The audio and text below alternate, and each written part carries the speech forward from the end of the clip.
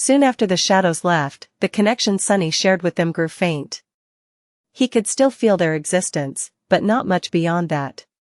The same happened with the happy and creepy shadows. When Nightmare and the Soul Serpent left the range of shadow control, which had grown to about 4 kilometers, he lost the ability to perceive them, and the world through them. Sunny felt that they were out there, somewhere, but that was it. The sudden loss of being able to see and hear through 2 out of his 3 shadows was abrupt and jarring, as though he had suddenly lost an eye and a limb. It made Sunny feel very uncomfortable. Not only was his power severely diminished in the absence of his loyal companions, making him extremely vulnerable, but he also worried about them. There had been many opportunities to send Saint away to hunt on her own in the past, but Sunny never did. The risk was just too high, both for the shadow and for himself. They were stronger together. Shadows were not meant to be apart from their master. But there was no other choice now. He did not know when the 3 Chain Lords were going to act, exactly, but there was not much time left before. Before the final confrontation began, Sunny had to become a devil. Neff was already a tyrant, after all. It would not do to let her remain so far ahead. With a sigh, he turned around and walked back to his room. The gloomy shadow followed, trying to not show that it, too, missed its siblings.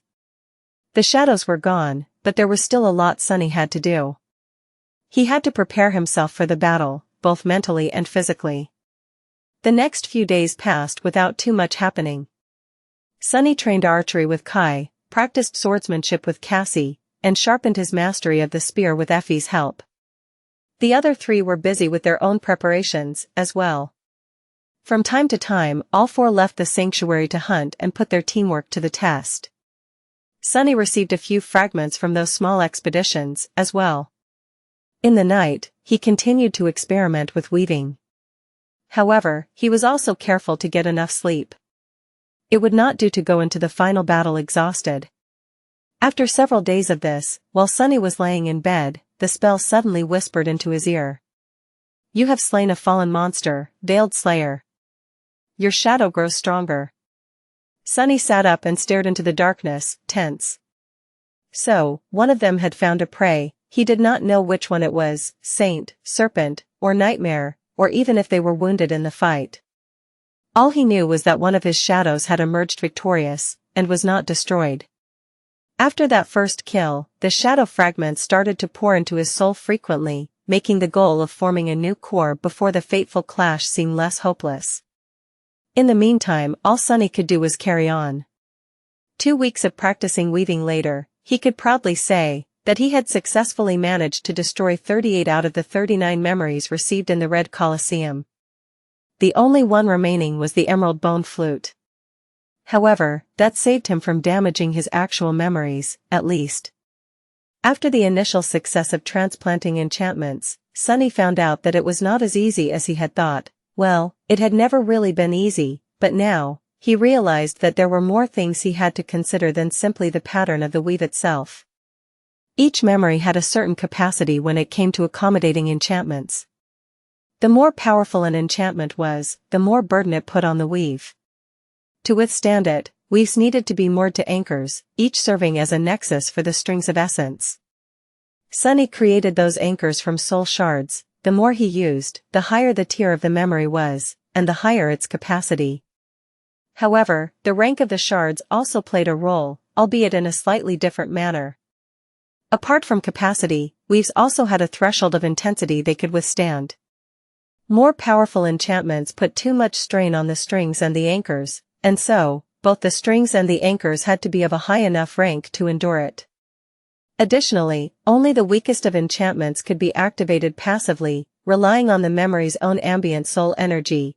Everything else would only function when saturated by the flow of essence from the wielder's soul. But that was not all. Sunny had found out the hard way that not all memories could accommodate all enchantments, regardless of whether they had enough capacity and tolerance. Some were simply not meant for each other. He suspected that the name of the memory, and therefore its nature, played a role in that. He had transferred the sonorous enchantments to the silver bell and the ordinary rock, and also made the ordinary rock, which had been able to repeat the sounds it heard, repeat the words Sunny thought of as well. Both of these changes improved upon the original qualities of the memories, instead of introducing something entirely new. They were not in conflict with their natures. However, when he tried to do something more radical, the results were disastrous. He could not add an enchantment meant to destroy to a memory that was meant to protect, unless he wanted the whole weave to break apart. It was not easy to understand the true nature of memories. However, the Patient Avenger, for example, was a shield, and its purpose was to protect its master. And yet, that shield possessed enchantments capable of sowing utter devastation on the battlefield. So, it took Sunny a lot of time, and a lot of wasted memories, to get an initial grasp on the nuances of what enchantments he could transfer, and where. The hint was under his nose the whole time, the name of the memory hid the secret of its nature. He was still unable to fully grasp it, but after destroying dozens of memories, Sunny managed to develop an intuitive sense that allowed him to glean the general direction of things, at least. It was not much, but it was something. At the start of their 5th month in the nightmare, Sunny found himself on a somewhat familiar island. Some distance away from him, a forest of tall trees stood, darkness nesting between their trunks. The forest looked different from how it had been in the future. There, the trees were twisted and bent, their bark turned dark and rough. But here, they had no need to change and adapt to the devastating burden of the crushing yet. And so, the forest stood tall. The wolves, however, were more or less the same. The nightmare creature lunging at him was the size of a small truck, with fur as tough as steel wire and a long, terrifying muzzle. Its jaws were wide enough to bite a human in half, and strong enough to crush both bones and armor into dust. As the giant beast jumped at him, Sunny dodged left and allowed Effie to barrel into the creature, her fist sending it flying to the ground with a whimper. A second later, an arrow landed from above, piercing one of the wolf's paws and nailing it to the ground. A slender rapier flashed through the air, doing the same with another. Effie appeared near the wolf, pressing it down with all her inhuman strength, and shouted, "Come on! The bastard is strong. Really strong." Sunny did not make them wait. Jumping forward, he brandished the cruel sight and buried it between the abomination's 6 glowing eyes. Almost instantly, the flame of madness burning in them dimmed, and then was extinguished. Sunny sighed as the spell whispered, "You have slain a fallen monster, dread wolf. Your shadow grows stronger." He did not need the help of the cohort to slay a dread wolf, of course. These vile beasts were easy prey for someone like him. He did, however, require their assistance for what was about to happen next. Summoning the runes, Sunny found the familiar string of them. The runes read, "Shadow Fragments, 3000/3000. He prepared himself, and a moment later, the voice of the spell resounded once again. "Your shadow is overflowing with power." It was time for him to become a devil. Chapter 702 The Devil You Know Plus, Turn Off Reset. Sunny sighed, then dismissed the runes, feeling the familiar heat igniting deep within his soul, growing stronger and stronger with each breath. Effie and Kai looked at him, curiosity and concern mixing in their eyes. Cassie silently retrieved the quiet dancer and turned away, listening to the dark forest that surrounded them. A few moments later, the little girl asked, "So, what exactly happens now?" Sunny gave her a grim look. "Now I will scream and thrash for a while. Forming a new core is probably the 3rd worst pain I have ever experienced, and that was just the demon core. Damnation." Effie blinked a couple of times. "What are the 2nd and the absolute worst, then?" He hesitated for a bit, and then said hoarsely, "Attaining a demon's lineage was pretty bad. But the most terrible thing, by far, was catching a glimpse of fate. That one I only survived by accident." The gloomy shadow shivered, remembering their past. Sunny, meanwhile, scoffed. "Being gutted by the Black Knight did not even make the list. Maybe I need to rethink my life choices." At that moment, the heat burning within his soul reached a critical point, and the spell whispered into his ear. "Your shadow is taking shape." A blinding pain exploded in his chest, sending Sunny to his knees. He gritted his teeth and remained silent, refusing to let out a shriek, a wail, or even a growl. This was not his first time experiencing that pain, even though, this time, it was far more intense. A human soul was not meant to contain many cores. That was the conclusion Sunny had come to a while back, thinking about how the process of awakening was pleasant and euphoric, but gaining new cores and a demon's lineage was harrowing and torturous. Humans were meant to walk the path of ascension, but becoming a different type of creature was against their nature. And Weaver's lineage was simply against all nature. It was aberrant and forbidden, something that was never meant to exist at all.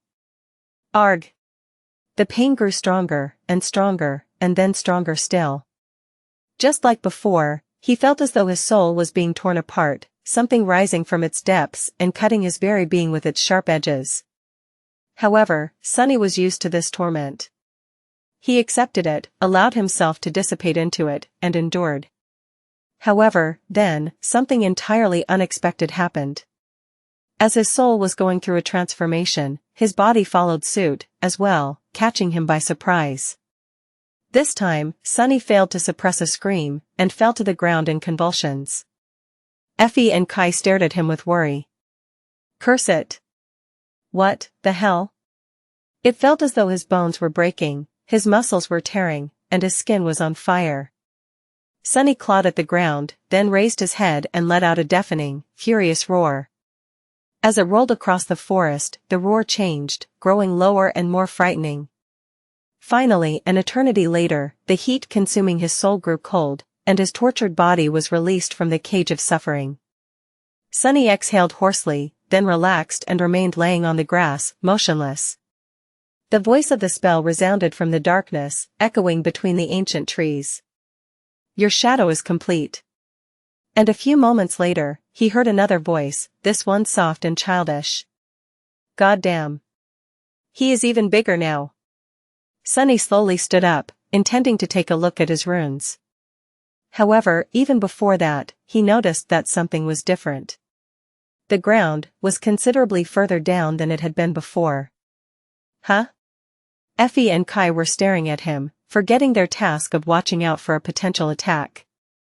Luckily, Cassie was still vigilant. Sunny frowned, then glanced down to take a look at his own body, as well. It seemed that because he was in a body of a creature, the transformation into a devil changed it, too.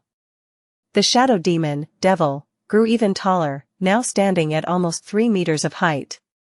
His skin had turned into a darker shade of gray, and his claws seemed as if they were cut out of glossy morion. Through the eyes of his shadow, Sunny could see that his horns had grown longer and sharper, as well. More than that, there were now 4 of them, well, 3.5, considering that one had been broken in the ferocious fight with the ascended war maiden Hilda. And his eyes, which had been entirely black previously, now seemed like 2 pools of eerie darkness. The shadow spawn had been fearsome before, but now, he was simply terrifying. Even Sunny himself would not have been happy to meet this towering fiend on a moonless night. Effie shook his head, then looked away. My neck hurts from staring at you. Is this how everyone feels when they're talking to me? Kai hesitated, then smiled slightly. Well, that is presuming that they are looking at your face. The little girl snorted. Wow. Good one. You've been hanging out with Sunny way too much, it seems. Or, with me? Ignoring her jabs, Sunny curiously looked at the ground. He had gained a new shadow. After all, what would its personality be? 2 identical shadows of a 4-armed devil were there, staring at each other. Nevertheless, to Sunny, they seemed very different. One was gloomy and glowering, full of bad mood and disdain. The other was also full of disdain, but of another kind. The new guy somehow managed to seem noble and gallant despite being the exact copy of the other shadow, looking at it with arrogant contempt. They were of the exact same height, and yet, the haughty shadow somehow made it seem as if it was looking down at the gloomy one, and everyone else, for that matter. Back when the creepy shadow appeared, it lost the staring contest to the gloomy shadow. The haughty shadow, however, did not seem impressed even a little bit. It was as though the very thought of looking away was beneath it. So, the two of them just continued to drill holes into each other with disdainful stares, unperturbed. Sunny groaned, then covered his face with a hand. Oh, gods, there's two of them now. Observing the staring contest, Sunny sighed. He was beginning to miss the happy shadow, that hopeless fool, something that had never thought he would ever feel. Shaking his head, Sunny looked away from the shadows and summoned the runes. The familiar symbols shimmered in the air in front of him. Name, Sunless. True name, Lost from Light. Rank, Awakened. Class, Devil. Shadow Cores, 4-7. Shadow Fragments, 0/4000. A tired, but satisfied smile appeared on his lips. With a fourth core, his power would increase significantly, his essence reserves had grown, the range of shadow control had expanded, and most importantly, he now had an additional shadow to augment either himself, his memories, or his shadows. He could increase his physical prowess 5-fold, or send one each to Saint, Serpent, and Nightmare while leaving one for himself. And that was not all. The Soul Serpent evolved its class when Sunny did, so it should have become a devil, as well. That would make it the most powerful, at least in terms of pure status, shadow of his. Not wasting any time, Sunny summoned the Serpent's runes. Somewhat tense, he read. Shadow, Soul Serpent. Shadow rank, Ascended. Shadow class, Devil. Shadow attributes, Shadow Guide, Soul Weapon, Soul Beast. Sunny was both glad and worried.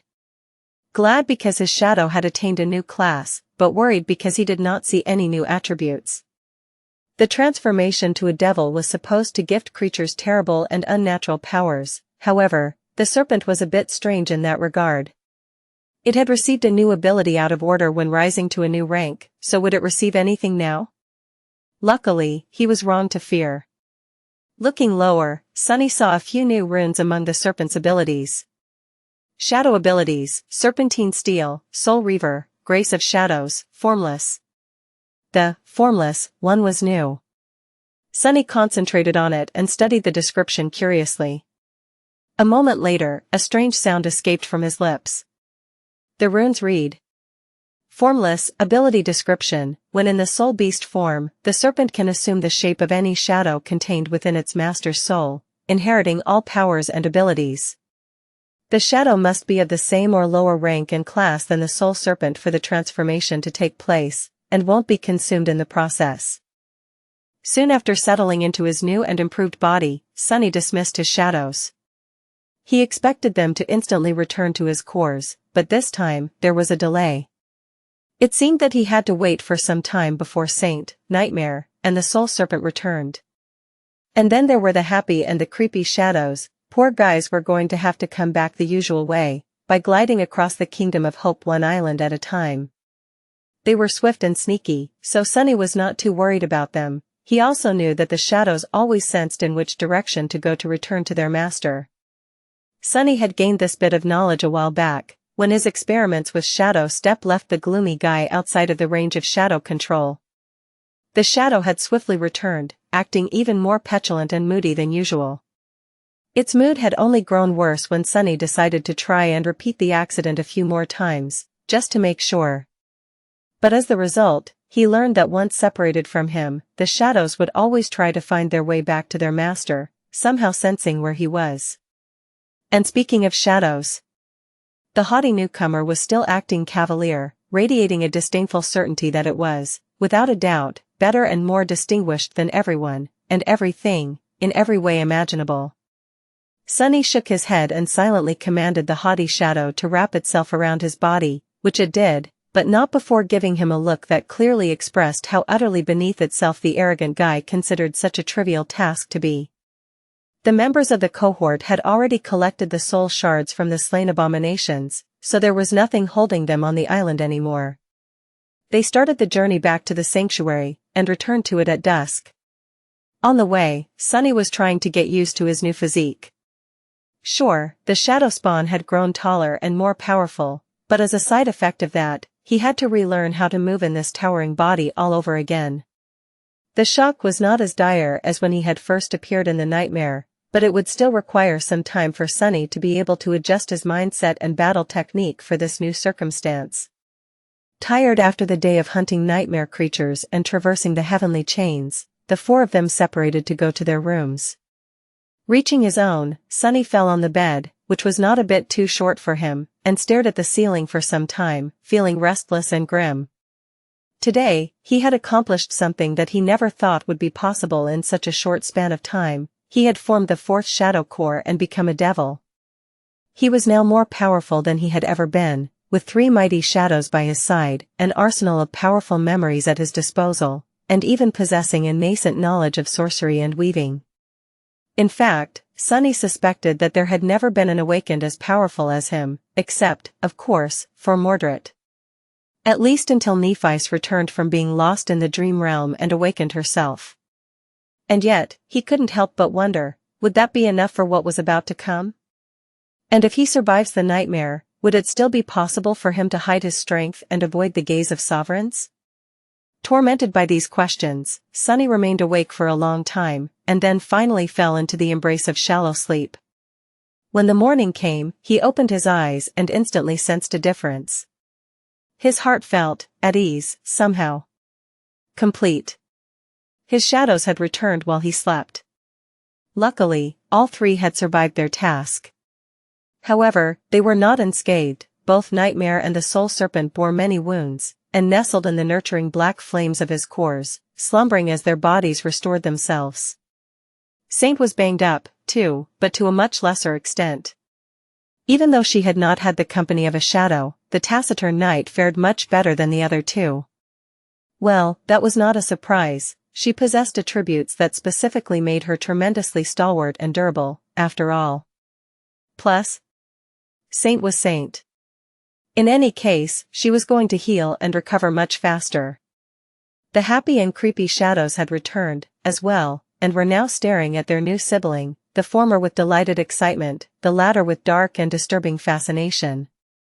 The haughty shadow ignored their stares and pretended that the others did not exist, looking past them with flawlessly disdainful indifference. What a character!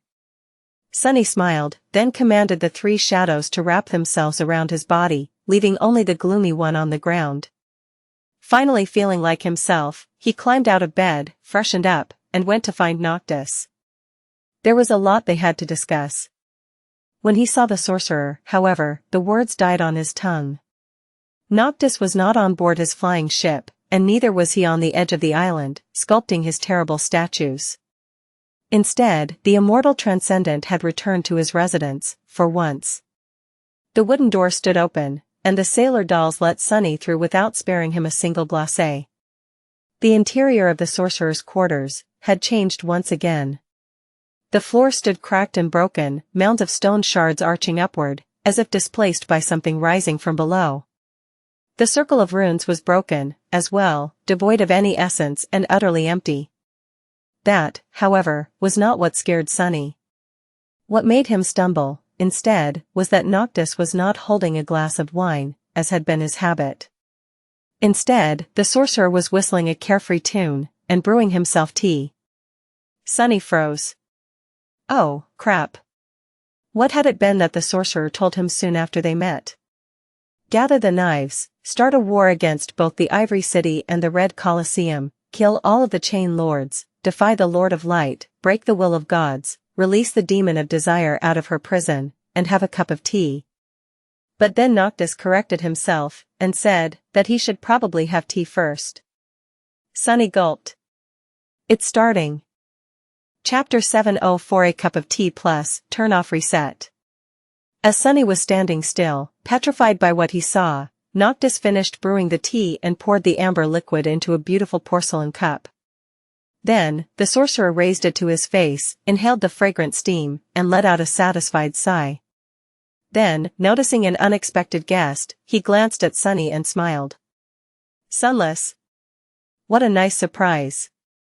Wait, did something about you change? The sorcerer tilted his head with a confused expression, studied the towering figure of the shadow devil for a few moments, and then suddenly brightened up. Oh. It's your horn. When did you break it? Really? that is what he noticed? Sunny stared at the cup in the immortal's hands, then grasped the extraordinary rock. He didn't really have to hold the memory to make use of it, but at the moment, Sunny was experiencing a desperate need to hold on to something, anything. Taking a careful breath, he gripped the rope and said hoarsely. Back in the Temple of the Chalice. You are drinking tea? Noctis lingered for a bit, glanced at his cup, and then smiled. What a prudent observation. Come, let's not let this nice tea get cold. With that, the sorcerer turned around and headed deeper into his residence, gesturing for Sunny to follow. The teapot flew into the air and hovered above the immortal's shoulder, as well. As soon as Sunny made a step forward, however, Noctis suddenly turned, looked at him with a strange expression, and said. Try not to step on anything that seems to be, actually, just don't move at all. We don't want for anything to happen, right?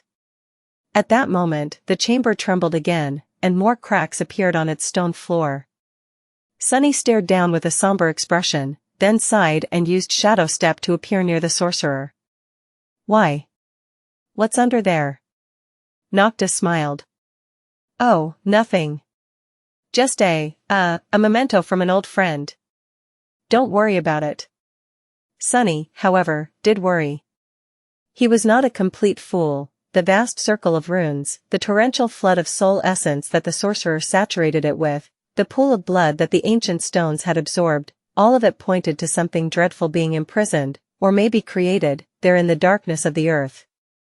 However, he thought better of asking any questions and simply followed Noctis to the stone stairs situated on the other side of the chamber. Using them, they ascended to the top of the ring of giant menhirs and sat down at an elegant wooden table. The sorcerer leaned back in his chair, gazed upon the breathtaking vista of the Kingdom of Hope, and took a sip of tea with an expression of deep satisfaction on his face. Sunny lingered for a few moments, giving Noctis time to enjoy himself, and then asked. It has begun, hasn't it? The other chain lords, they are ready to make their move? The sorcerer took another sip, sighed, and then said in a relaxed tone. Oh, indeed. I suspect that their herald will arrive in a few days. So, you might want to relax for a bit. Enjoy the tea. This will probably be the last moment of peace you will have for a while, Sunless. Or maybe even the very last. Sunny remained silent for a long time, a myriad of important questions pressing on his mind. But then, he simply shook his head, chased them away, and poured some tea into a delicate cup that stood on the table, as if waiting for him. Neither of them spoke for a while, enjoying the fragrant drink and the beautiful sight of the flying islands in peace. Despite the approaching doom, the world felt tranquil and warm here, on the parapet of the sanctuary. After a while, Noctis sighed and said in a wistful tone. I am going to miss this, I think. Then, he glanced at Sunny and asked with a hint of curiosity in his voice. Tell me, Sunless, why are you here? It is no surprise that someone like me would want to free Hope. But what would compel a shadow like you to attempt it, as well? You must know the risk. Sunny remained silent for a few moments, then sighed. To tell you the truth, I don't really know. I used to know, or at least think that I knew. I had lofty desires. To grow stronger than others, to break free from the chains of fate. And maybe I harbor those desires still. But after coming to this cursed land and being ground into dust by it, now, everything is so unclear. And my ardent desires suddenly seem so lacking. He paused, looked down, and then added evenly. Or maybe it's just me who is lacking. And lost. Noctis glanced at him, took a sip of tea, and asked with a curious smile. What is it that you think you are lacking? And from what are you lost? Sunny did not speak immediately, letting the pressure of the flaw build inside his soul for a few moments. Then, he said with a grin. How should I know? If I had an answer for that, I wouldn't be feeling this way, would I? He chuckled, and then asked. Have you heard the legend of a hero named Odysseus? Noctis blinked a couple of times, then shook his head. Never heard of that guy. A legend, really? Huh. Strange that some third-rate hero I don't even know got to have a whole legend to himself. Sunny smiled, and then said. A good friend told me that legend. Odysseus spent 10 years away from home, fighting a war in a distant land. And then, he spent 10 more years trying to find his way back home. He lost all his friends and endured countless hardships, facing terrible monsters and dangerous beings of all sorts. But he never gave up, and eventually returned home. To Ithaca. His smile disappeared, replaced by a distant expression. After a few moments of silence, Sunny sighed. I feel like Odysseus, too, sometimes. Lost in a distant land. Only, unlike him, I don't have a home to want to return to. I have nothing to strive for, apart from saving my skin, keeping my friends alive, and maybe living a little bit better than a wild beast. Can someone really be lost if they don't belong anywhere? Noctis took a sip of his tea, solemnly pondered on it for a bit, and then said thoughtfully. I see. I understand, so what you lack is a house. That is why you are trying to free Hope. To get a house? Wait. Sunless, are you trying to say that you want to repossess the ivory tower? Sunny choked on his tea, then glared at the sorcerer with outrage. What even? No, that is not what I am saying. Home is just a metaphor, you immortal fool. Noctis blinked a couple of times, then asked with a deadpan expression. What's a metaphor? Sunny stared at him for a few moments, then snorted and opened his mouth, intending to answer. Before he did, however, a loud rattling of chains resounded in the air, and the whole sanctuary shuddered slightly beneath them. No, it was the island itself. The whole island trembled. Sunny froze, and then asked, his voice tense and grim. What the hell was that? Noctis calmly finished his tea, closed his eyes in delight for a moment, and then looked west. It's their herald, I guess. He seems to have arrived sooner than I expected. Ah, what a bother. We didn't even get to drink the whole pot. Chapter 705 Herald of the Sun plus, turn off reset. Noctis sighed, then placed his empty cup on the table and stood up. He straightened the folds of his silk garment, then shook his head with a slight smile and headed across the stone plain of the menhirs. Sunny scrambled to catch up to him, full of apprehension. The first thing he said to the sorcerer, however, had nothing to do with the messenger of the Chain Lords. A metaphor is a figure of speech, sort of like an analogy? Noctis glanced at him with surprise. I must say, your composure is commendable, Sunless. However, do you really think that this is very important right now? Come now, we need to meet our visitor before he reaches the sanctuary. The sorcerer gestured at the silhouette of the flying ship that hovered some distance away, almost at the same height as them. Sunny summoned the dark wing, and then said. No. I don't. Why can't we meet the herald here, though? No, wait, if he did not even reach the sanctuary yet, why is the island shaking? Noctis shrugged and gracefully rose into the air, flying toward the ship. What means he was using to do so, Sunny did not know. All he could do was jump as high as he could, and then glide forward. The sorcerer glanced at him, and then said somberly. If we were to meet the herald here, my beautiful sanctuary might, well, get damaged. That would not do. As to why the island is shaking, I guess we'll see. Soon, they landed on the deck. The sailor dolls had already raised the sails and were hurrying around, preparing the ship for departure. Cassie, Kai, and Effie were also there, although they seemed to have arrived only moments before Sunny and Noctis. As Sunny looked at them with a silent question, Effie simply nodded toward Cassie. The mystery of their swift reaction was easily revealed. The sorcerer went to the stern of the flying ship without wasting any time, and took his position as the Kybernetes, the guide who steered the ship as it flew through the air. The ancient vessel had no steering wheel, of course, and instead relied on 2 steering oars, which were situated at the very rear of it. There was a runic circle inscribed between the oars. Noctis stepped inside, turned, leaned comfortably on the bending inner surface of the tall upholstery, and placed his hands on the oars with a relaxed expression on his face. A moment later, the circle shimmered with ethereal light. The flying ship had to be controlled both physically and with soul essence. There were invisible energy pathways spanning the whole length of it, all leading to the roots of the beautiful tree growing around the main mast.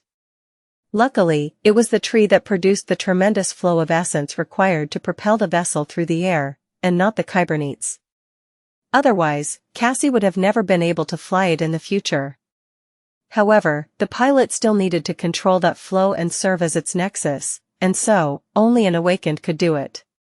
Or a transcendent.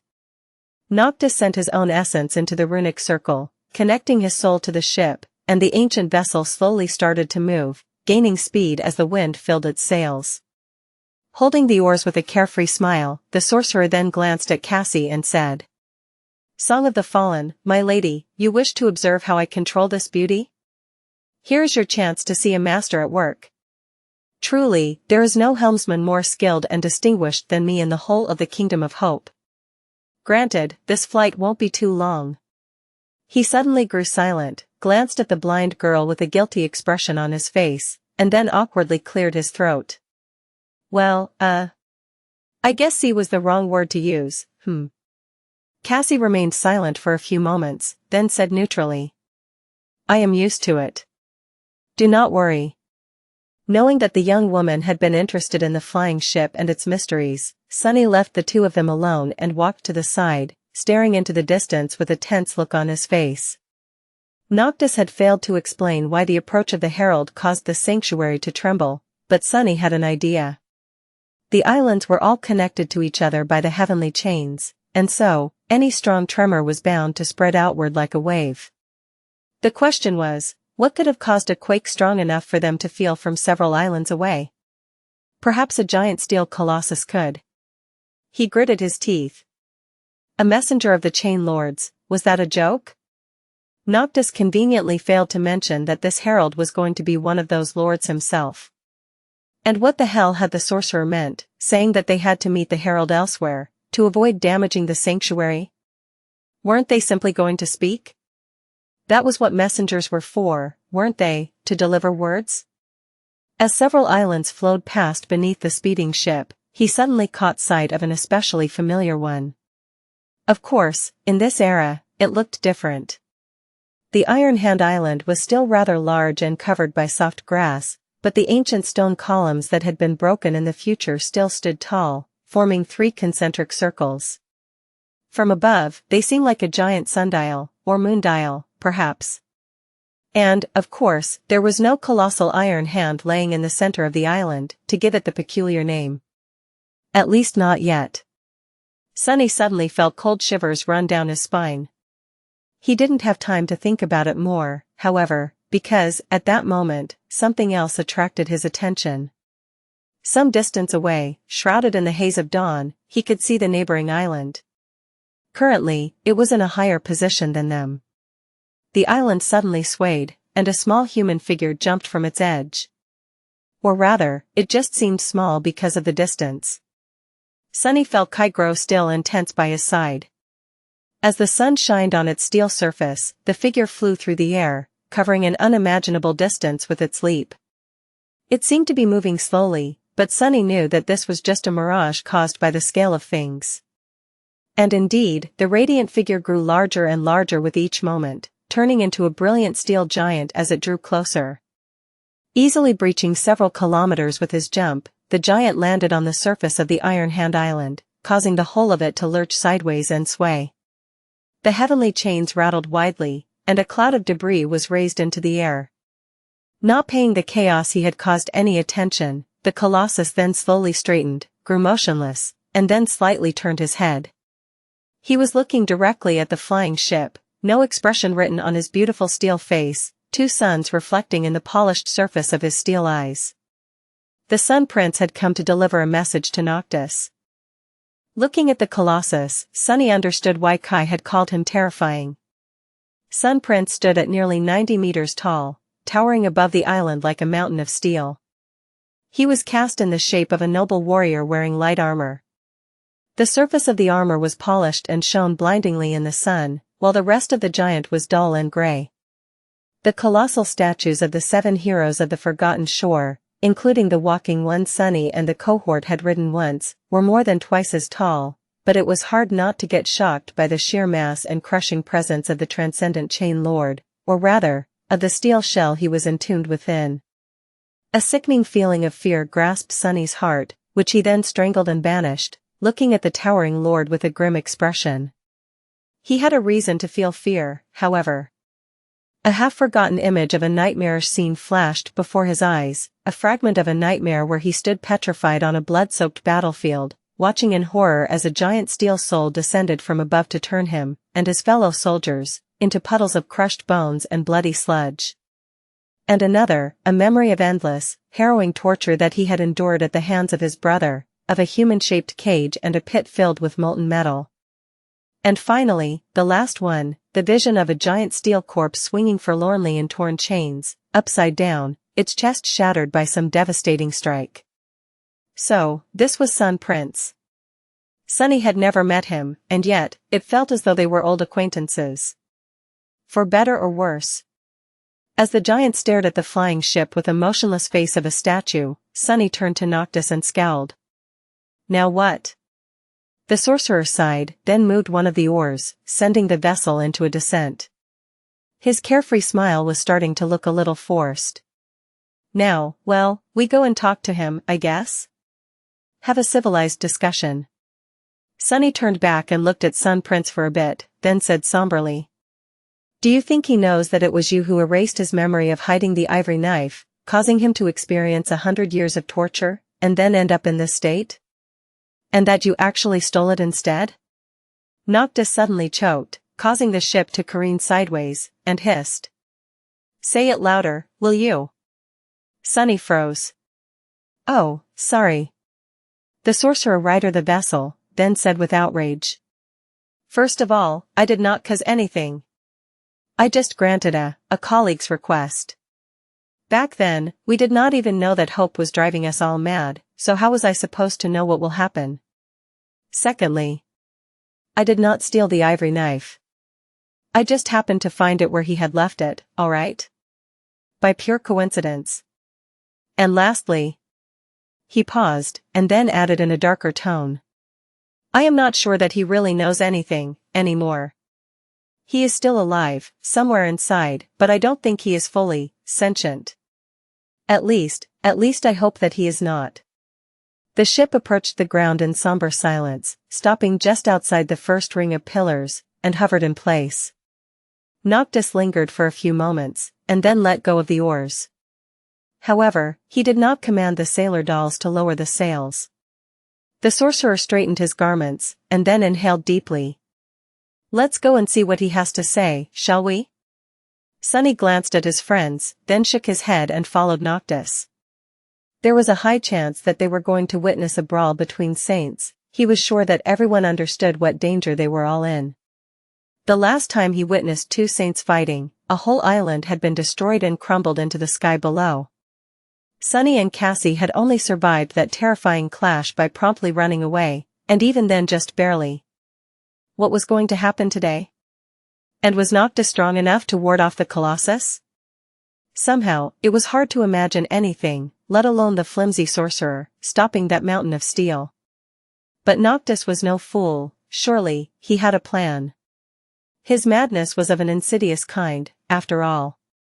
He would not have risked his safety, and his desire to free Hope, without having a way out. Together, the five of them disembarked the flying ship, landed on the soil of the Iron Hand Island, and walked between the tall pillars. They approached the very center of the giant moondial and stopped there, waiting. When they did, Sun Prince finally moved, walking toward them with a measured gait. With each of his steps, the island trembled, causing the heavenly chains to rattle, and their hearts to tremble. Sunny was staring at the approaching Colossus, feeling worse and worse about the situation. All his shadows were yet to recover, and so, he was left with nothing but his own strength to react should something happen. Well, his own strength, and that of his cohort. But what could they do against this monstrosity, even together? Finally, the giant reached the pillars and stopped outside the outward circle, looking at them from high above. Drowned in his cold shadow, Sunny couldn't help but feel like a tiny insect. Looking up with a grave expression, he gritted his teeth and said, "I feel like an ant." Effie, who was also craning her neck to stare at the colossus, glanced at him, hesitated for a moment, and then smiled. "You are not an ant, Sunny. You are a cockroach. Remember?" He blinked a couple of times, then slowly grinned. Somehow, that made him feel better. And then, a thundering voice suddenly resounded from all around them, making their bones rattle. The giant spoke. He said, "Noctis. You have the knives." The voice of Sun Prince did not sound human, but neither did it sound robotic. It was just strange and empty. As if it was not a person speaking, but the world itself. A desolate world full of ruins. Hearing it, the sorcerer grimaced, then covered his ears. He still remembers how to speak. The thundering voice of the colossus resounded once more, making them shiver. "Surrender the knives." Sunny turned his head slightly and glanced at Noctis, wondering what his reaction would be. The sorcerer, meanwhile, blinked a few times, and took a big step back, distancing himself from Sunny. Then, he raised a hand, pointed a finger at him, and said with sincere confusion, "What are you talking about? I don't have any knives. It's this guy over here, he has them. So, if you want them, come and take them from him. Leave this poor sorcerer out of this, by the moon." Sunny froze in place, dumbfounded, and just stood still for a moment. Surrounded by stunned silence, all he could hear was the wild beating of his heart and the hum of blood rushing in his ears. His eye twitched. No way the bastard just did this to me. As all four of his shadows wrapped themselves around his body, Sunny turned his head slightly and stared at the sorcerer's finger, which was, without a shadow of a doubt, pointing straight at his broad back. His mouth turned dry. He did. What the hell was Noctis thinking? No. The sorcerer would not have sold him out. Yes, shifting the blame on Sunny had to be a con of some sort, but what would Noctis achieve by doing this? Nothing. Unless, of course. Unless this had been his plan all along. A cold, sickening feeling suddenly grasped Sunny's heart. High above him, the gaze of the dreadful colossus slowly shifted from the elegant figure of the sorcerer to the four-armed devil standing by his side. The weight of that gaze pressed down on Sunny, making him bare his teeth in a snarl. It felt as if he was being pierced by it, his very soul laid bare. And somewhere within his soul, locked inside the covetous coffer, were the three knives, one made of obsidian, one made of glass, one made of blood-red ruby. Something changed about the terrifying presence of Sun Prince, and his deafening voice resounded once again, now suffused by a distant, pale echo of a vague emotion. Shadow. Sunny paled. He had forgotten that the master of the original Shadow Spawn was to blame for what happened to the Prince of the Ivory City, as well. In fact, one could even say that Shadow Lord was the main culprit of the 100 years of harrowing torture that Sun Prince endured. He had stolen the Ember Knife, after all. So, if the Steel Colossus had a reason to really hate someone. Curses. Feeling his hearts turn cold, Sunny silently watched as the Colossus shifted his weight, then bent slightly, preparing to reach down with his giant steel hand. He was desperately trying to calculate his chances of escaping this situation alive. At that moment, Noctis suddenly cleared his throat, and then addressed Sun Prince in a friendly tone. "Oh, but do be careful. You know how tricky shadows are, my friend. This one in particular is full of treachery, vileness, and unspeakable malice. The beast even slaughtered a temple full of innocent maidens. He also tried to poison me. Oh, the villainy. So, be careful when you grab him. Or you just might lose your hand." A low growl escaped from Sunny's mouth. He could feel the other members of the cohort grow tense and ready to fight. Cassie's hand fell on the hilt of the quiet dancer, and Kai outstretched his own, ready to summon his bow. Effie was staring up with a somber expression on her childish face, her body drawn like a spring. But what were they supposed to do? Even if Sunny knew which of the three knives was meant for Sun Prince, how could he thrust it into the Transcendent's flesh? The actual body of the Chain Lord was buried somewhere inside the walking mountain of steel. More than that, using the knife would only make him mortal. After that, he would still have to be killed, somehow. Killing a saint was no easy task. As the Colossus leaned down and moved his hand to reach inside the moon dial, Sunny was thinking feverishly. He saw only one option, to run away as fast as he could. Using Shadow Step, he would be able to dodge, at least. But for how long would he be able to outrun the giant? Sunny had seen him breach the gap between two islands with one jump. Now that the range of shadow control had grown, Sunny could possibly do the same. The difference was that a single jump like that was going to drain all his essence, while Sun Prince would be able to pursue him indefinitely, tireless and inescapable like death itself. Damn. The world suddenly grew darker, the sun obstructed by a giant palm. It was open, descending from above like a vast plain of gray steel. It was as though the sky itself was falling on his head. Effie took a step back and hissed. Sunny! What do we do? Frozen in place, he hesitated for a moment. And then said. Nothing. Don't do anything, don't move. There was no point in trying to fight Sun Prince, or even running away. Because, as the steel colossus leaned over the outer ring of the ancient moon dial, the tall pillars shone with ethereal light, suddenly flooded with a mind-boggling amount of soul essence. A myriad of runes revealed themselves, carved in a vast circle that encompassed the whole structure. And then, everything around them turned to light, cold, pale light of the moon. Blinded by it, Sunny didn't see what happened next, and just felt something vast and chilling, and yet intangible, move past him with stunning speed. Then, he heard the thunder of a deafening impact, and the groan of steel that was being torn apart. The whole island shook, the quake throwing him to the ground. Sunny hit the cold stones, and sensed the shadow of Sun Prince, changing. As the pale moonlight dimmed and was extinguished, he saw a shocking sight. The moon dial lay broken, the pillars shattered and toppled over. Not too far away from him, a giant steel hand rested on the ground. However, it was not attached to the body of the Colossus anymore. The giant was staggering back, his right arm torn at the shoulder. A river of molten metal was flowing from the terrible wound, falling down like blood. The grass was turning to ash where it fell. And amidst all of this, unperturbed, stood Noctis. The sorcerer's expression was calm and slightly amused. Staring at all the chaos, he flicked a speck of dust off his silk garments, shook his head, and said. Tisk, have I not warned him to be careful? I did, didn't I? By the moon, why does no one listen to me? I am the wisest man in all of Kingdom of Hope, after all. Chapter 708 Crimson Beast of Twilight Plus, Turn Off Reset.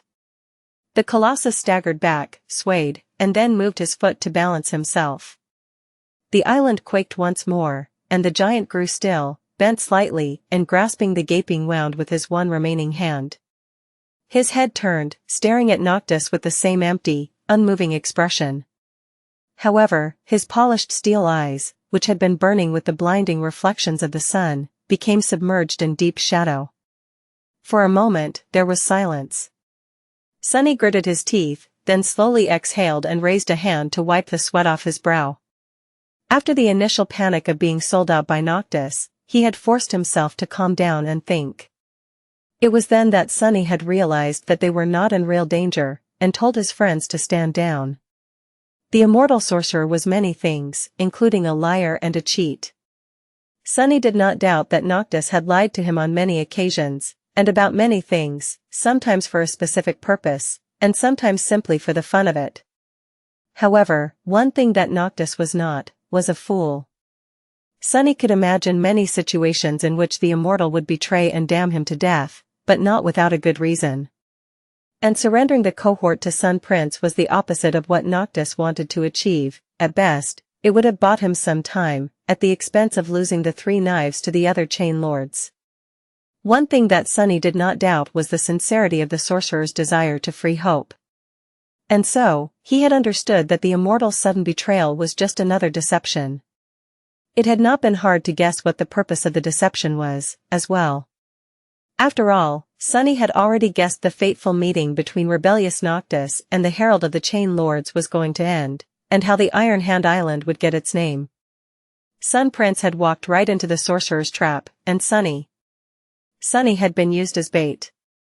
Not for the first time, and probably not for the last. So, he wasn't very shocked by the sight of the giant's missing arm and of the streams of molten steel that flowed out of it, slowly cooling on the broken stones, or at least he wasn't supposed to be. In reality, the scene in front of him was so striking, so tremendous that it was simply impossible to remain untouched by the vast and poignant scale of it. Still. He turned to Noctis, remained silent for a moment, and then let out a low growl.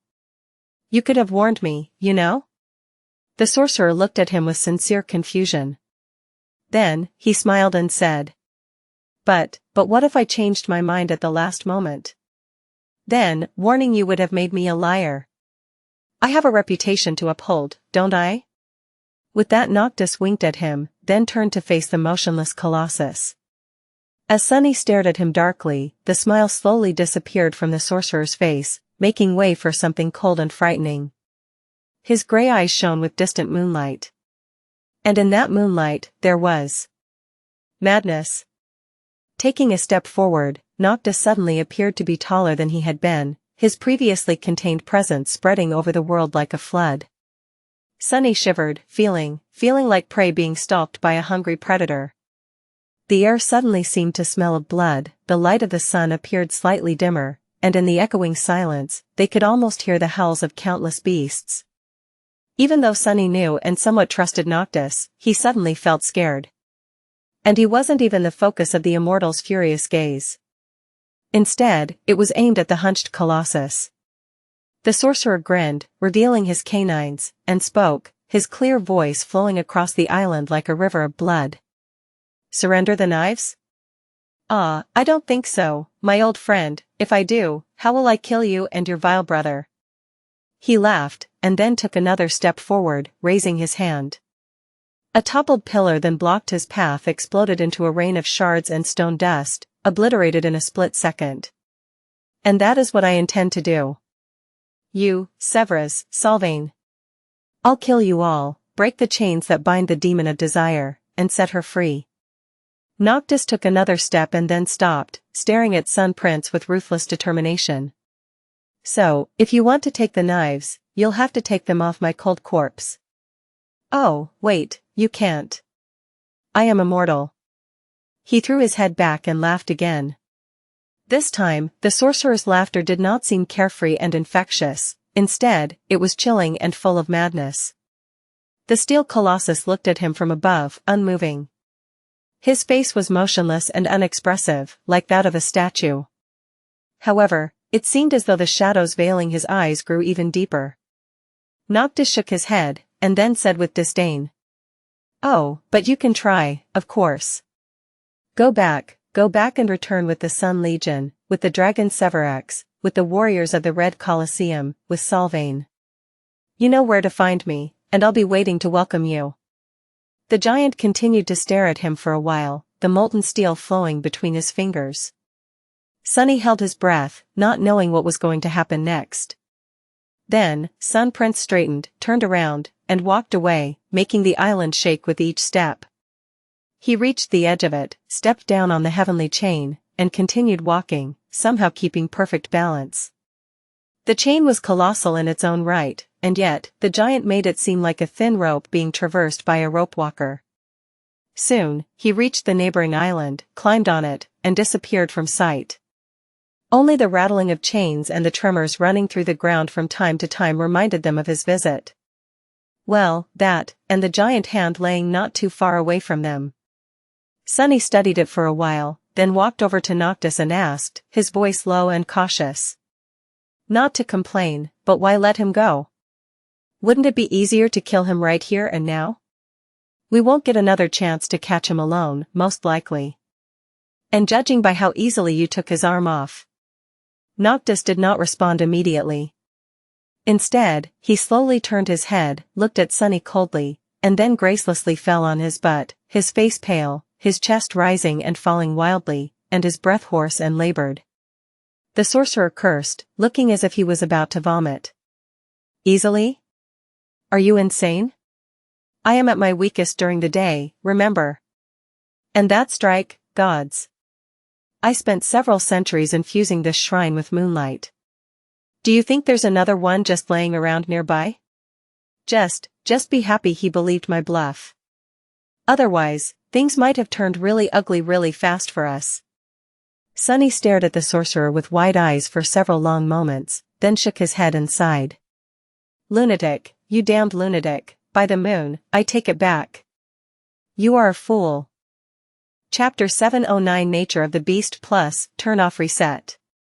It was only later, when they returned to the flying ship and looked down upon the devastation that the short and furious clash between Noctis and Sun Prince had created, did the understanding of what had happened finally settled in their minds. There was no going back now. The War of Immortals had finally started. Soon, the whole of the Kingdom of Hope was going to be turned into a battlefield and drowned in blood by its frenzy. And then, the repercussions of that madness were going to spread outward like a tidal wave, changing the world forever. Looking down, Sunny couldn't help but shiver. The broken pillars, the severed hand of a giant, the ash swirling in the air, this place, this event, this moment in time. Was that the spark that would eventually ignite another, much more terrifying war? A war between gods and demons, one that would destroy them all and bring about the end of the world, the war to end all wars. He still suspected that it was the unchaining of the demon of desire that had set it in motion. Looking down, Sunny silently whispered. But then came desire, and with it came direction. Turning his head slightly, he looked at Noctis, the person who had started it all. The sorcerer seemed calm and without a worry in the world. His beautiful face was pale with exhaustion, but other than that, he did not look too different from his usual self, not at all like a person who had potentially ushered in the obliterating apocalypse. Did he not understand the consequences of his actions? Or did he understand them far better than Sunny ever could? With a sigh, Sunny threw one last glance at the Iron Hand Island, not truly and once again deserving of its name, and walked to sit beneath the branches of the sacred tree. Despite the fact that he had not done much, he felt exhausted, too. And there was a lot he had to think about. On the way back, Sunny remembered the future. He had been to the Iron Hand Island many times, had seen the toppled pillars and the severed arm of a giant, and had even sketched and described them in detail for an exploration report.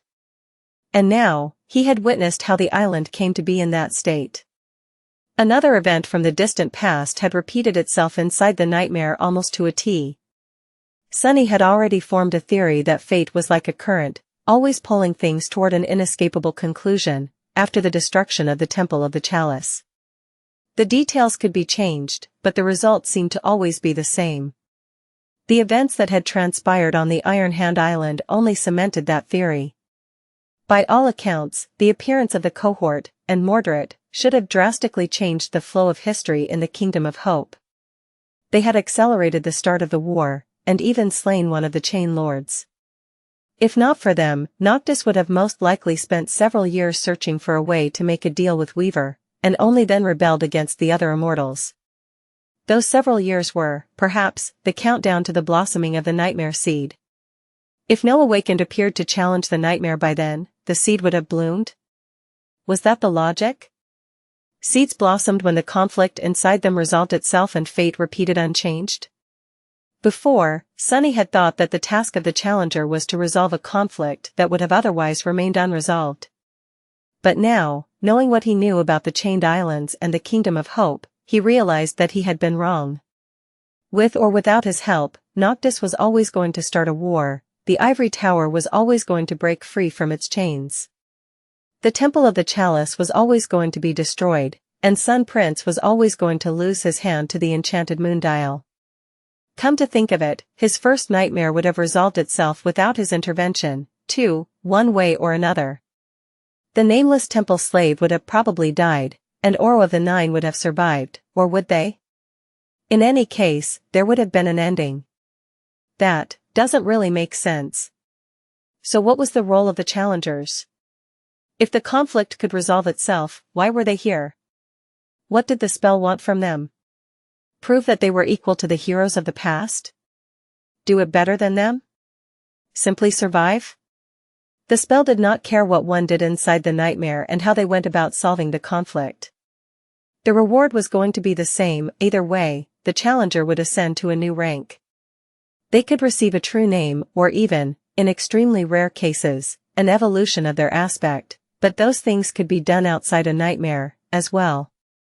The only thing the spell cared about was that the challenger survived until the end. But that was not entirely true.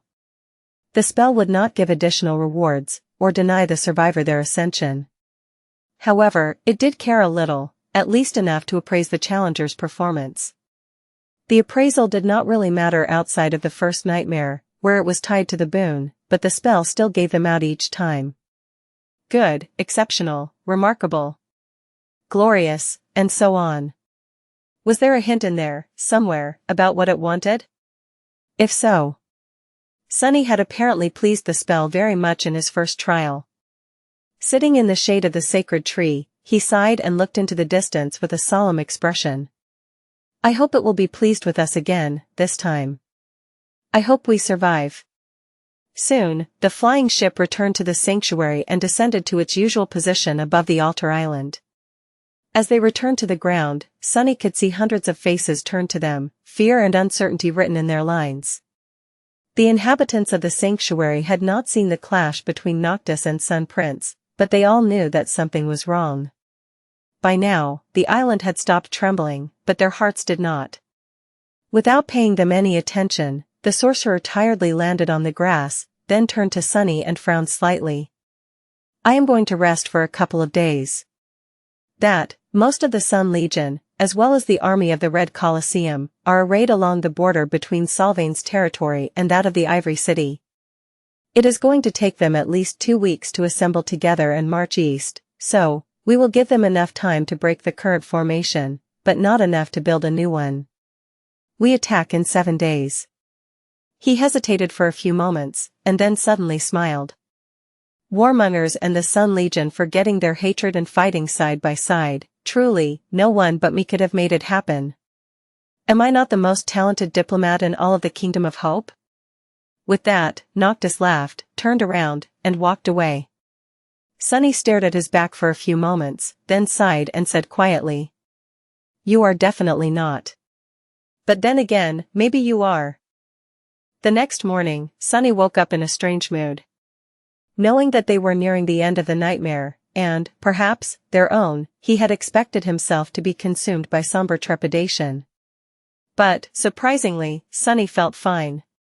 It was as though the scope of the approaching battle was simply too large to be evaluated, and so, his mind had not bothered with it at all. Instead, he had practical problems he needed to solve.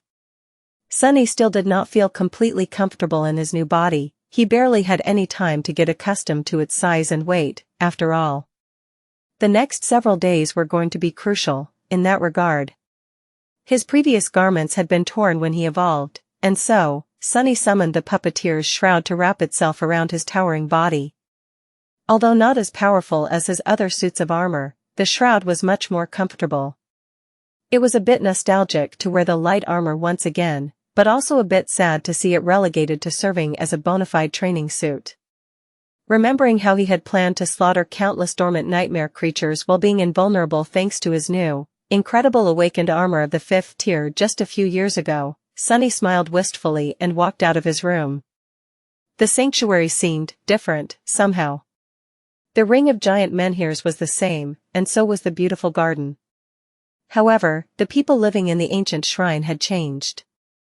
They were hurried and full of fear, moving with panicked speed and feverish determination.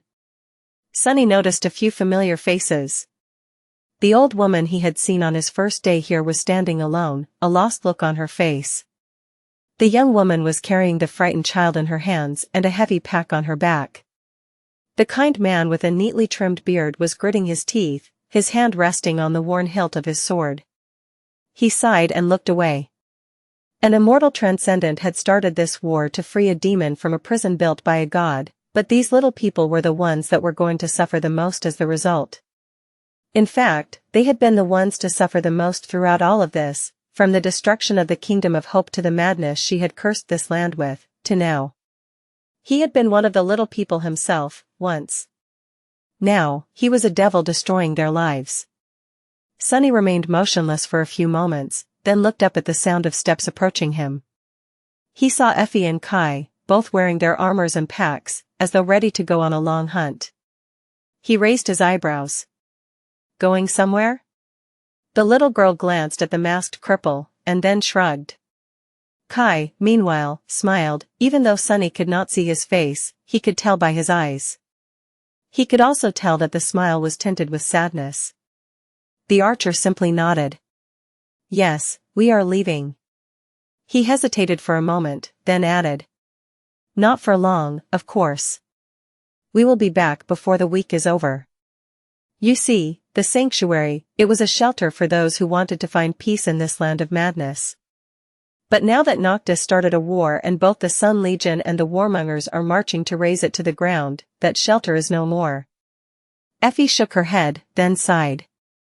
The West belongs to the warring cults of War and Sun, the South is abandoned and overtaken by nightmare creatures, the North, well, you know. These poor fools have nowhere else to go. So, we are going to guide them to one of the great chains and help them cross to the other side. And leave the Kingdom of Hope behind, forever. She scratched the back of her head, then said thoughtfully. Actually, we are not even sure if the nightmare goes that far. Maybe there's nothing out there, beyond the chained island. And yes, we know that these people are not even real. Still, we thought that we'd at least try. Cassie even went and convinced Noctis to lend her the ship, to help transport them. Sunny stared at her, surprised. The little girl raised her chin. What? I know that it's stupid. People need to do stupid things sometimes, you know? He slowly shook his head. No. Actually, I don't think that it's stupid at all. It's just, the three of you are going, so why didn't you invite me as well? Effie grinned. You have stuff to do. How are you going to get used to that lanky body of yours while babysitting a bunch of refugees? So, don't be lazy and get that stone girlfriend of yours to beat you black and blue while we are gone. We have a date with 2 whole armies in a week's time, remember? Sunny made a sour face, then looked away. Believe me, I remember. I am going to train hard. Kai gripped his shoulder for a moment, well, the top of one of his lower arms that were in reach, anyway, and then, the two walked away without saying anything else. There was no need to say goodbye. With them gone, Sunny suddenly felt a bit lost. Shaking his head, he threw stupid thoughts out of his head and walked to the center of the garden, intending to spend the rest of the day practicing with the cruel sight. Saint would have probably healed enough to be summoned, too, so, he had his work cut out for him. Finding a secluded spot near the clear lake, Sunny went through the intense set of steps and exercises that he had developed to condition his body for the shadow dance. Of course, that had been in his human body. The shadow spawn, meanwhile, was a very different beast, or rather, devil. Despite its size, the gaunt body of the devil was incredibly nimble and swift. It was also capable of bursts of monstrous, explosive strength that would leave many people stunned. In addition, it was itself a weapon, with his talons, claws, fangs, and horns. Sunny was capable of delivering a lot of damage even unarmed. He could even kill things with the spike at the end of his tail. After that initial practice session, he summoned Saint and started the real training. As they sparred, Sunny observed the departure of the inhabitants of the sanctuary. They left in a column, with Kai in the front, and Effie walking behind. Some were carrying their meager belongings, while some were empty-handed. Some cried, while some remained silent and stoic. Some even smiled. Above them, the flying ship moved, carrying those who could not walk. Sunny could not see, but knew that Cassie was controlling it. For a moment, he was curious about how she was able to communicate with the sailor dolls. However, that short distraction cost him dearly when Saint delivered a painful blow to his abdomen, and so, Sunny decided to concentrate on himself. Turning his full attention back to the training fight, he thought. I wish them well, even if they are not real, I wish them all the best. long hours passed in arduous training. Slowly but surely, he was growing accustomed to the new proportions of his strange and powerful body.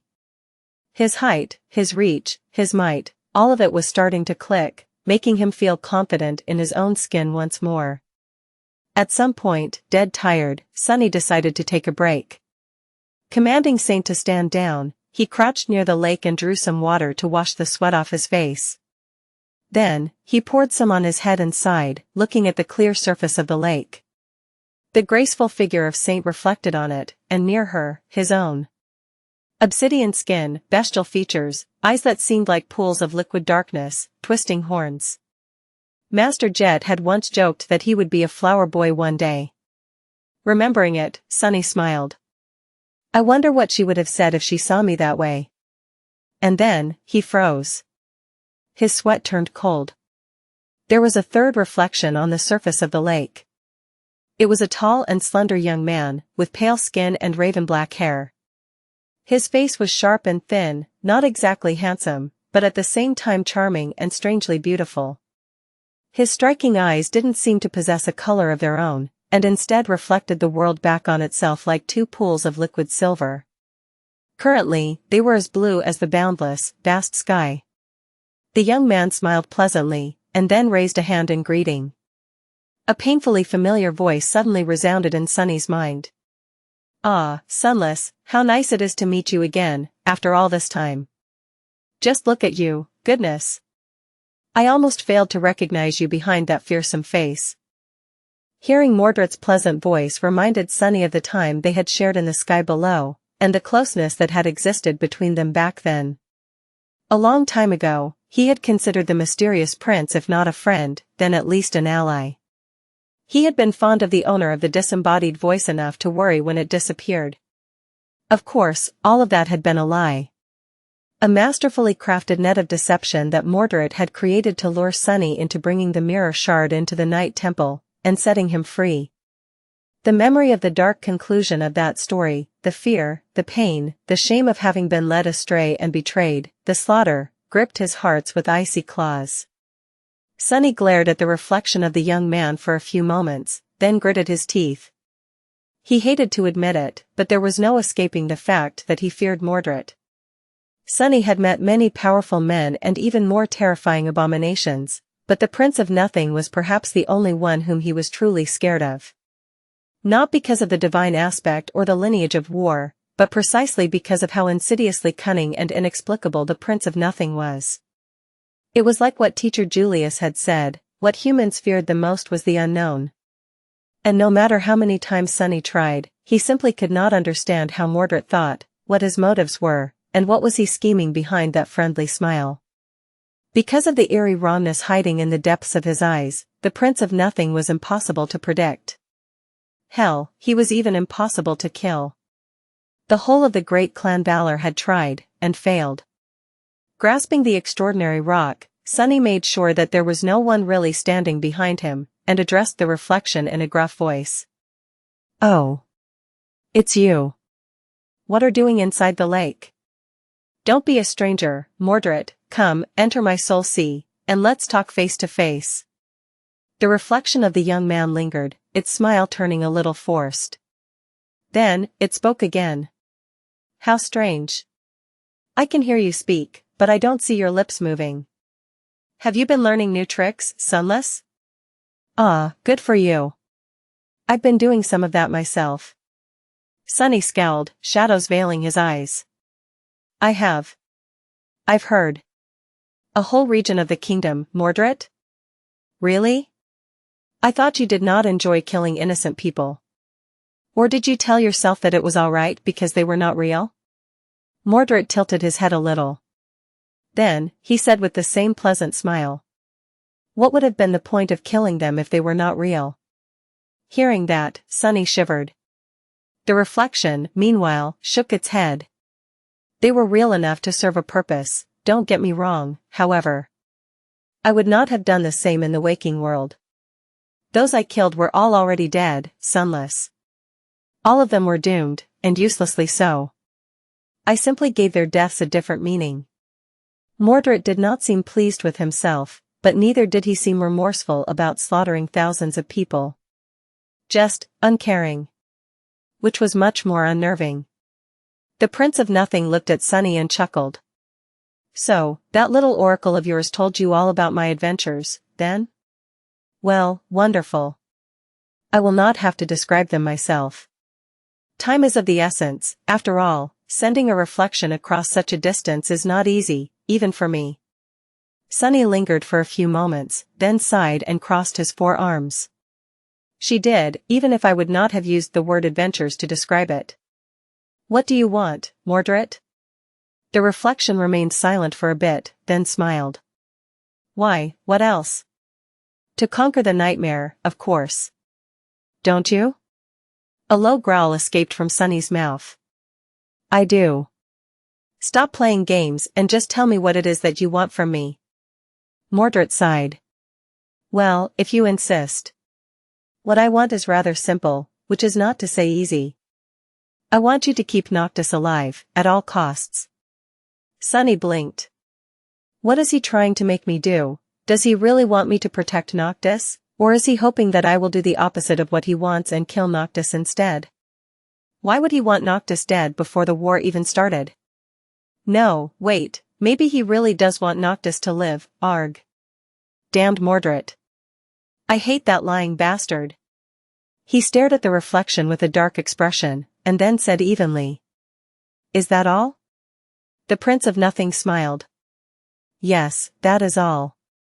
If you can accomplish this simple task, I can guarantee that we will conquer the nightmare and escape it alive.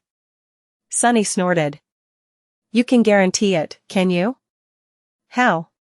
What are you planning? What about Hope? Will you try to free her, or have you found a way to restore her prison to its original state? A gust of wind suddenly disturbed the surface of the lake, and the reflection of the banished prince became distorted, swaying with the water. He spoke again, his voice sounding a little distant. Ah, how inconvenient. It seems that I have run out of essence, until we meet again, Sunless. Sunny clenched his fists. This again? Disappearing just when you have to answer a question, bastard, you do understand that we are on the same side right now?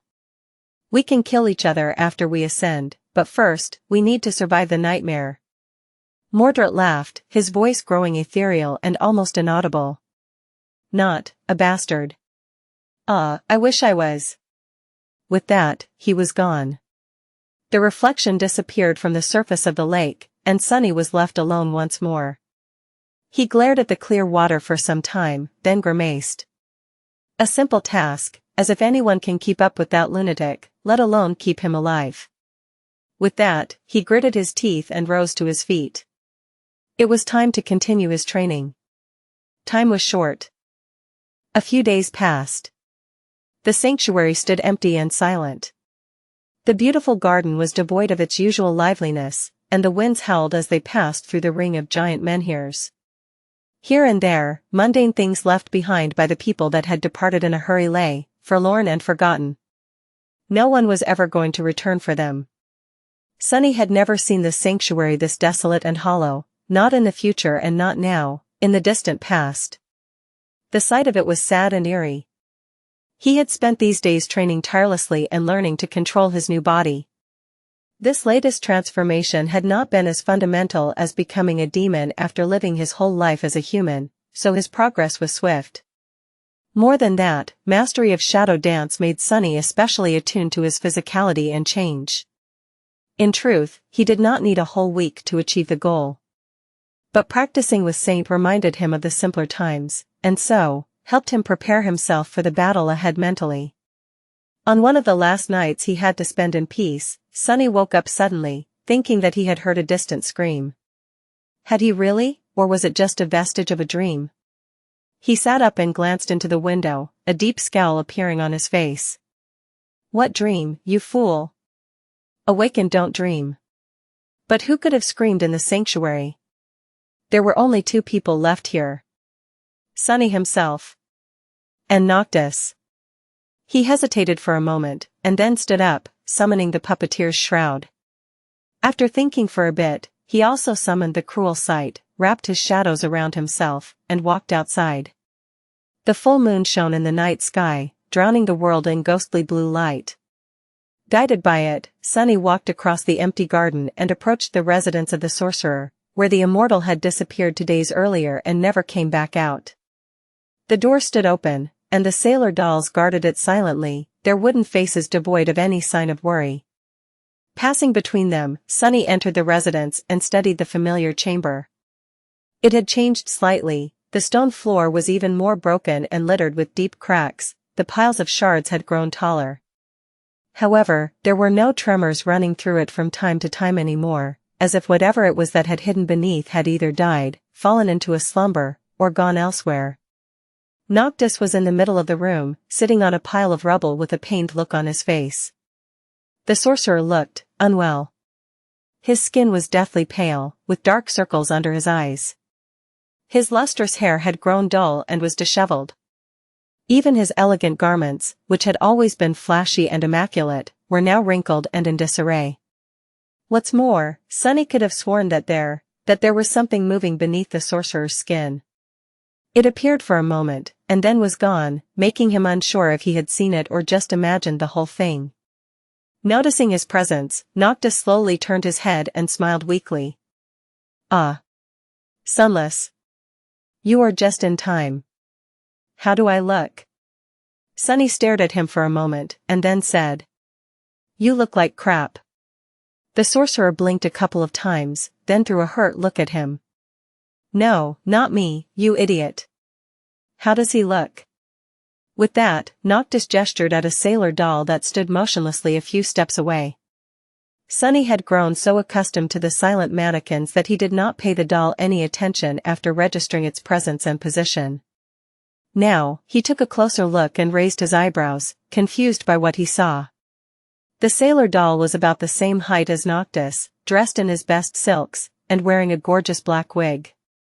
It stared senselessly in front of itself and held a glass of wine. He titled his head, opened his mouth, then closed it, then opened it again. "What the hell?" The sorcerer shrugged. "Well, we are going to unexpectedly attack the Ivory City, are we not? Surely, the other chain lords would notice if I suddenly disappear from the sanctuary, so I prepared this doll to make it seem like I'm still here." He smiled proudly and looked at Sunny with a glint in his eyes. Sunny covered his face with a palm for a moment. "Do you really think that this thing will fool anyone? Have you lost your mind? I mean, lost it even more?" Noctis glanced at him in confusion, and then laughed. "Oh, I forgot the last touch." With that, he raised his hands and clapped them a couple of times. A moment later, there were 2 sorcerers in the chamber, one sitting on the pile of rubble, the other standing a few meters away and staring at Sunny with an obnoxious smile. Even though he knew that the second one was just a sailor doll, he couldn't tell the difference. "How about now?" Sunny gulped. "Yeah, it looks fine." The sailor doll remained motionless for a bit, then raised the glass of wine to its lips, pretending to drink. The likeness was uncanny, but more than that, Sunny could feel that the real enchantment went much deeper than just looks.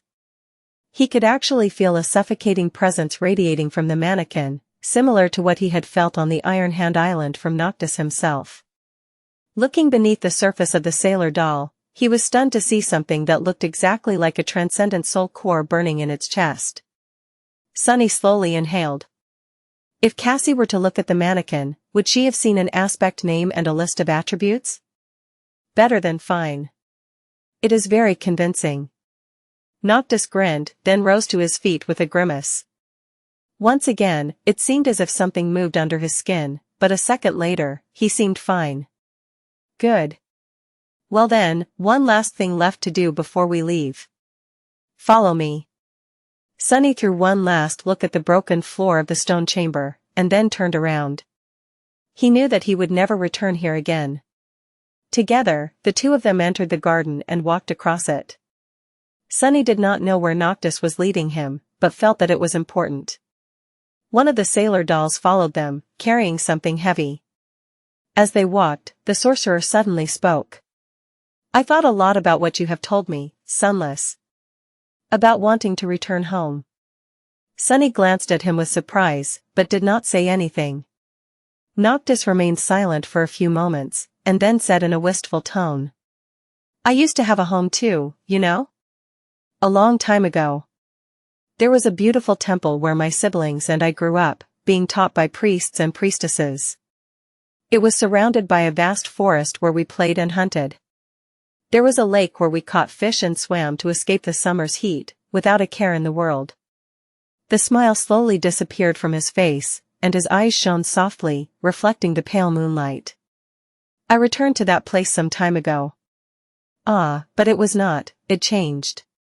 The temple lay in ruins, the forest had been chopped down. The lake had dried up.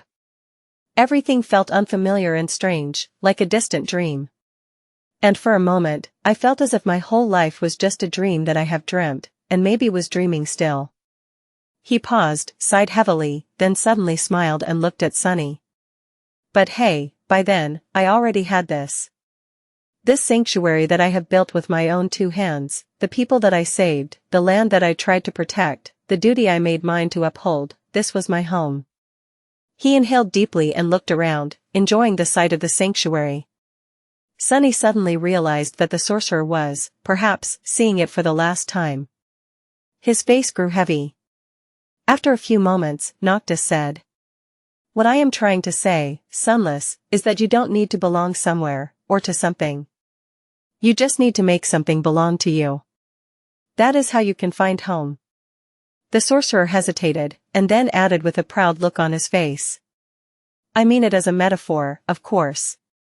Sunny looked at him for a long time, then smiled. That was a great metaphor. Noctis grinned. It was, wasn't it? Well, why wouldn't it be?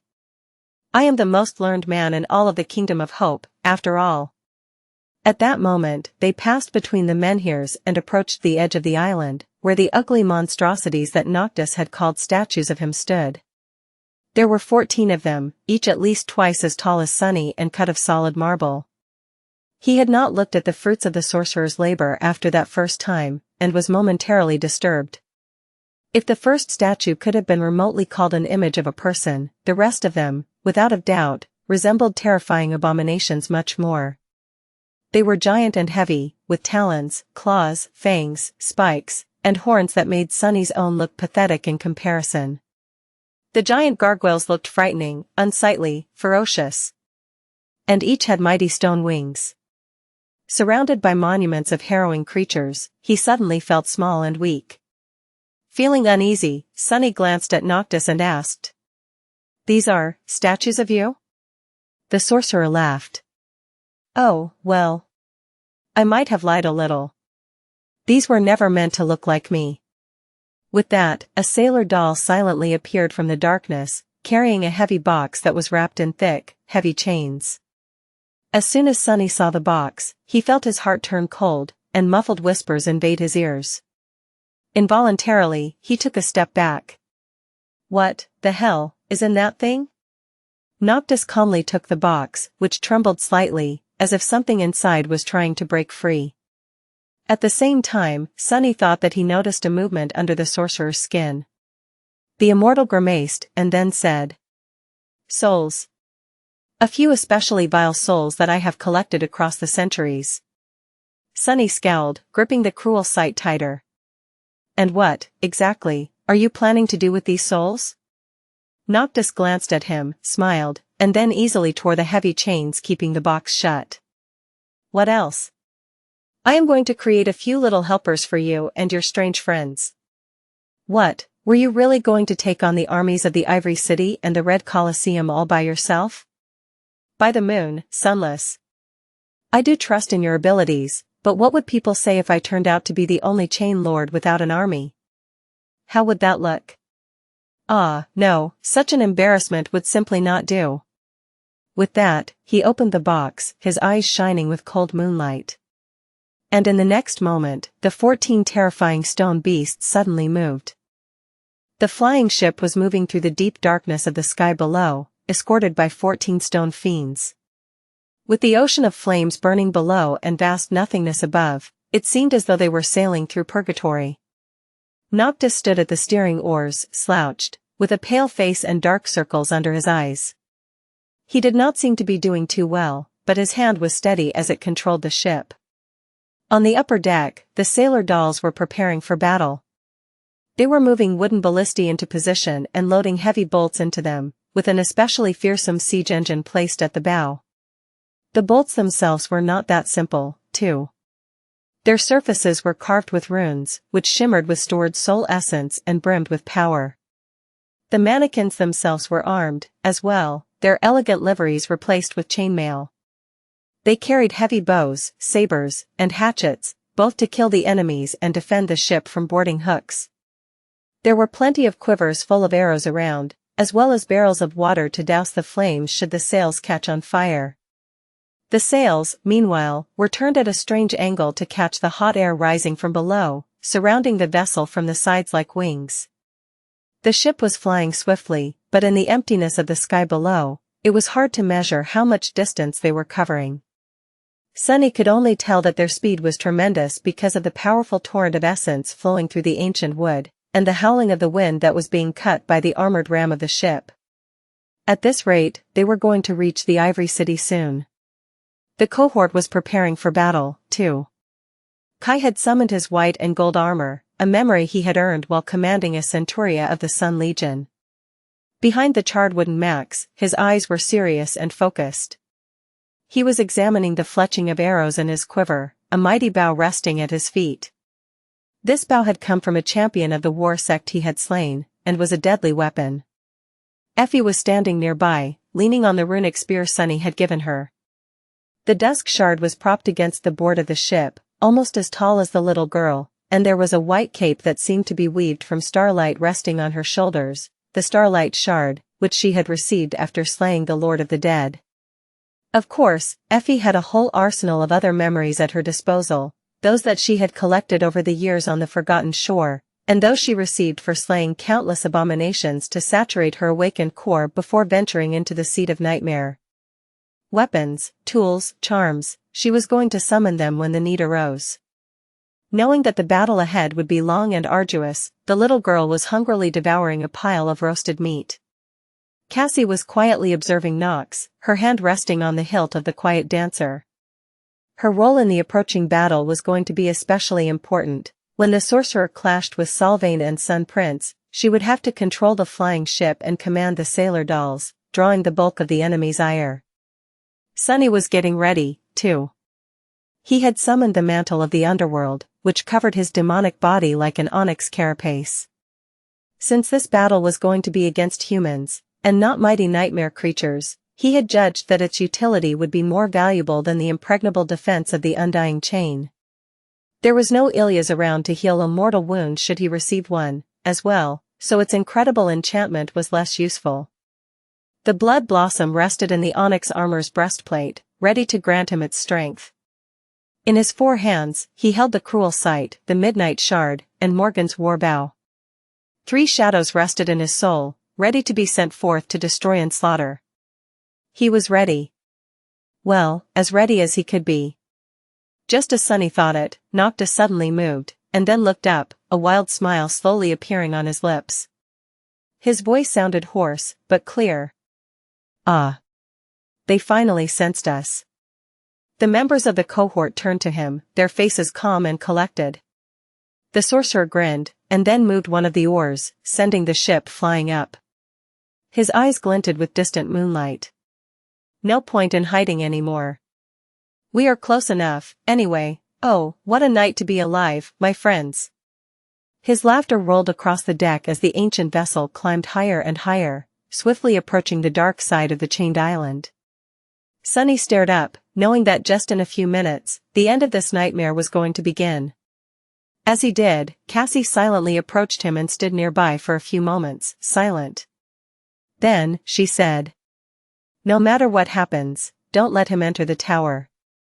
Sunny frowned, looking at her with a somber expression. Who? Noctis? She lingered for a second, and then shook her head. No. Mordred. Sunny smiled and turned away. Why? Was his guarantee of conquering the nightmare if we do as he says a lie? The young woman did not speak for a while, then said simply. No. I don't think so. Sunny glanced at her and raised an eyebrow. Why should I try to stop him, then? She hesitated for a moment. Then, Cassie asked. What happens after the nightmare? Sunny sighed, then chuckled wryly. All right. I'll take your request into consideration. He could already see the dark underbelly of the Kingdom of Hope above them, and hear the distant whisper of war drums.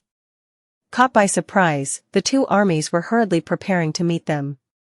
Looking at his friends, Sunny sighed, and then said in a neutral voice. I guess this is it. Good luck, guys. Don't die out there. Kai and Effie looked at him and then nodded. The little girl smiled crookedly. Why would we die? It's just a couple of armies and 3 transcendents. No big deal. She hesitated for a bit, and then added in a somber tone. However, let's make a promise to not do suicidal battles beneath giant towers again, okay? I mean, at this rate, it might become a habit. Sunny looked at her and grinned. So, what, next time, we should do battle on top of a giant tower? Effie sighed. No towers. Let's try to avoid giant towers in the future entirely. How does that sound? Sunny laughed, then turned away and stared at the approaching islands. Sounds fine to me, can't promise anything, though. As the silver circle of the full moon reached the highest point in the sky, a sudden movement tore through the darkness of the night. In the clamor of drums and human voices, an armada of wooden ships flew forward, each vessel illuminated by the orange flame of lanterns. Some had red sails, and some had white. In the pale moonlight, all of them looked gray and colorless. The ships rushed forward, seeming like a river of lights. On their decks, human figures moved, feverishly preparing for battle. The soldiers were drawing their weapons and knocking arrows on the strings of their bows, while the captains stared at the radiant moon, their faces tense and grim. Soon, a lonesome black dot appeared on the surface of the silver disk, and then slowly grew as it drew closer. A single ship, this one much larger and more graceful than the rest of them, was fearlessly flying to meet the luminous armada. There was a beautiful tree growing around its mast, and a man with pale skin and raven-black hair standing at the oar, guiding the vessel forward.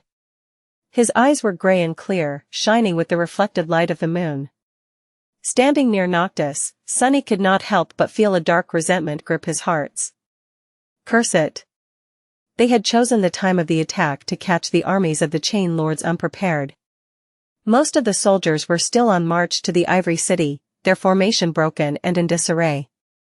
It was not easy to unite 2 large forces, and Noctis had chosen the precise moment when the chaos was at its worst to stage his assault. And yet, there was still a considerable force ready to defend the city. At least 100 ships rose into the air to intercept and destroy them, each carrying dozens of warriors, some of them awakened, and some even ascended, but all the absolute elite the warring factions had to offer. And somewhere out there, 2 immortal transcendents were waiting to take their turn. That is what Noctis and the cohort were up against. Sunny lingered for a moment, and then glanced past the approaching river of lights, at the distant shapes of the Ivory City. It was as beautiful during the night as it was during the day, the graceful arches of the tall aqueducts, the aerial bridges that connected the islands, the buildings made of white stone. The streets of the city were empty, but he could feel thousands of frightened souls trembling behind the walls that they had considered solid and safe. Not knowing what calamity he, and his friends, were bringing to their doorstep. Suddenly grim, he had to remind himself that these were the people that had tried to sacrifice Kai to satiate a dragon's hunger, and then burned him alive for daring to survive. And the dragon himself was there, too, powerless for now, at least until the dawn came. Gritting his teeth, he took a step forward and closed his eyes for a moment. Just 100 ships, what is there to fear? I just have to bring 10 or 20 down. Maybe kill a few ascendants. Big deal. The armada was already close enough to make out the distant shapes of humans rushing on the decks. A gust of wind brought with it a chorus of voices. Sunny shuddered, recognizing the familiar chant. Glory! Glory! Glory! He opened his lightless eyes, all doubt and remorse disappearing from them, leaving behind only the cold will to kill. Somewhere behind him, Noctis suddenly grinned, and then whispered in a hoarse voice. Now, witness us, gods. A moment later, the massive siege engine standing at the bow of the ship suddenly rang, sending a heavy bolt flying through the darkness. As it pierced the sky, a weave of ancient runes shone on its surface, and the winds howled, cut by its sharp blades. Streaking toward the distant armada like a falling star, the bolt struck the hull of the forward vessel, and crushed straight through it, pulverizing a large part of the bow. It tore through the innards of the enemy ship, and then, an explosion of pale light suddenly illuminated the vessel from within for a split second, leaving behind nothing but a cloud of bloody debris. The whole ship was destroyed in an instant. Noctis laughed madly, and as he did, the sailor dolls were already rushing to reload the engine. While they were busy with it, the sorcerer moved one of the oars, throwing his own ship into a turn to let its left port, and the loaded ballistae situated there, face the rushing enemy fleet. And, just like that, the battle that was meant to change the course of history forever started. The sorcerer's ship had an advantage in size, speed, power of enchantments, and the reach of its weapons. However, the difference was not insurmountable. Before the bow engine could be reloaded, they would already be being pelted by arrows and harpoons of the enemy. Get ready, my friends. The sailor dolls pulled the levers of the portside ballistae, sending several smaller, but still devastating bolts flying toward the approaching armada. Others readied their bows, staring forward with indifferent wooden faces. Sunny raised Morgan's war bow, ready to draw it, and threw a question over his shoulder. What of Sylvain? What of Sun Prince?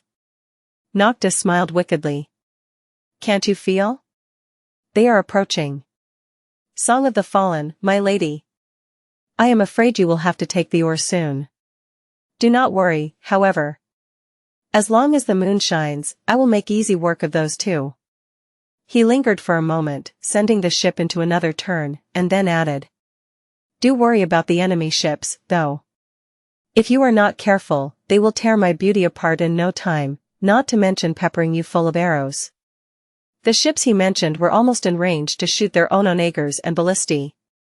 Even though the sorcerer's vessel was graceful, swift, and stalwart, it seemed impossible for anything to survive the devastating rain of projectiles.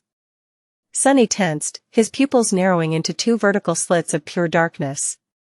A few moments before the onslaught came, however, 14 fearsome shadows suddenly flew from below the islands and flashed upward, colliding against the first row of the enemy ships.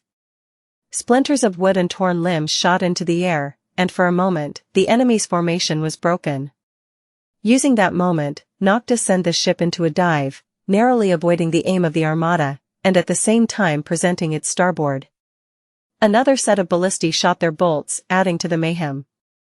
The sorcerer glanced at Sunny, Effie, and Kai with a wild smile. It is your turn, Sunless. Now or nev. Then, however, he abruptly grew silent and flinched. Noctis's face, which had already been pale, turned white as a sheet. He groaned, and then slowly turned his head, looking up with a stunned expression. A moment later, Sunny heard the immortal let out an ominous whisper. Oh, this is not good at all. Feeling a cold shiver run down his spine, Sunny turned and followed the sorcerer's gaze, up and up, into the night sky. Then, he froze. What? The moon. The moon was disappearing. Out there in the sky, the silver disk of the moon was slowly being devoured by darkness, as if drowning in a vast and impenetrable shadow. One of its edges was already gone, and with each moment, more and more of it was being erased by the shadows. It looked like an eclipse. Noctis paled, and at the same time, Sunny suddenly felt reinvigorated. It was as though every shadow in the world had just become deeper and darker, and as one of them, he did, too. The feeling was strange and euphoric. But Sunny knew that this eclipse was an ill omen for all of them. Turning to the sorcerer, he asked. What is going on? Noctis stared at the disappearing moon with a dark expression, and then shivered. I guess Sevras had a trick of his own up his sleeve. I did not expect him to get his hands on a piece of Shadow's domain, though. How is this even possible? Seeing a lost expression on the sorcerer's face, Sunny growled. How severe is your flaw? How weak are you going to be when the moon is fully gone? What do we do now?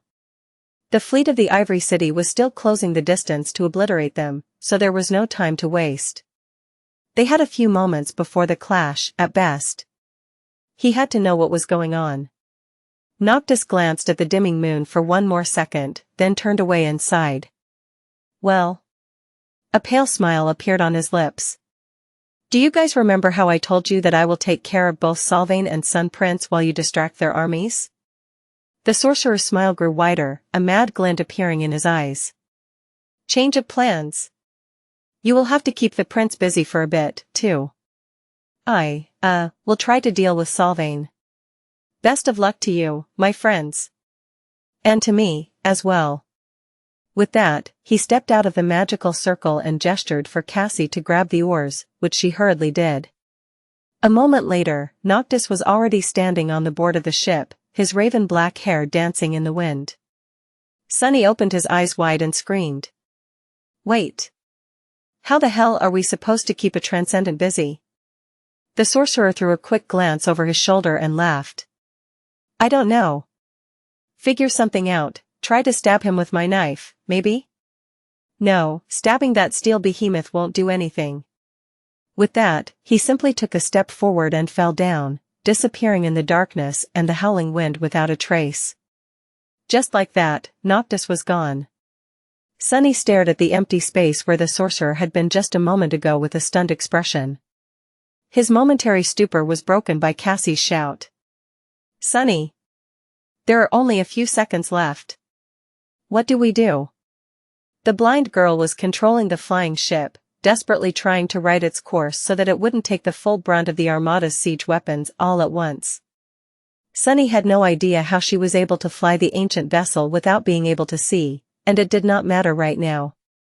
He hesitated for a moment, then turned away and let out a resentful growl. We follow the plan. Nothing really changed. Effie raised the dusk shard and asked, her voice grim. What about the big bastard? Sunny gritted his teeth. Last I checked, that monstrosity cannot fly. As long as we stay in the air, we should be fine. Cassie pushed one of the oars down, then frowned. Her voice sounded hesitant. But how do we stop him from going after Noctis? He looked at her, then cursed. No idea. Shoot him with the damned bolt thrower. The big one. With that, Sunny left the blind girl behind and rushed forward. The enemy ships were already close enough for him to feel shadows dancing on their decks. Which meant that it was time for him, Effie, and Kai to join the fight.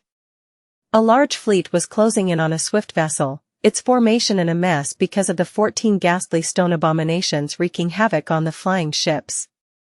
Each of the massive gargoyles bore the soul of a vile, corrupted creature, so their might and ferocity were terrifying, not entirely on par with the original fiends that Noctis had slain, but close to it. And yet, they alone were not enough. In fact, the 14 gargoyles were merely a distraction. The main strike was yet to come. As the graceful ship came within range of the fleet's siege weapons, it dove down, and at the same time, several figures jumped off its deck into the air. A few moments later, the air was suddenly filled with the smell of blood. The captain of one of the vessels shouted something, pointing upward. Then, however, he swayed and fell down, his neck pierced by an arrow. At the same time, something fell from above. It was a young girl carrying a heavy round shield. Just above her, a man in a charred wooden mask hovered in the air, already drawing the string of his bow once again.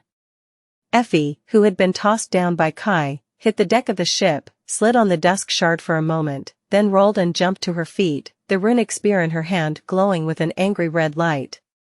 That shine only grew brighter when the spear pierced a man's chest and was painted with crimson blood. As another awakened toppled over with a scream, struck down by an arrow. Effie twisted and shook her spear, throwing the corpse of her first victim at the rushing enemies.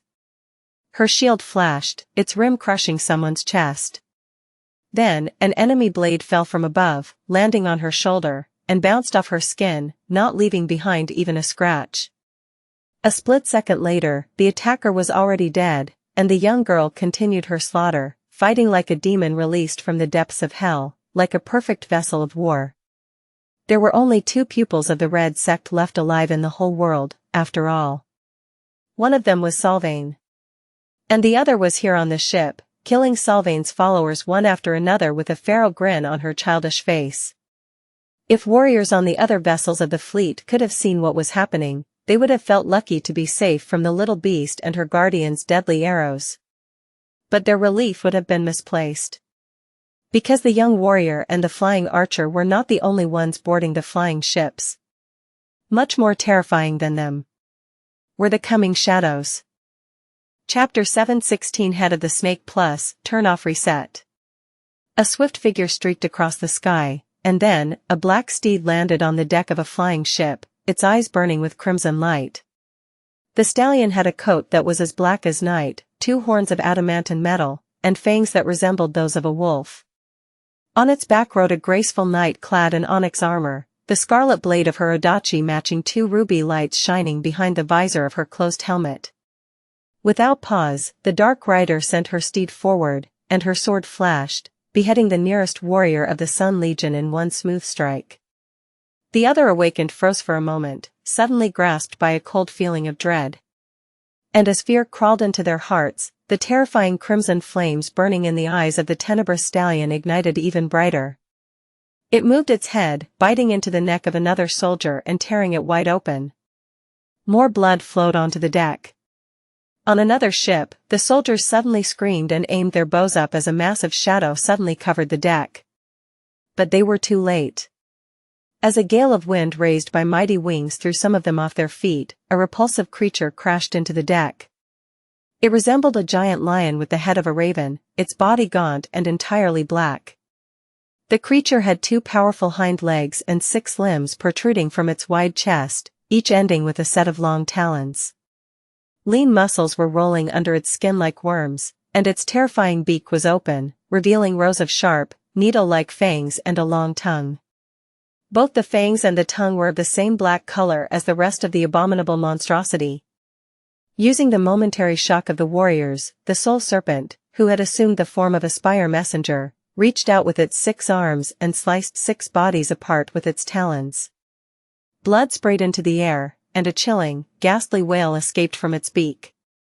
And lastly, on the stern of yet another ship, a towering devil wearing black armor simply appeared out of the shadow, silently and without anyone noticing him for a split second.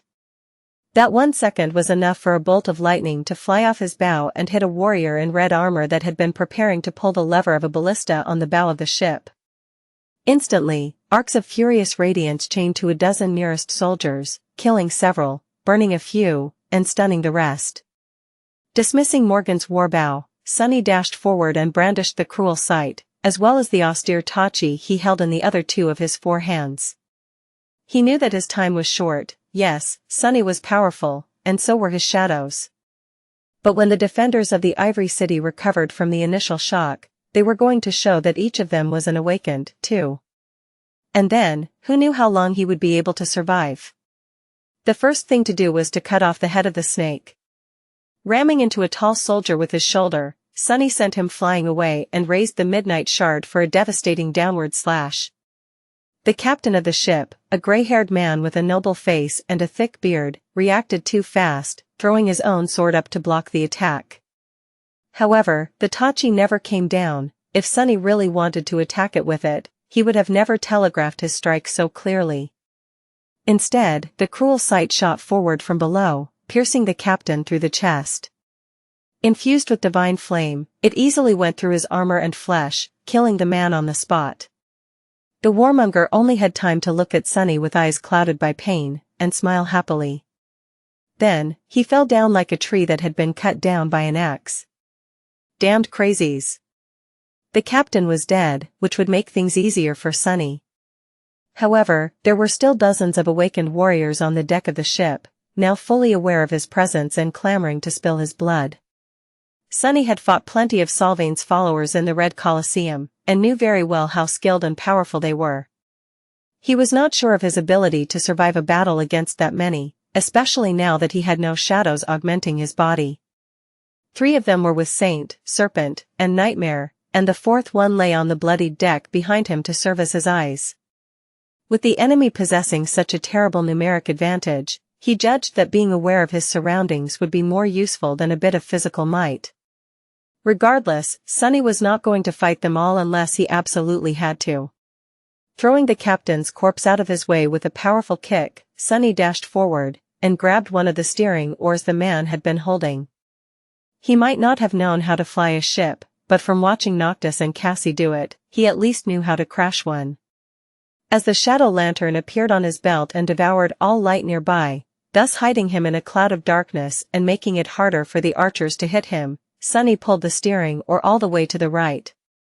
Slowly, the flying ship started to turn left, going off course and breaking formation. A few arrows zipped past Sunny, one bouncing off his helmet and throwing his head back. He could see 10 or so of the closest warmongers already running at him, and further back, even more rushing to join their comrades. Those who had been stunned by the strike of thunder were coming to their senses, as well. Crap. Forced to keep the oar in place and thus immobilized, he gritted his teeth and threw the cruel sight as a javelin, aiming to kill the nearest of the approaching enemies.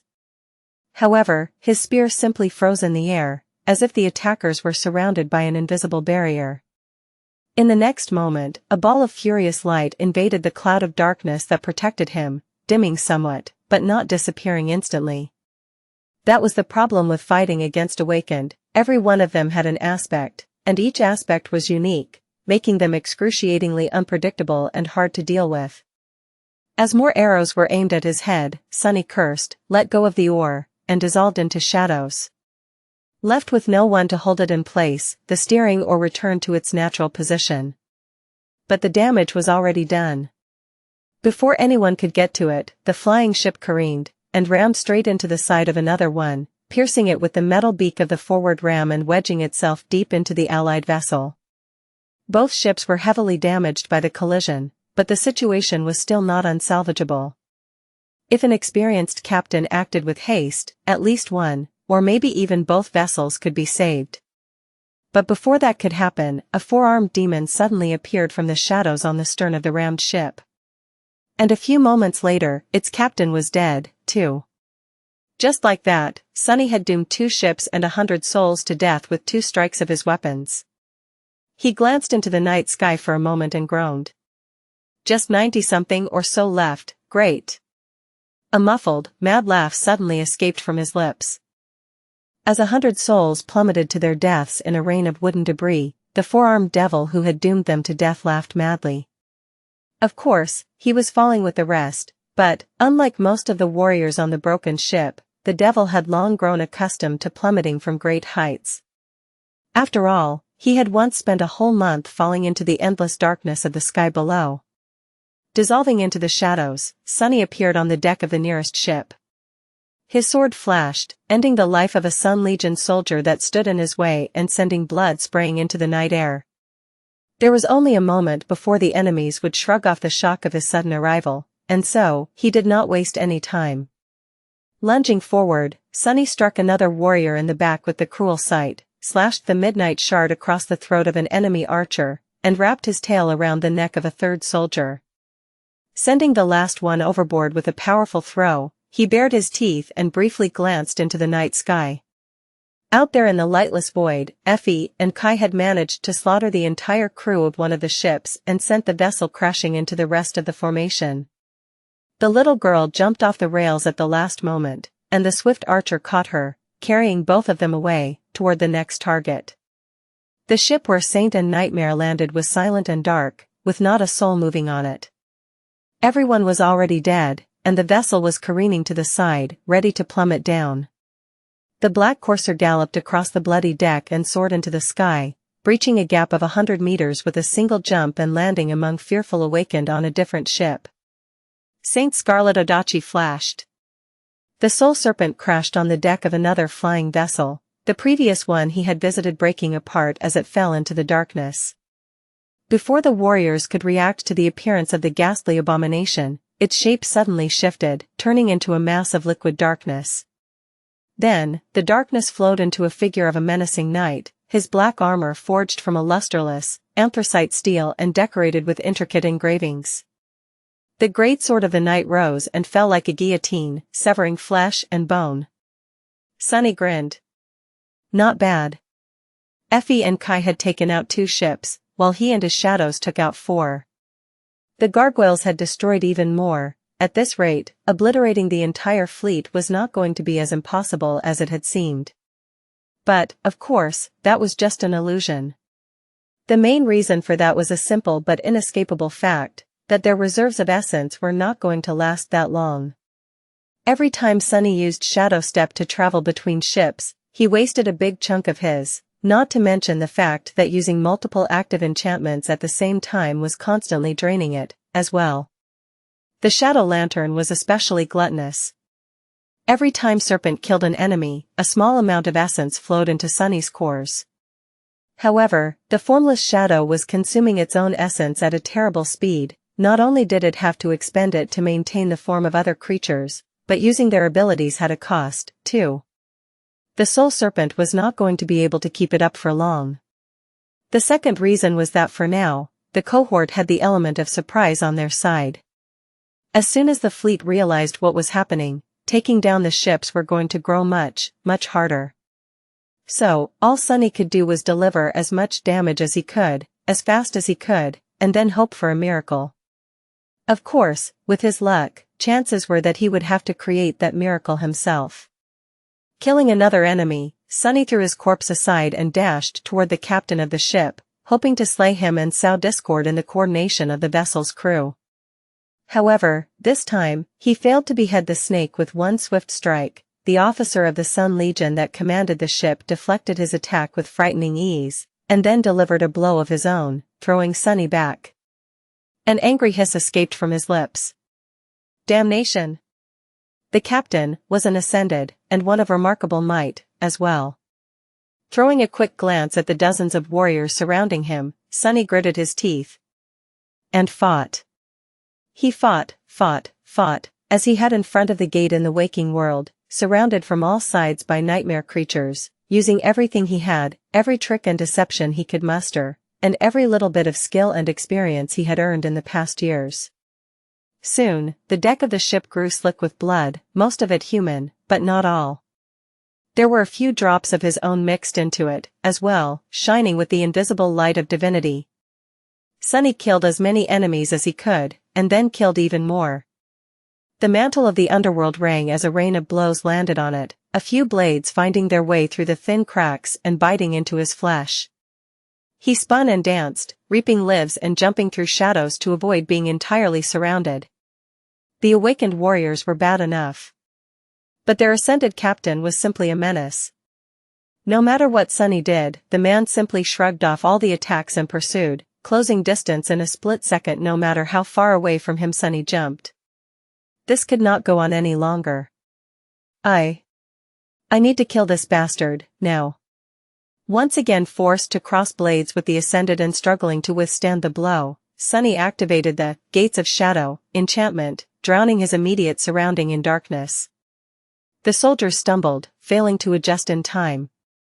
The ascended, however, had already learned of this ability of his and continued to attack, as though his eyes could adapt to the lack of light.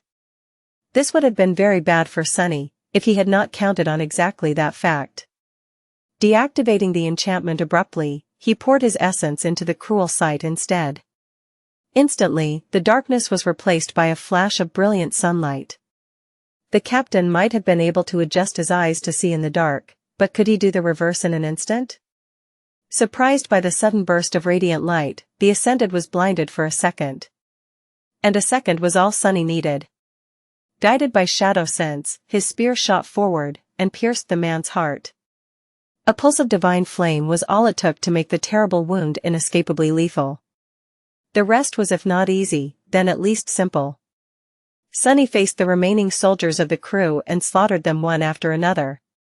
He was this close to victory when his shadow noticed something streaking through the air, aimed at his back. Sunny flinched, then fell sideways. In the next moment, a massive bolt flew past and struck one of the warriors in the abdomen, throwing the man back like a rag doll and pinning him to the mast, which then exploded into splinters and toppled. Sunny's eyes grew wider. It seemed that the defenders of the Ivory City had finally understood the nature of the threat facing them and responded to it. 2 more ships were hovering some distance away, both aiming their ballistae, as well as numerous arrows, at one spot. Him. Sunny gritted his teeth, and then dashed forward as fast as he could. Crap. Sunny rolled over his shoulder, and just as he did, countless arrows hit the deck in the spot where he had been just a split second ago. Sent from powerful bows made for awakened archers, each carried enough force to pierce plate armor with ease. Of course, the mantle of the underworld was not just any armor. And yet, Sunny was extremely apprehensive of the threat posed by archers. Being battered by a rain of arrows was going to take a toll on his body, and all it took was for one to slide into the slit of his visor, not to mention that there were all kinds of aspects the enemy could possess, and all kinds of runes the bows and the arrows could be enchanted with. The heavy javelins sent flying by the bolt throwers came next. Streaking through the air with terrifying speed, they hit the ship like missiles. Each possessed enough momentum to tear a hole in the deck, sending an explosion of splinters into the air. Sunny was not sure if he would be able to survive being hit by something like that, so he took no risks, diving into the shadows and turning into one of them. The wisest move right now would have been to step onto the deck of a different ship, however, only the 2 attacking vessels were close enough to not require a truly vast expenditure of essence to perform a jump, and their crews were undoubtedly already prepared to resist an assault. Plus, Sunny was reluctant to leave without killing the remaining soldiers and destroying the ship completely. He had a very good reason for that. While the gargoyles and the 4 boarding parties were harassing the formation and slowly whittling down the number of enemy vessels, the fleet's main target still remained the same. All of them were attacking the graceful ship with a beautiful tree growing around its mast, surrounding it like a murder of hungry crows. Cassie was the 5th and final part of the cohort's assault force, and the one in the most danger. While Sunny and the rest fought with the soldiers of the defending fleet, she was battling the fleet itself. Guided by her hand, the sorcerer's ship maneuvered between the enemy vessels, barely dodging constant shots of their harpoons and siege weapons while responding with its own attacks from time to time. The bolts sent by its ballistae were much more devastating due to runes carved into them by Noctis, taking whole chunks out of the enemy ships or obliterating them completely. It was larger, faster, and much more durable. But it was also alone against countless foes.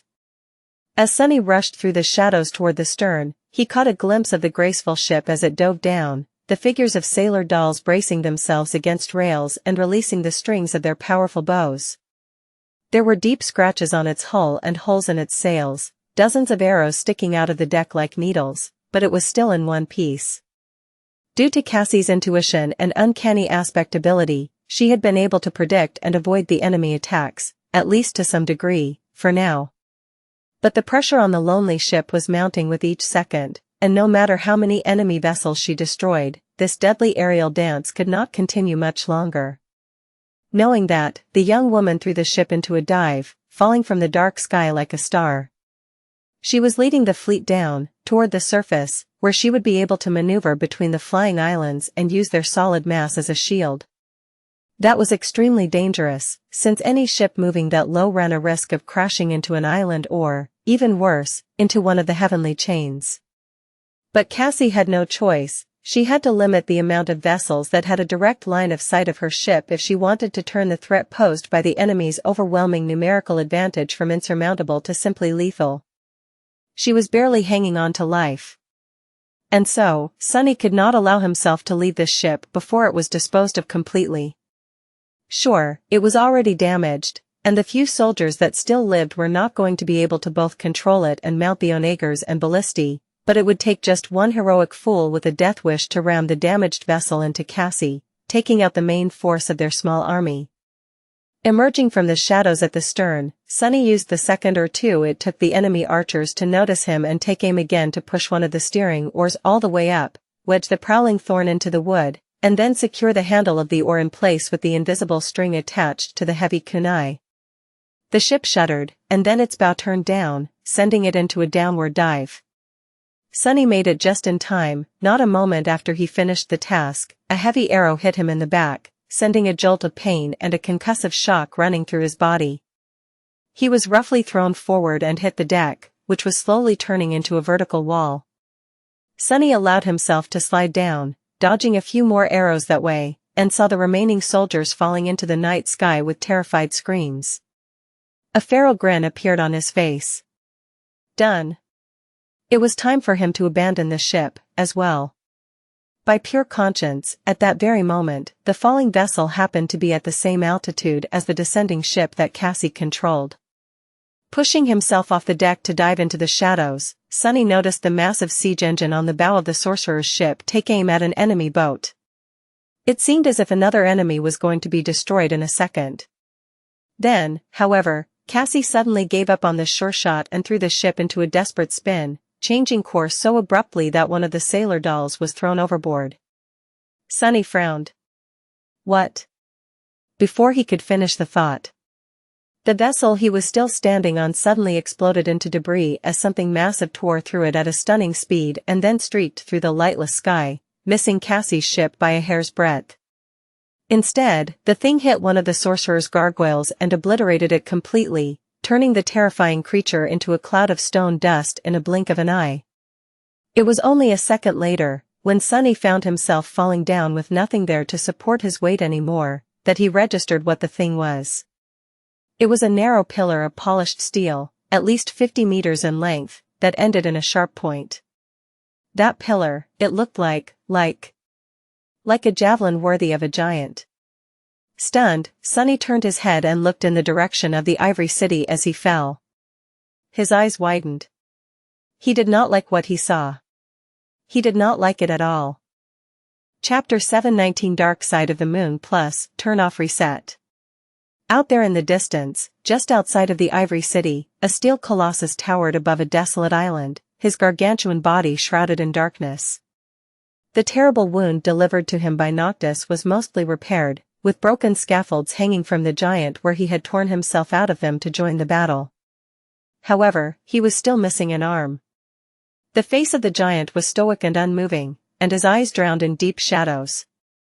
In front of him, dozens of enormous javelins were thrust into the soil, each tall enough to dwarf a siege tower.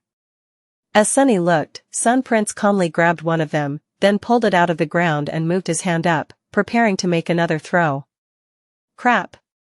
Plummeting down, Sunny balanced himself in the air and then dove in a certain direction. A few moments later, he crashed into a large fragment of the destroyed ship's hull and disappeared, diving into the shadows on its surface. In a blink of an eye, Sunny rolled onto the deck of one of the two attacking vessels and jumped to his feet, ready to fight. He could not do anything to the steel colossus. All he could do was continue playing his part and pray that Cassie manages to survive. If she failed to draw the giant's attention away from Noctis, all of them were going to die, but he could not do anything about that, either. Sunny could make sure that there were fewer enemy ships pursuing her, however, and that was what he intended to do. Killing things was one of his greatest talents, after all. With a loud roar, he dashed forward, toward a battle formation of awakened soldiers. Unlike the crews of the ships he had destroyed already, these warriors had been waiting for an attack, and so were prepared, but it would not save them. They were still going to die. Just a split second before the four-armed devil collided against the front row of the enemy, a sickening feeling suddenly permeated their souls, sapping their hands of strength and filling them with insidious pain. Augmented by the underworld armament, enchantment of the onyx armor, the broken oath spread its eroding influence, slowly destroying the very souls of everyone around Sunny. Of course, his own soul was being damaged as well. But it was much stronger than that of mere beasts, and protected by the mantle of the underworld on top of that. He was not going to be able to endure the effect of the vile charm for long, but that did not matter. He just needed to last longer than his enemies. Turning the cruel sight into a sword and summoning the patient avenger into a free hand, Sunny crashed into the formation of weakened enemies and spun, dancing as he sowed death among them.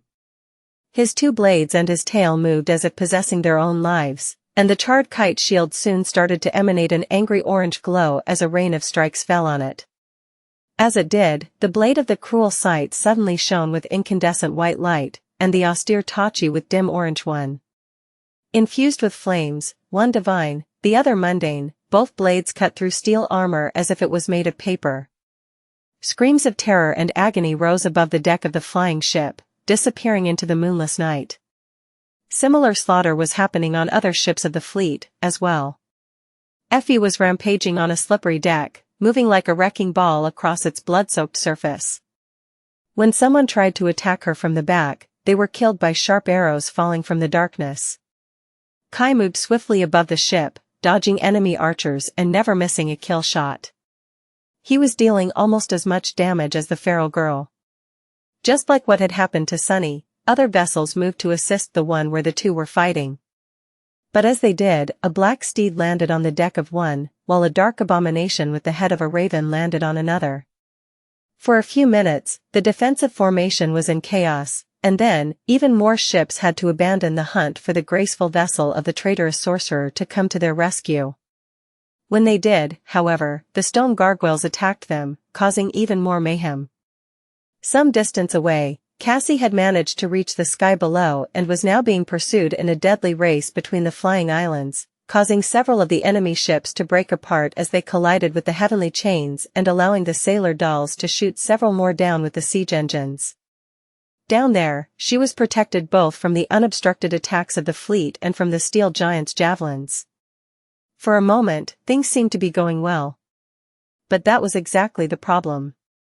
Left without a target, the steel colossus threw two more javelins, destroying one or two gargoyles with each of throw, and then paused, his gaze traveling across the lightless islands. Just as it did, one of them quaked viciously, and a large chunk of it suddenly crumbled, falling into the abyss of the sky below in a cloud of stone debris. The heavenly chain attached to it was released and whipped across the sky, pulverizing a couple of unfortunate ships that happened to be in its way. Then, something strange happened. The shadow devouring the moon finally spread across all of it, leaving nothing but an empty circle of darkness on the surface of the night sky. But then, that circle suddenly became infused with a dim red glow, and the moon slowly revealed itself once again. Only now, it was not silver anymore. Instead, the moon was red as blood, and drowned the whole world in an eerie crimson radiance. Still fighting on the deck of the ship and being poisoned by the soul erasure of the broken oath, Sunny spared a moment to glance at the sky, and then pulled his attention back to the battle. Moving through the dim crimson light, he killed another human, gritted his teeth, and then thought. I wonder if this is good news for us, or bad. A distance away, Sun Prince stared at the crimson moon for a few moments, as well. Then, he shifted his gaze back to the broken island. And raised his hand, aiming a javelin at something only he could see on its dark, shattered surface. Sunny did not know much about astronomy. However, due to being born during a solar eclipse, he knew a thing or two about eclipses, a useless piece of knowledge he had never thought would become so vital one day. After being devoured by the shadows, the moon had turned red, which seemed like a sign of its return. However, in reality, it just meant that the moon was now fully submerged in the deepest, darkest part of the planet's shadow. So, did Noctis get his power back? Had he grown more powerful than ever, even? Or was he currently the weakest he had ever been? Was the damned dream realm even a planet? Sunny did not know, and had no time to wonder. He was being destroyed from the inside by the broken oath, and relentlessly attacked by the warriors of the Ivory City at the same time. No matter how many he killed, their tide did not seem to wane. Well, in that case, he just had to kill even more. Jumping back, Sunny braced himself, and then put his shoulder behind the patient avenger. In the next moment, a fiery explosion boomed on the deck of the ship. Far away, on a desolate island bordering the Ivory City, Sun Prince raised his hand and aimed the gargantuan javelin, his gaze locked on the ferocious battle between Noctis and Sylvain that no one except for him was able to see. His emotionless face glistened with crimson light, reflecting the radiance of the blood moon. Damnation! Thrown down by the detonation of the flames contained within the kite shield and surrounded by a red haze, Sunny rose shakily and stared at the steel colossus, his heart growing cold. Noctis, the bastard had to be aiming at Noctis. If the sorcerer died, they were going to die with him. Powerless to change anything, Sunny just gritted his teeth and watched. That was why he saw a graceful ship suddenly emerging from the darkness of the sky below, its bow aimed at Sun Prince. Left with no other choice, Cassie had abandoned the safety of the treacherous gaps between the islands and threw her vessel up in a desperate attempt to stall the monstrous giant. The massive siege engine on the bow of the ship shuddered, and a heavy bolt streaked through the dark red sky, hitting the colossus right in the chest. Then, it detonated, drowning the world in pale blue light for a moment. Sunny froze, his eyes opening wide. Crazy girl, she actually did it. When the flash of the explosion disappeared, he saw the towering figure of the prince sway slightly and take half a step back. Then, Sun Prince indifferently looked down, at a barely visible scratch left on the breastplate of his polished armor. He did not seem damaged by the devastating detonation of the enchanted bolt at all. However, he did forget about Noctis, at least for now. That had not come without a cost, though. Cassie's desperate maneuver might have distracted the colossus, but it left her in a vulnerable position. 4 of the pursuing enemy ships had managed to close distance and surrounded the graceful vessel, showering its deck with arrows. Several sailor dolls fell down, their wooden bodies damaged heavily or destroyed completely. The rest released their own arrows. There were 2 mannequins standing beside the blind young woman, each holding a heavy shield.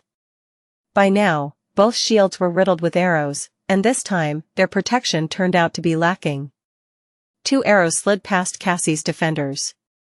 She deflected one with the quiet dancer, but the second struck her in the shoulder, throwing the slender girl back. At the same time, the 4 enemy ships shot the heavy ballistae standing on their bows, and 4 wicked bolts hit the hull of the graceful vessel. 2 bounced off, but the other 2 must have possessed powerful enchantment. They lodged themselves deep into the ancient wood, but failed to deal any substantial damage. However, dealing damage was not their real purpose. Each bolt was connected to the ship that had shot it by a thick chain. Harpooned by them, Cassie's vessel was severely slowed down and pulled into 2 different directions, its hull groaning, as if on the verge of being ripped apart. The 2 ships that failed to sink their harpoons into it were free to either close in to send a boarding party over, or simply ram it at high speed. And not too far away, Sun Prince was already readying his javelin again. However, Sunny did not see any of this. After a few moments of disorientation, those warriors who had survived the blast of fire from the patient Avenger had renewed their assault, thrown into a frenzy by the death of so many of their comrades. He was forced to fight without paying attention to anything else. In this battle, each of the members of the cohort had a role to play. He was powerless to help Cassie, even if he wanted to. Sunny had to survive his own ordeal, and the blind girl had to survive hers. That bitter feeling of powerlessness, he had not tasted it in a long, long time. Deflecting a deadly blow of the enemy sword and killing the man wielding it with a lightning-fast slash of the midnight shard, Sunny let out a hoarse, resentful growl. Hate it. I hate this feeling. Far away, the sailor dolls somehow managed to sever one of the harpoon chains, a few of them silently falling into the crimson darkness in the process. Cassie broke the shaft of the arrow lodged in her shoulder, gritted her teeth, and took the oars again. Now held by only 1 vessel, she did not try to escape by playing tug-of-war with it, and instead suddenly turned her ship in the direction of the enemy. Not expecting this, the enemy captain did not react in time. As the result, the metal beak of the sorceress ship's ram crashed into its side at full speed, piercing the hull and splitting the whole vessel in half. A moment later, the sailor dolls shot the portside ballistae, several more bolts glancing ineffectively off the giant's impenetrable steel body without leaving even a scratch. It did get his attention, however. Another javelin flew at the graceful ship, missing it just by a meter or 2. Cassie did not die. And Sunny did not die, either. He slaughtered the last of the ship's defenders and drew in a rugged breath, then braced himself when the deck suddenly shuddered under him. What? Looking up, He saw boarding hooks biting into the wooden railings, and planks being thrown from the deck of another ship to the one he was standing on. Dozens of warriors in red armor were already jumping over, their eyes burning with bloodlust and a maniacal dream of glory. He remained motionless for a split second, and then tiredly smiled. Oh, they came themselves. I see. How convenient. I won't have to waste essence on using Shadow Step. Gripping his weapons, Sunny threw a glance overboard. Only 9 gargoyles remained, but all members of the cohort seemed to be still alive, if a little worse to wear. The enemy fleet was missing 24 ships, or even more. Things were about to get really hard, however. Now that they had the undivided attention of Sun Prince. Now that their reserves of essence were starting to run dry. The real trial was about to start. Illuminated by the dim crimson radiance, Sunny bared his fangs and dashed toward the rushing enemies. Sunny cut through the crew of the boarding ship, leaving no one alive. His towering figure moved among the enemies with incredible speed and grace, as if performing a macabre dance of death. His battle style was as shapeless and unpredictable as the devil himself, effortlessly switching from grounded defense to explosive offense, to monstrous ferocity that only a nightmare creature could possess. He fought with his 4 hands, with his fangs and horns, even with his armored tail. As more and more enemies fell, cut down by the burning blades, a scorching haze of evaporating blood surrounded him like a crimson mantle. Here and there, the 2 connected ships were already catching on fire, their sails burning in the dim red darkness of the night sky like funeral pyres for the warriors dying by his hand. And then, suddenly, there was no one left for him to kill. Dismissing the broken oath, Sunny groaned and leaned heavily on the cruel sight. His breath was labored and rugged, and the mantle of the underworld was covered by countless scratches. Beneath the onyx armor, his body was bruised and battered, with several shallow wounds seeping with blood where the enemy blades or aspect abilities had found their way through the cracks. Sunny gritted his teeth. How many ships did I take out? 3, 4? No, 5. He looked around, trying to ascertain the situation. The others had done well, too. Together with the gargoyles, the cohort had managed to destroy. His eyes widened. Almost half of the enemy fleet was gone. Dozens of ships were obliterated, thousands of brave warriors killed. A lion's share of that had been done by Cassie and the sailor dolls, as well as the gargoyles, but still. Sunny drew in a hoarse breath. When did we become so scary? The thought of being the big dreadful threat, for once, was refreshing, and yet, his excitement was short-lived. No matter how powerful the cohort had become and how well they had planned the battle, it was still not enough. By now, the tide of it was already shifting, their temporary success waning with each second. Sunny, Effie, and Kai had exhausted most of their essence. The Soul Serpent was mere moments away from losing its ability to assume the form of other shadows. Saint and Nightmare were faring better than the rest of them, but they, too, seemed to be slowing down, more and more injuries accumulating on the black body of the fearsome steed, its taciturn rider moving with visible strain. Much worse than that, the sorcerer's ship was playing a deadly game of cat and mouse with Sun Prince. Guided by Cassie's hand, the vessel was still in one piece, but it was unclear how long she would be able to outrun death. Without her presence on the battlefield, the rate at which the enemy ships were being destroyed diminished drastically, and each had more freedom to move and attack. And the gargoyles were no more. Most of them were destroyed by the steel colossus, some were overpowered and shattered by the ascended warriors of the defending fleet. The few that remained were struggling, caught in enchanted chain nets and moments from being obliterated.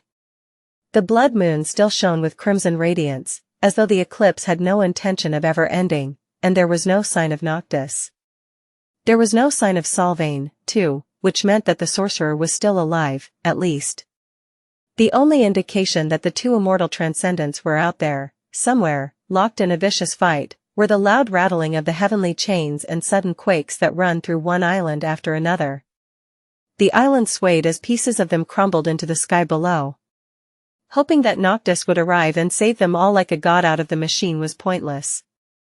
Hoping for anything was pointless, they were here to release hope from her shackles, after all, and not the other way around. The situation was about to turn really, really bad for the cohort, and there was no way Sunny could think of to change it. No problem. I'll just go and destroy 5 more ships, somehow. And then 5 more. Falling down, he dove into the shadows and stepped through them, wasting some of his last essence to appear on a different ship. Sunny might have been tired, but the battle went on. The world did not care about his exhaustion. It only cared about one thing. Sunny had to fight, or die. On a different vessel, Effie stared at the broken remains of the runic spear in her hand for a short moment, then let out an infuriated shout and bashed the attacking enemy with what was left of its shaft, using it as a club to shatter his leg. The dusk shard was growing heavy in her hand, and she had no essence left to spare to activate the indomitable enchantment and change its weight. Because of that, Effie was a split second too slow, and a sharp blade passed beneath the shield to slash her across the shoulder. This time, the blade did not bounce off the girl's skin, and instead sliced it apart. Drops of blood fell down to the slick deck. High above, Kai barely dodged an enemy arrow and reached toward his quiver, only to find it empty. Gritting his teeth, he dashed to the side, caught another arrow out of the air, then instantly knocked his on the string of his bow and sent it flying back at the archer, hitting the man in the eye. His essence was nearly gone, as well, and he had already lost too much blood to the blood arrow. Mundane ones were all he could use, and now, he had none left. A few moments later, the man in a charred wooden mask crashed into the deck of the ship a few steps away from Effie and spun, summoning a sharp saber. He was prepared to cover the young girl's back to his last breath, if need be. And some distance away, Cassie finally failed to dodge one of the monstrous javelins completely. It streaked across the deck of the graceful ship, turning the massive siege engine on its bow into a cloud of splinters, tearing out a part of the hull, and obliterating a dozen sailor dolls along with it. The young woman paled at the sounds of carnage, then hesitated for a few long moments. Then, a resolute expression appeared on her beautiful face. With a steady hand, she pushed one of the oars all the way down. Following her command, the ancient vessel abandoned the border between the two skies and started climbing up. Higher, higher, and then higher still. As if trying to reach the crimson moon itself. Landing on the deck of the enemy ship, Sunny swayed and caught himself, then stared somberly at the warriors of the Sun Legion, all of whom had already noticed his arrival. Following the command of the captain, the swordsmen advanced in a loose, but orderly formation. Behind them, the archers drew their bows and aimed them at the towering devil, their eyes shining with faith and resolve. They did not get a chance to shoot, however. A split second later, a ghastly abomination landed between them, its 6 front limbs and terrifying beak reaping half a dozen lives in an instant. This was Sunny's signal to move. He dashed toward the ranks of the advancing swordsmen, and at the same time, the soul serpent attacked them from behind. The two cut through the defenders of the ship and met in the middle of its deck. It was at that moment that the shadow finally exhausted the last of its essence. The abominable form of the spire messenger suddenly lost its shape and crumbled into a tide of darkness, which then rushed toward Sunny. A serpentine black odachi then appeared in his hands. Sunny dismissed his other weapons, leaving only the great blade to keep him company, and roared. He was too low on essence to use any of their enchantments, anyway, but each kill of the odachi was going to return a portion of it into his cores. More than that, the soul serpent was not the only one who reunited with Sunny. The haughty shadow had returned, as well, and had already wrapped itself around his body, alleviating some of his exhaustion and gifting him with its strength. Now, all Sunny had to do was fight and kill. With each of the enemies that fell, he was going to replenish more of his dwindling shadow essence, and that essence would then be used to kill more enemies and destroy more ships. As long as he continued to kill, he would not have to stop. Unless he was killed himself, of course. Soul Reaver was, indeed, an insidious ability. In a split second before the avalanche of enemies descended on him, Sunny glanced into the crimson sky. Out there, at a distance, the graceful ship was climbing high into the sky. Its hull was in shambles, with several sections of it shattered by the heavy bolts of the enemy ballistae. The powerful siege engine on its bow was gone, blown away by some terrible strike. There was a massive harpoon lodged in the vessel's side, with a piece of an enemy ship swinging below it on a thick chain. Barely any sailor dolls remained on the deck, most of them broken or destroyed. Seeing the pitiful state of the once majestic ship, Sunny couldn't help but grit his teeth. Then, he frowned. What the hell is she doing? Why was Cassie rising into the sky? Out there in the boundless vastness of the night, there was nothing to protect her from the ire of Sun Prince and the enemy ships. The winds were much stronger up there, and the air much thinner. It was very risky. However, Sunny had no time to think about it. The blind girl must have known what she was doing. Out of everyone he knew, he was confident in Cassie's foresight the most. She always had a reason. Throwing these thoughts out of his mind, Sunny strangled his worry for her and clashed with the first few of the enemies. He slashed down, splitting the opponent's helmet and skull with the sharp blade of the great odachi, then slammed its hilt into another man's face, shook off the first corpse of the sword, and cut low, severing another enemy's leg. Then, Sunny grabbed the disoriented man whose face he had just crushed with one of his free hands and, using his body as a shield, barreled through the enemies, slashing left and right. The mantle of the underworld rang, withstanding several powerful blows. One of the strikes was especially dire. Something managed to cut through the onyx armor and bit deep into his flesh, making Sunny stumble and hiss.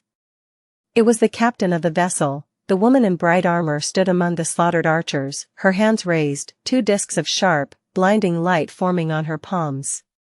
Cursing, Sunny threw the body of the still struggling enemy at the attacking legionnaires, and then bent down, picking up a stray bolt meant for the ship's ballistae. In the hand of the towering demon, the massive projectile almost looked like an oversized spear. Sending some of the newly received essence into his muscles, Sunny grunted, and then tossed the bolt with all his mind. The captain's eyes widened, but before she could even move, the improvised javelin struck her in the chest with the force of a siege ram, ending the woman's life immediately. You have slain and ascended. Sunny had no time to celebrate, because he was once again being attacked from all sides. The corner of his mouth twitched. She was an ascended, huh? He slaughtered the remaining crew of the ship, then rammed it into another vessel and slaughtered its defenders, as well. By then, the mantle of the underworld was full of cracks and gaps, and his battered body beneath was full of holes. On the bright side, he had regained enough essence to freely activate the living stone enchantment of his armor, which allowed it to quickly recover from the damage and glisten darkly once again, its surface flawless and pristine. Sunny could not say the same about himself. Even though he had managed to recover some essence, his physical state was swiftly deteriorating. The countless shallow wounds were not too dangerous, especially because Weaver refused to allow his blood to flow out of them. A couple of the more serious injuries he had received were not too bothersome for now, as well. However, his endurance was not limitless. Sunny was dead tired, and no amount of essence could fix that. He had only managed to last that long because of the blood blossom and the underworld armament, but even that was not enough to sustain him anymore. And the battle still raged on. Cassie had climbed so high into the sky that he could not even see her damaged ship anymore, taking most of what remained of the enemy fleet with her. The light of their lanterns turned into small dots that moved high above, resembling falling stars. From time to time, a piece of broken wood would fall from the darkness, reminding him that a fierce clash was still taking place up above. The pressure on the boarding parties reduced somewhat, but there were still a dozen ships left to stall them, or rather, hunt them down. Now that Sunny, his shadows, and his friends were tired and riddled with wounds, the roles they played subtly changed. He was not sure who was attacking whom anymore. But worse of all, with the distraction of Cassie's ship gone, the steel colossus once again resumed his search for Noctis.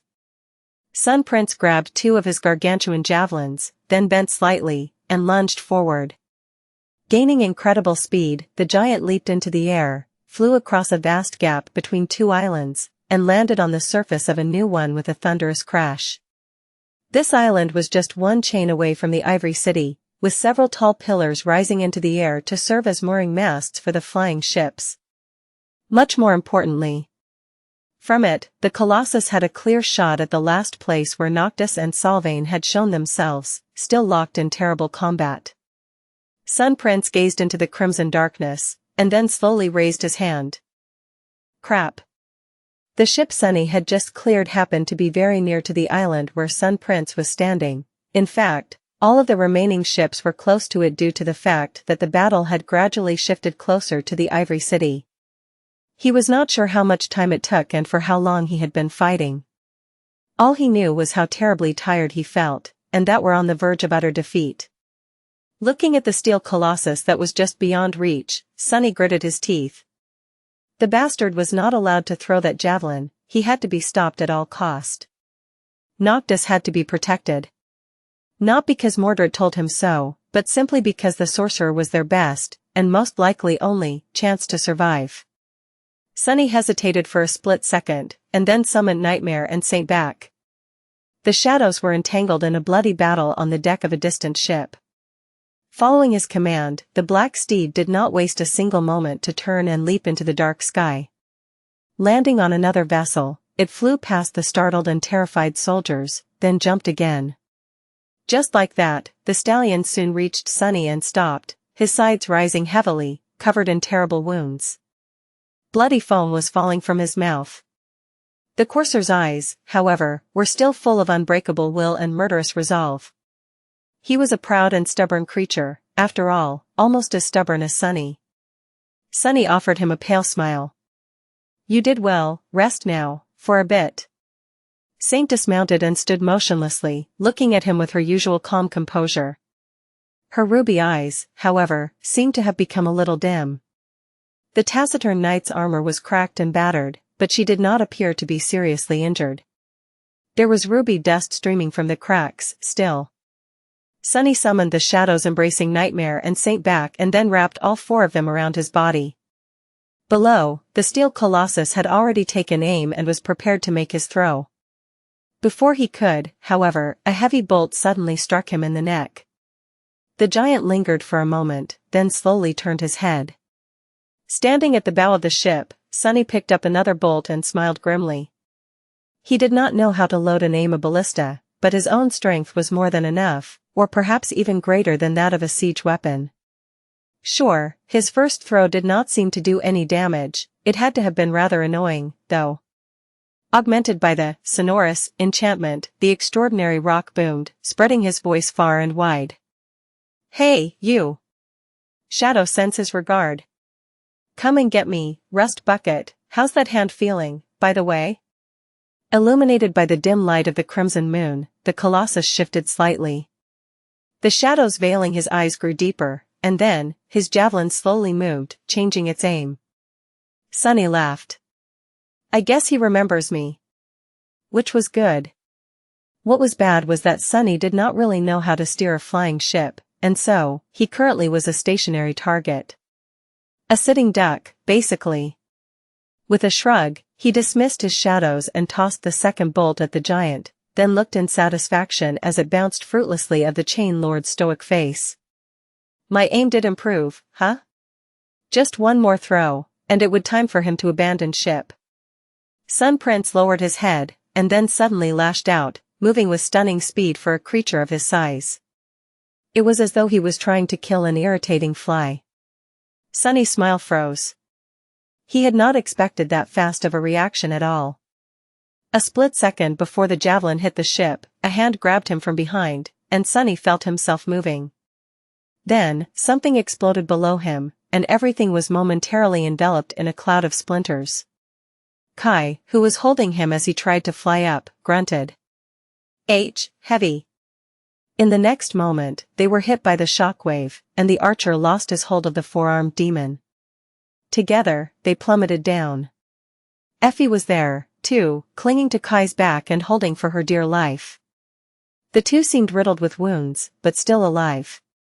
Sunny felt the world spin for a couple of seconds, then shook of his disorientation, summoned the Dark Wing, and tried to slow down his fall.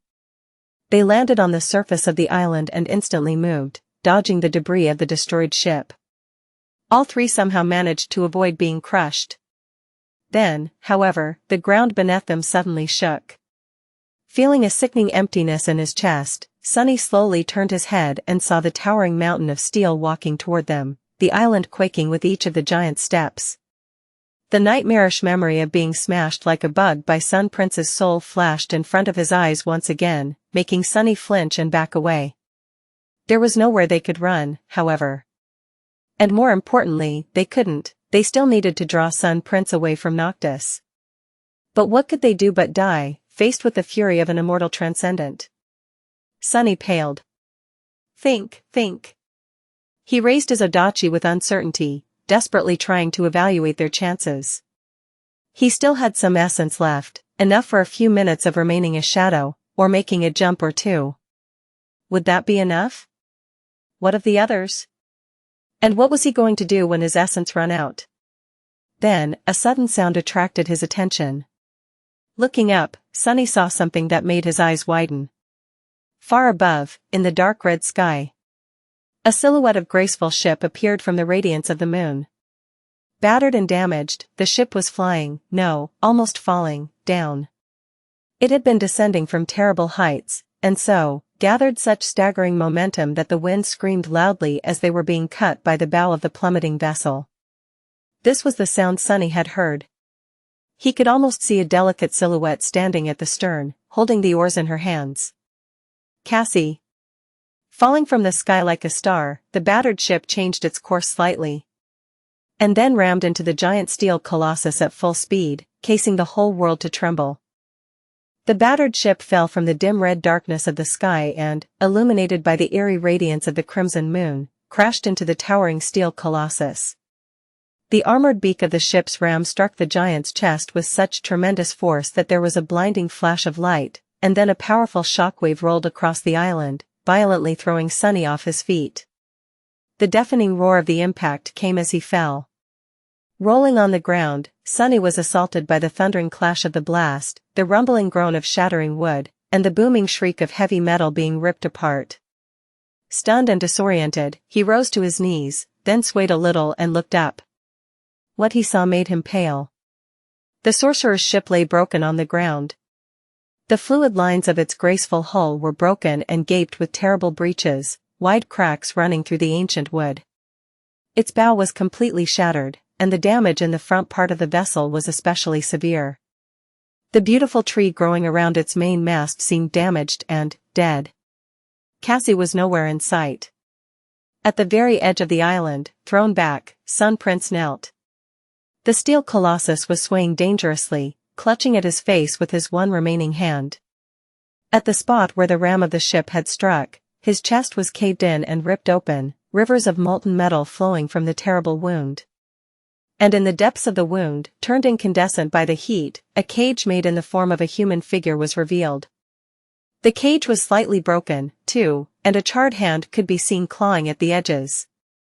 Under its fingers, the metal was bending like cloth, slowly being torn away. Sunny shuddered, and then turned his gaze back to the wreck of the flying ship. Cassie, where's Cassie? He could not see the blind young woman anywhere in the wreckage. However, Sunny saw someone else. A bloodied figure suddenly fell from above, bounced off the ground, and crashed into the hull of the ship, causing more cracks to appear on its surface. Raven black hair, pale skin, it was Noctis. The sorcerer did not look good. His whole body was covered in blood, terrible wounds gaping open here and there. His beautiful face was broken and disfigured, the skin split open and white bone visible beneath, with one eye socket empty and full of darkness. He was still alive, though, of course, he was. Noctis could not escape from the pain into the merciful embrace of death even if he wanted to. As Sunny watched, paralyzed for a moment, something flashed through the air, and a graceful figure appeared for a split second in front of the sorcerer, her beautiful chestnut hair dancing in the wind. In the next moment, a large portion of the hull of the ship exploded as Noctis was pushed through it by a vicious strike. Both saints disappeared into the darkness of the ancient vessel, which then shuddered, hinting that their dreadful battle continued. Sunny froze, looking between the swaying colossus and the wreckage of the ancient ship. His mind was empty, and he did not know what to do. or rather, he could not decide what took priority. There was not much time to decide, however. Gritting his teeth, he looked around, searching for his friends. Kai seemed to be knocked out by the blast a little, but Effie was already on her feet, staring in the same direction as he. There was a grim expression on her face. Sunny groaned, then slowly stood up. Effie, any ideas? She hesitated for a moment, then flashed him a pale smile. I guess it's this time. He frowned. What time? The young girl glanced at the wreckage, and then said wistfully. You know, that time when, in the movies, someone says to split up. Sunny stared at her, not entirely understanding what she meant. Effie's gaze slowly shifted to the kneeling colossus and, in a steady voice, she said.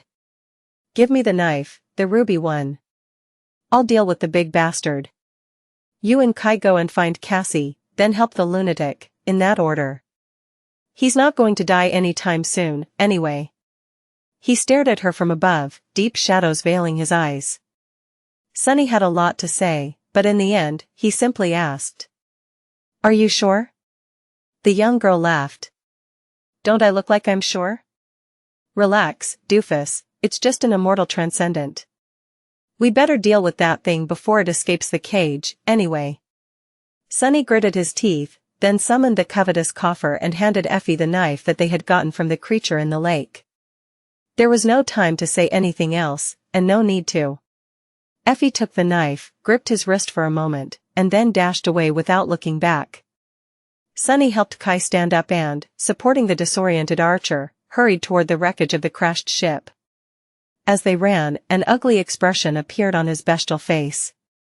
Don't you die on me, you freeloader, your sleeping pod is still in my house, damn it.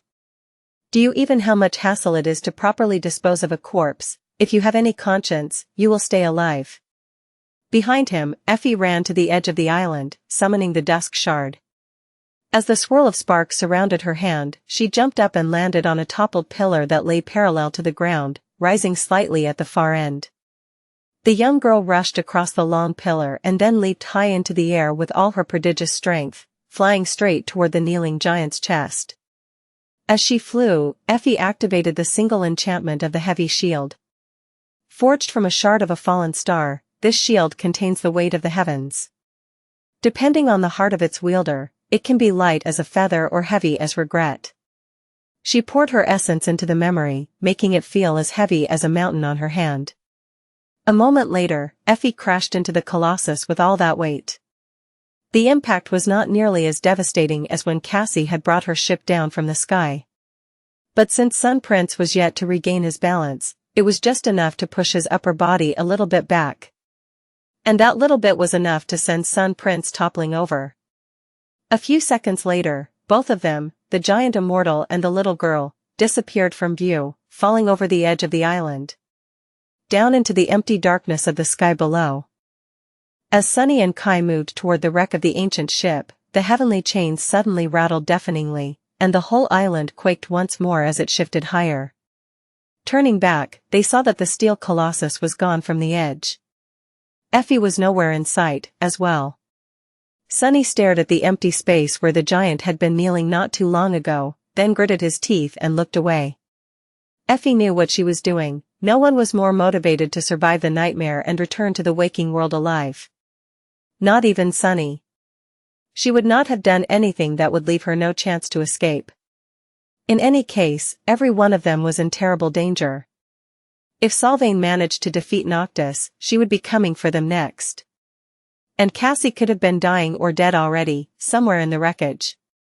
There was no time to waste on unnecessary thoughts.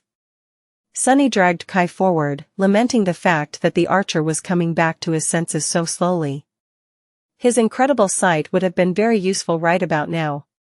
His four shadows flew toward the wreck, gliding between the debris in search of the young woman. However, it was hard to make out anything in the chaotic mess of splintered wood, upturned soil, and shredded sails. And then, finally, he thought that he noticed weak movement under a pile of debris. With his two hearts beating wildly, Sunny rushed forward, then threw a piece of the ship's hull aside and bent down, digging through the soil. Soon, he saw a piece of black fabric, and then removed some more dirt to reveal Cassie's pale face. She struggled to sit, and then coughed violently. The blind young woman seemed to be fine. The piece of cloth covering her eyes had slid down, revealing 2 empty eye sockets, and her dress was soaked with blood from the arrow wound on her shoulder, but other than that, there were only mild scratches and lacerations on her body. Miraculously, Cassie was alive. Sunny stared at her with wide eyes, a sense of profound relief slowly spreading through his chest. The young woman coughed some more, wiped the dirt off her face, then turned her head slightly with an uncertain and vulnerable expression. Who is there? Sunny? He helped Kai sit down, then said. Yes, it's me. But can't your ability tell? Cassie grimaced. I've run out of soul essence. Damnation. A stifled laugh escaped from his mouth. That's what you were concerned with? You damned fool, what the hell was that stunt? How did you even survive the crash? Cassie turned to him with a confused expression on her beautiful face. How did what? I jumped off the ship a few moments before it hit the prince, of course. Dancer carried me down. I am not crazy. He stared at her for a moment, then covered his face with a hand and let out a long, relieved sigh. You've been spending too much time with me. Only a madman would call ramming a flying ship into an immortal steel giant at full speed not crazy. Now that he knew that the blind girl was alive, though, he could finally think about everything else. As cold shivers run down his spine, Sunny turned and stared at the dark gaping hole in the hull of the crashed ship where Noctis and Sylvain had disappeared. The wreckage was still trembling and groaning, proving that the 2 transcendents were still fighting inside. Cassie tried to stand up, fell back, then remained motionless for a few moments. What is happening? Sunny grimaced. Effie is dealing with what is left of Sun Prince. Kai is here, but he had the wind knocked out of him. Noctis is also on the island. He seems to be losing to Sylvain terribly. His shadows returned, wrapping themselves around his body and bringing with them vast and fearsome strength. Sunny lingered for a moment, and then stood up. You stay here with Kai and rest for a bit. I'll be back shortly. The blind young woman frowned, then hurriedly fumbled for her blindfold and pulled it up, covering the empty darkness of her missing eyes. Where are you going? He looked at the wreckage for a few moments, and then smiled darkly. I am just going to return a debt. He owed Sylvain quite a lot, after all. Months of agony and desperation, the life of a dear friend, and even a heart. When would he get a chance to repay her hospitality again? Leaving Cassie and Kai behind, Sunny gathered his courage, and dashed toward the wreck. Jumping through the breach in the hull, he landed on the skewed floor of one of the compartments at the stern of the ship and froze for a moment, hit by a strong sense of déjà vu. All of this, did it not feel very familiar? Was it not the same compartment he had entered the wreck through all that time ago, in the distant future, while hunting for miraculous coins? Of course, back then, the ancient ship had looked vastly different, at least on the inside. It had been infested by a sprawling mass of brown vines and moss, the murky air full of poison they secreted. Back then, Sunny had not known who Noctis was, and how his ship had ended up broken and abandoned on a desolate island near the rift. Well, now everything fell in its place. This island was going to become the Shipwreck Island. The wound in the chest of the giant steel corpse, the terrible damage done to the bow of the crashed vessel, it all made sense now, except for one thing. How would Sylvain end up trapped for thousands of years in the cargo hold, so that Sunny could kill her in the future? Sunny did not consider his chances in a battle against the living embodiment of war to be very high, but the mere fact of knowing the future told him that it was not impossible to defeat her. At least that was what he wanted to believe, sneaking through the broken ship as he came closer and closer to the sounds of the furious battle. If he was wrong, however, the possibility of Sunny himself becoming the host of a monstrous corrupted parasite was not out of the question. As Sunny slowly approached the main cargo hold, he felt doubt crawl into his mind. What was he actually doing? A battle between two saints was no place for an awakened, no matter how powerful he had grown after absorbing thousands of shadow fragments and forming the fourth core. The gap in power between Sunny and Sylvain was just too vast. He had faced her twice in the past, and each time, the War Maiden crushed him without even putting any effort into her attacks. The bitter taste of those defeats still lingered in his mouth. Especially of the second one, when he watched helplessly as she slaughtered Ilias in front of his eyes. When he remembered that vile day, his pupils narrowed. An overwhelming feeling of hatred and anger drowned his mind, so scorching and consuming that Sunny was momentarily stunned by the intensity of it.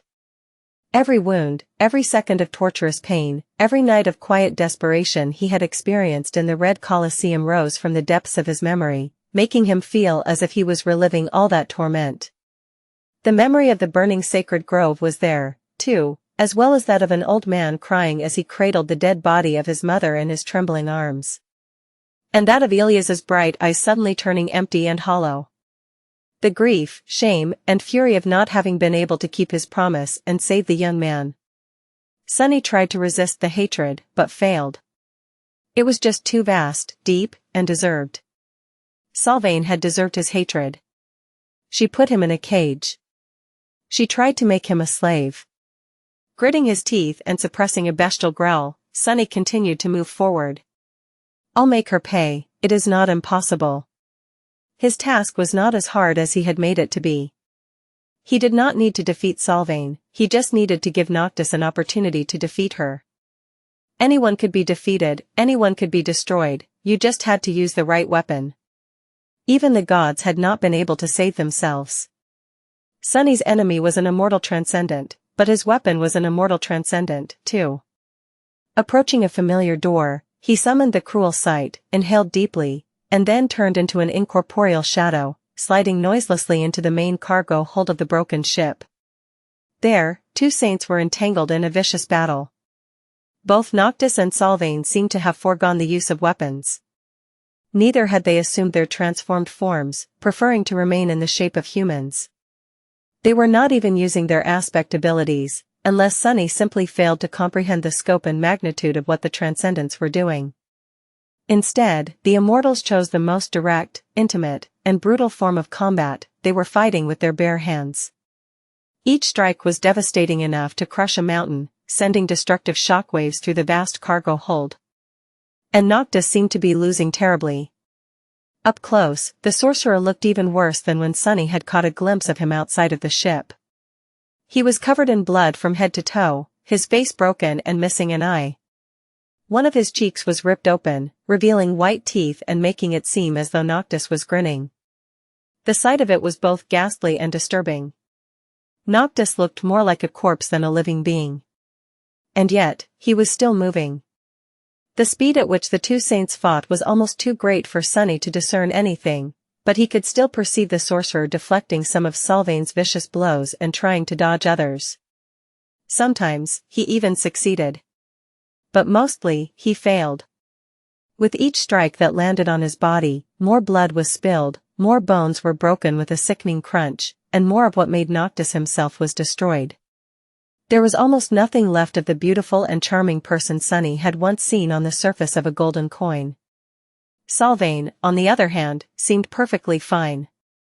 Her tantalizing face was calm and slightly sad, her soft skin free of any blemishes, her simple red tunic flawlessly clean.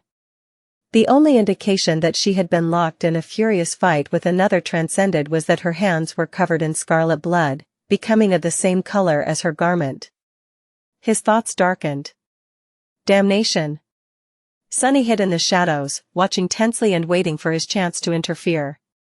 There had to be a chance, a single instance where a momentary delay in Sylvain's onslaught would allow Noctis to turn the tables on the War Maiden. But no matter how long he waited and how closely he watched, the moment never came. Instead, after another blow, Noctis let out a terrible scream and fell to his knees, blood streaming from his mouth. Sylvain calmly stepped forward and grabbed him by the hair, jerking the sorcerer's head up so that his mangled face could be seen.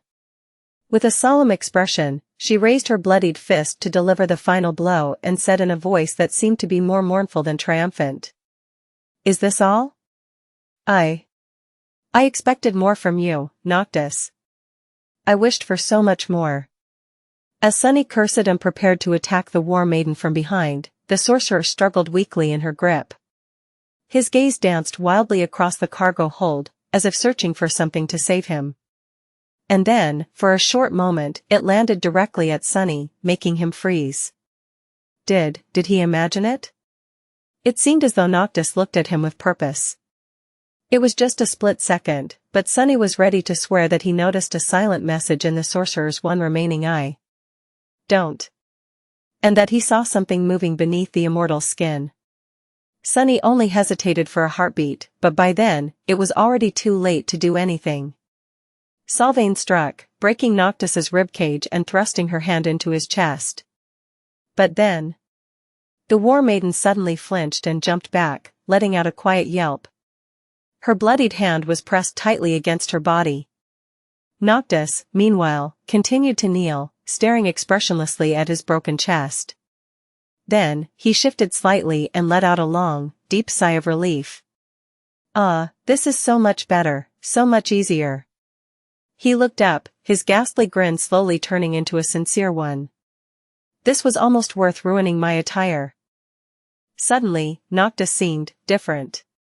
He was still beaten, mangled, and covered in blood, but the sorcerer's presence subtly changed. If before it was faint and weakening, now, it became brimming with power, potency, and free-flowing energy. Vast, furious, unrestrained. And suffused with madness. Despite the fact that Noctis was on his knees and crippled, he suddenly seemed terrifying. The morbid grin on his torn and disfigured face seemed more menacing than pitiful now. His one remaining eye glistened, reflecting the distant light of the crimson moon. It was as though something that had been suppressing the sorcerer's true power all this time finally set him free. Noctis inhaled deeply, and at the same, Sylvain suddenly swayed. The hand she had used to crush his ribcage was still pressed against her body, blood streaming down on the red tunic. Her beautiful eyes widened. And then, something moved under her skin, making the War Maiden let out a pained scream. She staggered back and looked at the kneeling sorcerer with a pale face. What have you done to me? Noctis smiled. His voice sounded hoarse and full of unfathomable emotion when he spoke. What else? I have fulfilled your most ardent wish, Sylvain. I have defeated you. She stared at him in shock, then suddenly shuddered and let out another tortured scream. As drops of blood flew out of her mouth, the beautiful transcendent stumbled and fell to her knees. Her sublime face was deathly pale and contorted by a grimace of terrible pain. The sorcerer let out a croaking laugh and slowly stood up. Just like that, their roles were reversed. The War Maiden was on her knees, and Noctis was looming above her. He lingered for a moment, and then looked at the patch of shadows where Sunny was hiding, his mind full of vague suspicion. You can come out, Sunless. It's safe now. What the hell? Sunny hesitated for a few seconds, then assumed his corporeal form and glanced at Sylvain, his eyes burning with hatred. Slowly, a few things were clicking in place and starting to make sense. The magical circle in the sorcerer's residence, the river of blood that Noctis had fed to the soil below, the cracks on the stone floor, the tremors that had been running through it from time to time. Even the faint scream that had awoken Sunny on his last night in the sanctuary. He turned and stared at the sorcerer, a harrowing guess appearing in his mind. Sylvain, however, was still in the dark. As the ghastly movement under her skin grew stronger and more noticeable, she groaned. What is this thing? My aspect. Noctis smiled. You've noticed? Yes, there is no point in trying to summon your abilities. My little pet is a bit hungry for soul essence, you see. I've been starving it for a few hundred years, after all. As he spoke, his own essence flowed freely, coursing through his mangled body. The terrible wounds covering it started to heal at an incredible pace. As Sunny watched, the bloody hole in the sorcerer's chest closed, his shattered ribs coalescing back into proper shape. His torn cheek was already growing back together. A clot of blood formed in his empty eye socket, slowly turning into a new eye. Noctis took a step forward, leaned forward, and looked at Sylvain. Then, he whispered. This pet of mine is a very special creature. It is a vine that feeds on powerful souls. The profane seed that eventually birthed it was created when the ashes of the heart grove mixed with Ader's blood. You remember Ader, don't you, Sylvain? Well, allow me to return her last gift to you. His voice seethed with boundless rage and sorrow. Sunny frowned, then glanced at the sorcerer with a complicated expression. So. Noctis had created Wormvine, a corrupted monster capable of devouring saints, from the ashes of the sacred grove and Ader's blood. He had kept it in the ground beneath his residence for hundreds of years, nurturing the abomination by feeding it his essence and blood.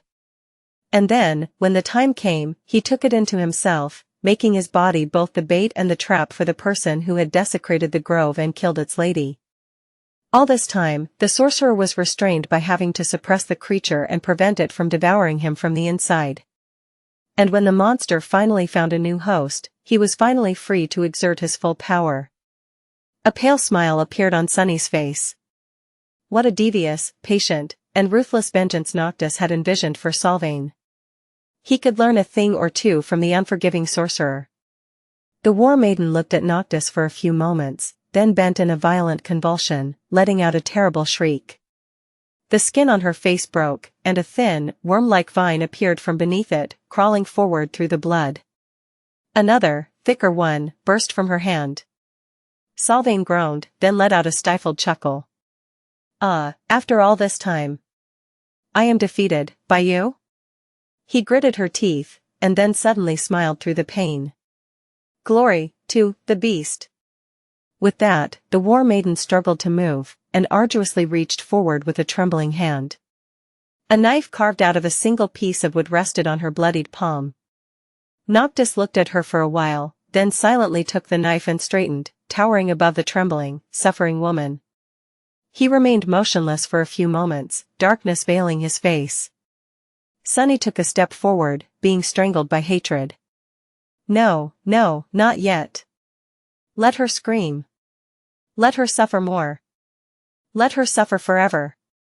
Killing Sylvain was what they had planned, but now, looking at the beautiful, hateful priestess of war, he was unwilling to let her escape that easily.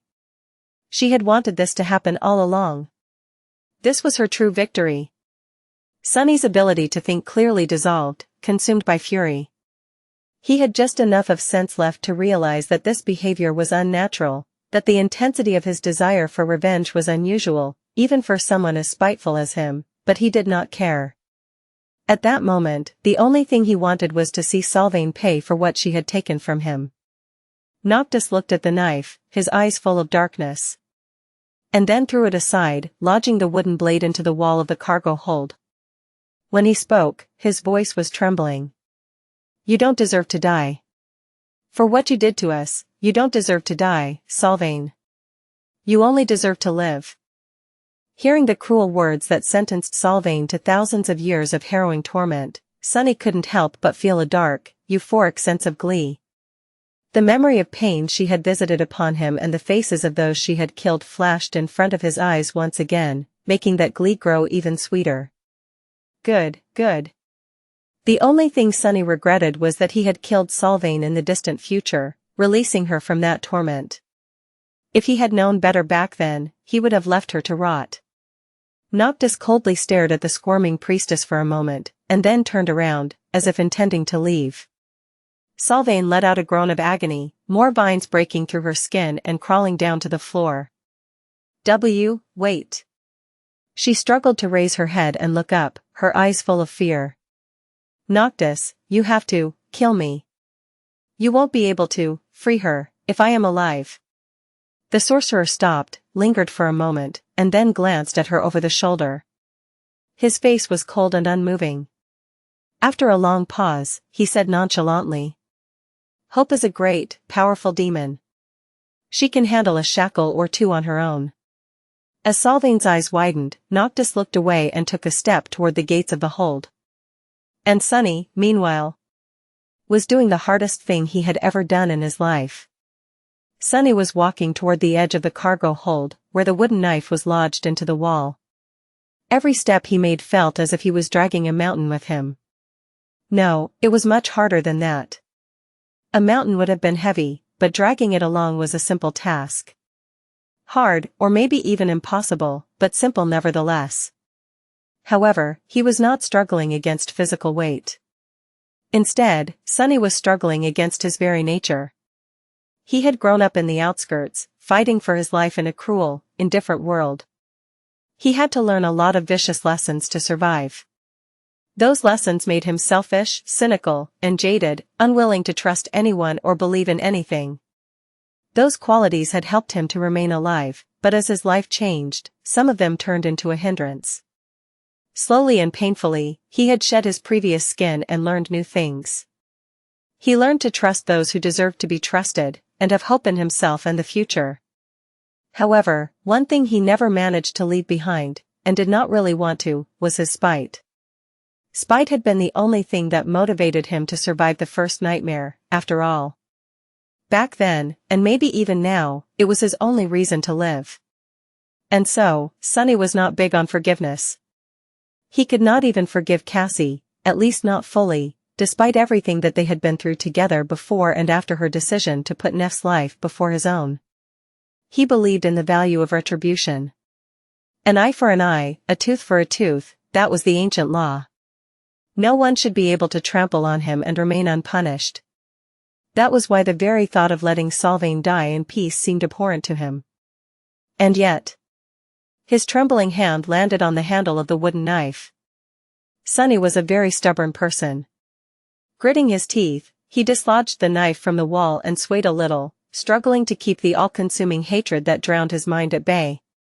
Yes, he wanted Sylvain to pay, he wanted her to suffer. But, even more than that, he wanted fate to go to hell. He could not allow for another thing to happen just like it had happened in the real past.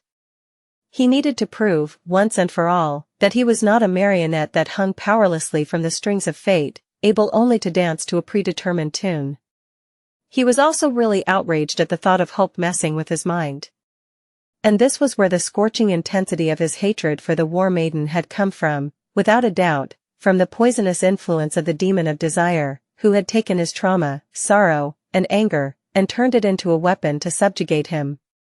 It was a weird thing, to know that his fury was fabricated, but at the same time welcome it and be tempted to surrender to it. And that temptation, it was way harder to overcome than the weight of a mountain. Why am I even doing this? She deserves to suffer, wouldn't it be splendid to leave her to suffer, wouldn't it be the most joyous thing ever? Oh, it would. I can't imagine anything sweeter. Sunny struggled to even remember why he was holding the knife. Oh, right, fate. I did promise to destroy it, didn't I? That was because my fate is to be a slave. I don't really want to be a slave, but who cares? I want Sylvain to be tortured for eternity much more than I want to be free. Freedom is distant, and abstract. Who even wants it? But retribution, it's right here, and feels so wonderful. Gritting his teeth, he made a step forward. Step. Step. Another step. Walking across the cargo hold of the broken ship was much harder than it had been to climb a cold, dark mountain in chains. He wasn't sure that he was going to make it. His face was contorted by an ugly grimace, and his dark eyes burned with mad glee. Then, Sunny stopped. I changed my mind. It is worth it. Surrendering to fate is worth it, if it means that this hateful witch will be tortured endlessly. This will be right, this will be just, this will be the best outcome of all. Sunny sighed, and smiled with relief. Now that he decided to surrender to fate, it was as though a terrible weight was lifted from his shoulders. He was free to bask in the joy of revenge, revel in it. He was unburdened, ecstatic, and at peace. Sunny smiled. And thrust the wooden knife into Sylvain's chest. Damnation. Yes, leaving the War Maiden to suffer felt right and just. But Sunny had never been righteous, and did not really care about being just. And more importantly than that, he wanted to spite fate much more than he wanted to avenge himself on Sylvain. The beautiful priestess shuddered and looked at him with pain and relief mixing in her mesmerizing eyes. Then, her gaze slowly turned empty, losing the spark of life, and her body fell to the floor. Sunny grimaced, feeling bitterly disappointed. He was not happy with his choice at all. He felt terrible. But it had to be done. As the wooden knife broke in his hand, the spell whispered. You have slain a transcendent human, Sylvain. Your shadow grows stronger. You have received a memory. He blinked. Another memory? How does it even work? And then, Sunny suddenly felt really uncomfortable. As if someone was staring at his back. He turned around slowly and met the sorcerer's dark gaze.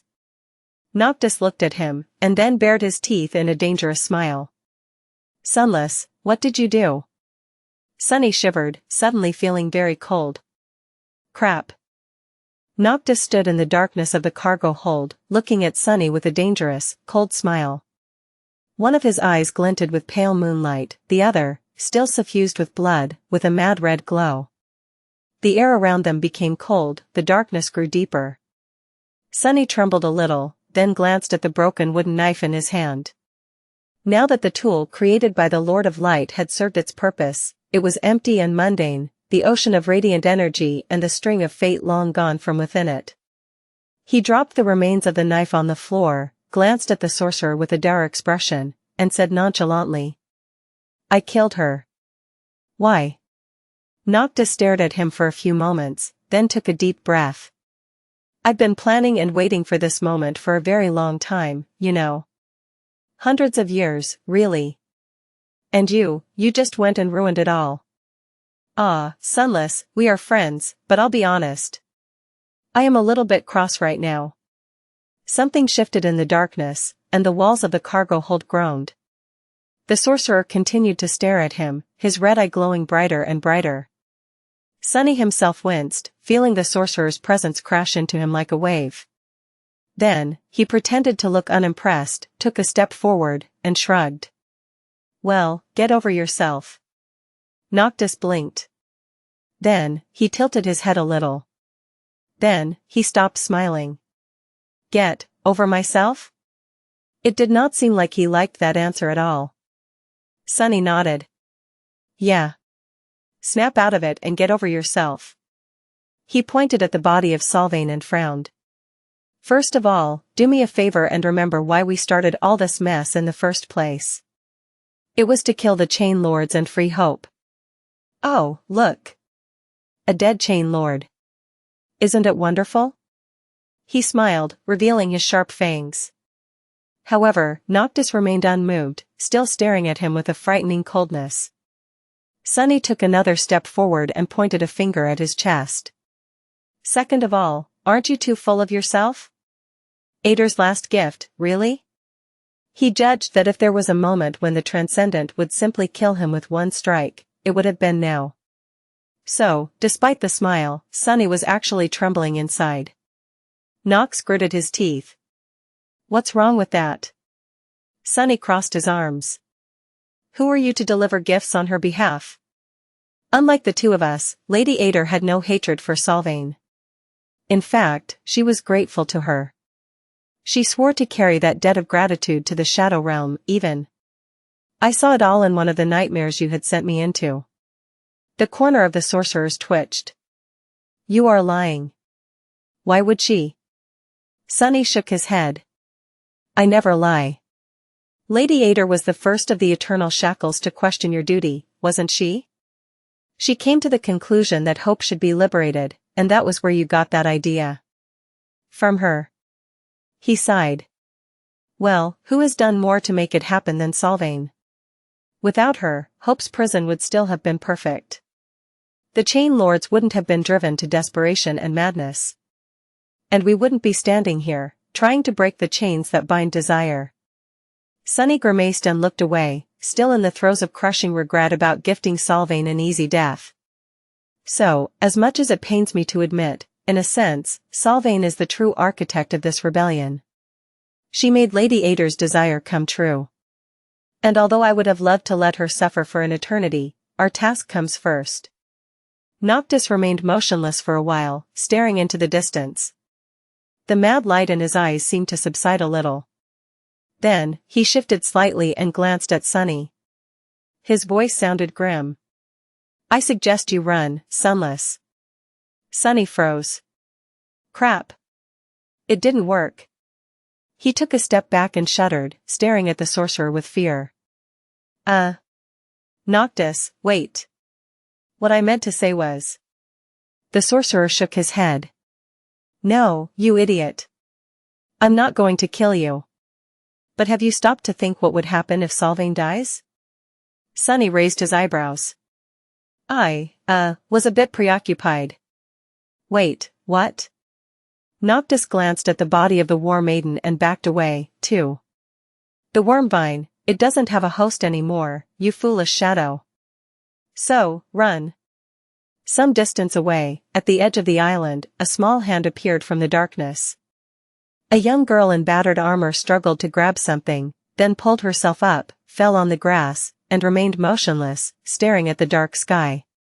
Her small body was covered in burns and lacerations, the bronze armor shredded so thoroughly that it was falling apart, slowly turning into dimming sparks of light. She was severely wounded, drained of essence, and exhausted. But she was alive. Effie stared at the stars, too tired to move. Feeling pain course through her badly burnt body, she winced slightly, and then whispered quietly. Oh, you should have seen the other guy. A pale smile appeared on her bloodied face. Far below, a giant steel carcass was swaying in the wind, its leg tangled in a heavenly chain that the Colossus had broken as he fell. His chest was split open, and deep within it, a half-open cage in the form of a human figure was slowly turning cold. Sun Prince was dead, as well. Now, only 2 chain lords remained. Sunny and Noctis left the cargo hold of the ancient ship in a hurry, barely escaping the wormwine. Behind them, the brown vines were already crawling across the floor, growing in size with each second, hungry to find a source of soul essence to devour. Noctis did not seem too enthusiastic about the prospect of fighting his own creation, and neither was Sunny. The last time, he had destroyed the corrupted monster by killing its host, but this time, he himself ran the risk of becoming the host. It was better to retreat and choose their battle wisely. Very soon, they climbed on the hull of the broken vessel and lingered there for a few moments, looking up. Above them, the remaining ships of the defending fleet hovered in the air, for some reason reluctant to approach and continue their relentless onslaught.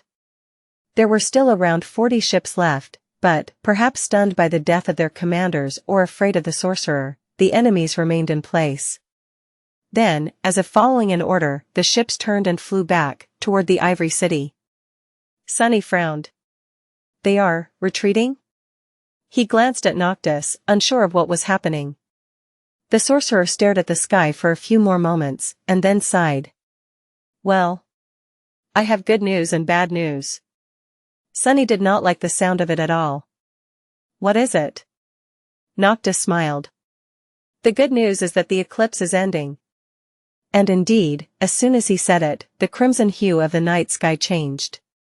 Looking up, Sunny saw that the shadow was leaving the surface of the moon, which was returning to its usual silver color. Its position, though. Suddenly, he felt a very, very bad premonition.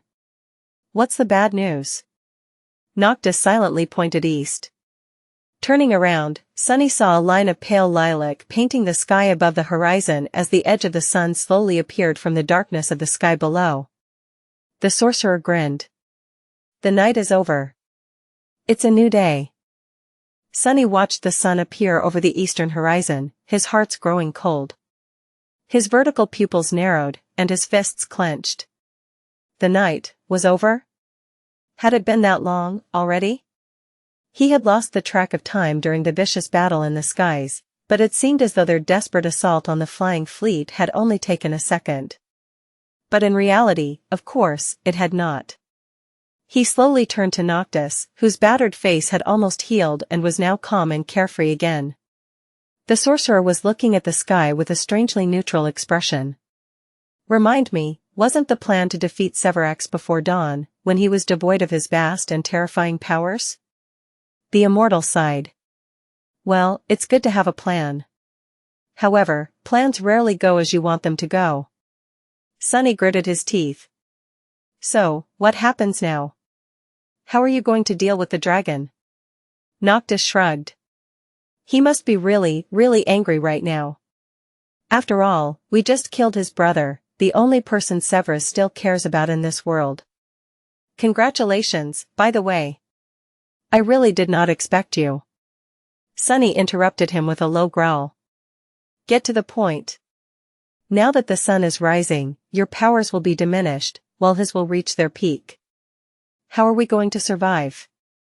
The sorcerer remained silent for a few moments, then scratched the back of his head. Will come up with something? Sunny stared at him in disbelief. You are joking, right? Come on, you must have some devious trick up your sleeve. You have an incredible advantage, after all. You have the knife that can make him mortal, while he doesn't have yours. Should I give you the knives? You have never asked me for the damned knives. Wasn't that the reason you befriended me, in the first place? Noctis looked at him for a while, then simply shook his head. No. No, that was not the reason, Sunless.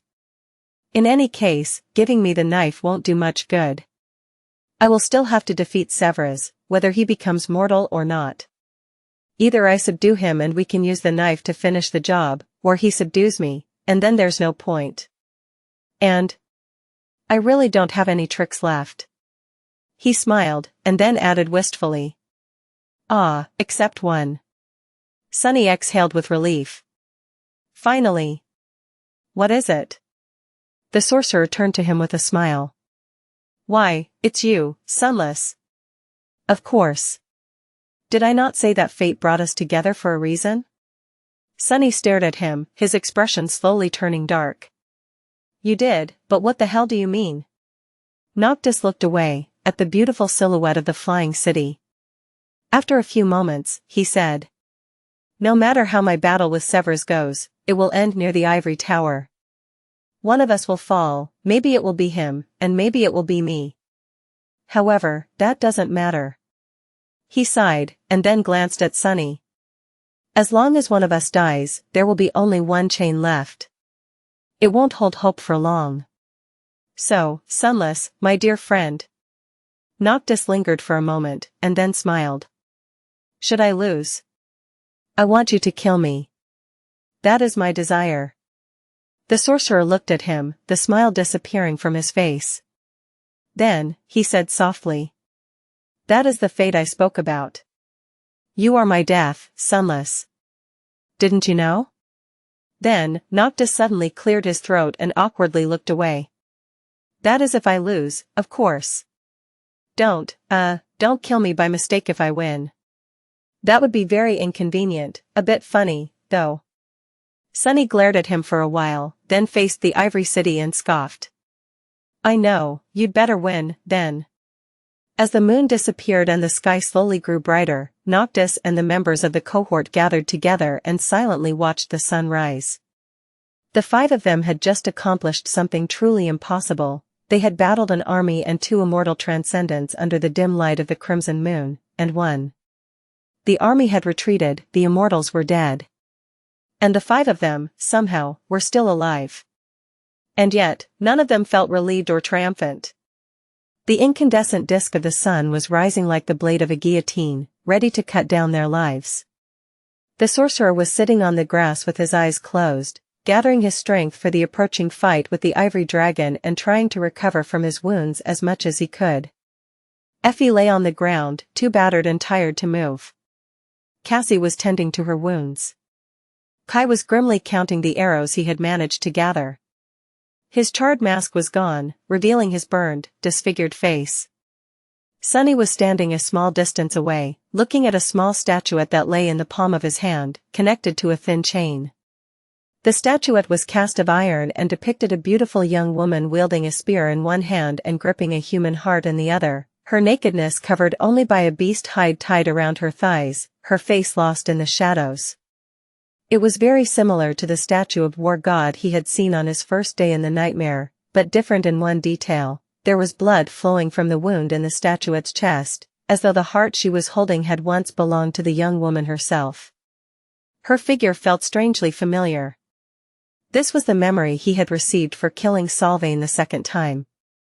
The runes read: Memory, Dying Wish. Memory rank, Transcendent. Memory tier, I. Memory type, Charm. Memory description: a young woman once wished to be free, but could only find her freedom in death. She called upon it, and touched by her sincerity, death came. But instead of embracing it herself, the young woman delivered death to those who held her in chains. Memory enchantments, Death Wish. Enchantment description: those who witness the wielder of this memory are compelled, friends to be inspired, foes to seek the wielder out. The power of the memory grows the more enemies they give the gift of death, and can be consumed to heal the wielder's wounds. Death charge, 0/1000. Sunny hesitated for a bit, and then dismissed the charm with a sigh. This new powerful memory of his could be extremely useful, without a doubt, especially its ability to bring him back from the brink of death. However, he suspected that he would have to kill 1,000 enemies to make that healing really worthwhile. It was still a powerful ability to have, but not in the current situation. He would have to build the charm's charge up for a long time to make use of it. For now, there was only one kill he was concerned about. He was going to deliver the killing blow to either Noctis, or the Ivory Lord. As if answering his thoughts, a sudden movement attracted his attention, out there in the Ivory City. And then, a thundering roar split the world apart. The dragon was coming. Chapter 731 Child of the Sun, Child of the Moon plus, Turn off reset. Sunny shuddered, turning his head to the center of the Ivory City. The thunderous roar that just rolled across the flying islands chilled him to the bone, making both of his hearts stutter. The voice of Sevras, the Ivory Dragon, was filled with so much sorrow, wrath, and madness that every dire horror Sunny had experienced in the Kingdom of Hope paled in comparison. It was like the voice of death itself, coming to drag them down to hell. Taking an involuntary step back, he looked at Noctis and asked hoarsely. Wasn't he supposed to be the sanest of the Chain Lords? The sorcerer slowly opened his eyes, remained motionless for a moment, and then rose to his feet. He was. Noctis glanced in the direction of the sky below, where the corpse of the Sun Prince swayed forlornly, tangled in the chains. He's not anymore, though. As all of them watched, a gargantuan silhouette rose above the city. Sun glistened on the ivory scales of the great beast, and as he moved through the sky, a deep shadow covered streets and houses. The dragon was much more beautiful, majestic, and terrifying than Sunny could have ever imagined. It radiated a feeling of power and holiness that was so intense that it reached across dozens of islands and crashed into them like a wave, making the members of the cohort pale. Sevras looked more like a creature of myth than an actual monster. In fact, calling him a monster would have been unthinkable. Whatever the nightmare creatures were, he was the opposite.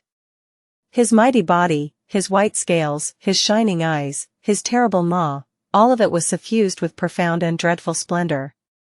The whole body of the great beast was surrounded by a golden halo of divinity, which only Sunny could see. And all of that immeasurable power, all of that immolating fury, all that inhuman madness was aimed at them. Only Noctis remained indifferent, looking at the approaching dragon with a steady gaze. Sunny's face grew dark. You are going to fight, that?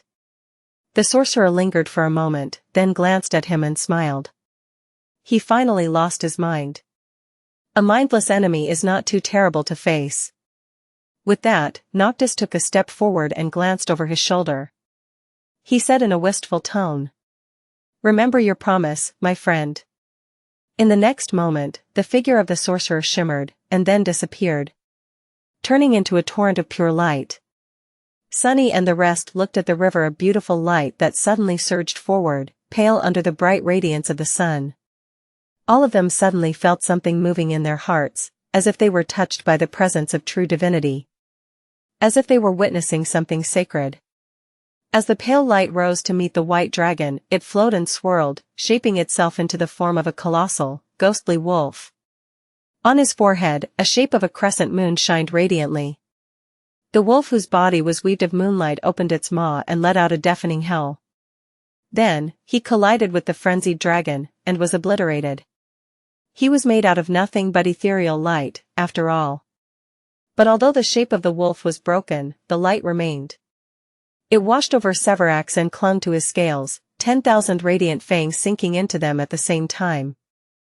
It was as though the dragon was fighting a boundless swarm of fireflies instead of a single beast. Sevras roared in pain, and then twisted his long neck. A stream of annihilating flame shot out of his maw, destroying thousands upon thousands of motes of light. Drops of sizzling blood fell to the ground from the skies. Sunny stared up, paralyzed by the mind-boggling scale and otherworldly sight of the heavenly clash. Beast of Twilight. For better or for worse, he had no time to observe the fight between descendants of the gods. In this battle, he had a role to play, too. With a sigh, Sunny turned his gaze to the beautiful Ivory City and dashed forward. He had to enter the Ivory City. In the future, the Shipwreck Island had been connected to the Twisted Rock, and then to nothing, directly bordering the rift after the small island crumbled into the sky below. However, this had not happened yet. The rift did not even exist. Instead, it bordered the Ivory City. Sunny jumped down to the heavenly chain, realizing that he had traversed this one already, once. Back then, it had been rusted and sick, being slowly devoured by chain worms. The mordant mimic had run across it, escaping the awakening wormvine while Sunny pursued. Now, the heavenly chain looked as good as new. Trying to conserve his essence, Sunny held off on turning into a shadow and simply ran forward. With his 4 cores and the augmentation of 4 shadows, his speed was nothing short of staggering, especially because he used his long upper arms to propel himself forward, as well, running more like a beast than like a human. As the 4-armed devil shot across the chain, the 2 transcendents continued their fight in the skies. He caught glimpses of it from time, or simply felt powerful shockwaves travel through the air, making his bones tremble and the heavy chain sway. The dragon was still enveloped by the swarm of light, spewing streams of fire to burn it away. The light, however, constantly moved, breaking apart and coalescing together, changing shape, and causing more and more pain to the great beast. Sometimes, the colossal form of the ghostly wolf appeared for a short moment to deliver a vicious attack, then dissolved again to avoid retaliation. It seemed as though Noctis was just one mistake away from being gravely wounded and broken by the dragon's flames, and yet, he was not making any mistakes. Fighting with a devious cunning and fierce will, the sorcerer always seemed one step ahead of Sevras. But with every flash of annihilating fire, a small part of him was destroyed. Sunny did not know how much longer Noctis would be able to hold. And for that reason, his task was growing more and more pressing. He had to reach the ivory tower before one of the saints fell. As the battle between the ivory dragon and the beast of Twilight grew more and more devastating, Sunny raced across the heavenly chain and approached the walls of the Ivory City. Up above, Sevras and Noctis continued to rip each other apart, their fury terrible enough to shatter the sky. Effie was in no condition to fight, and Cassie had exhausted all of her soul essence.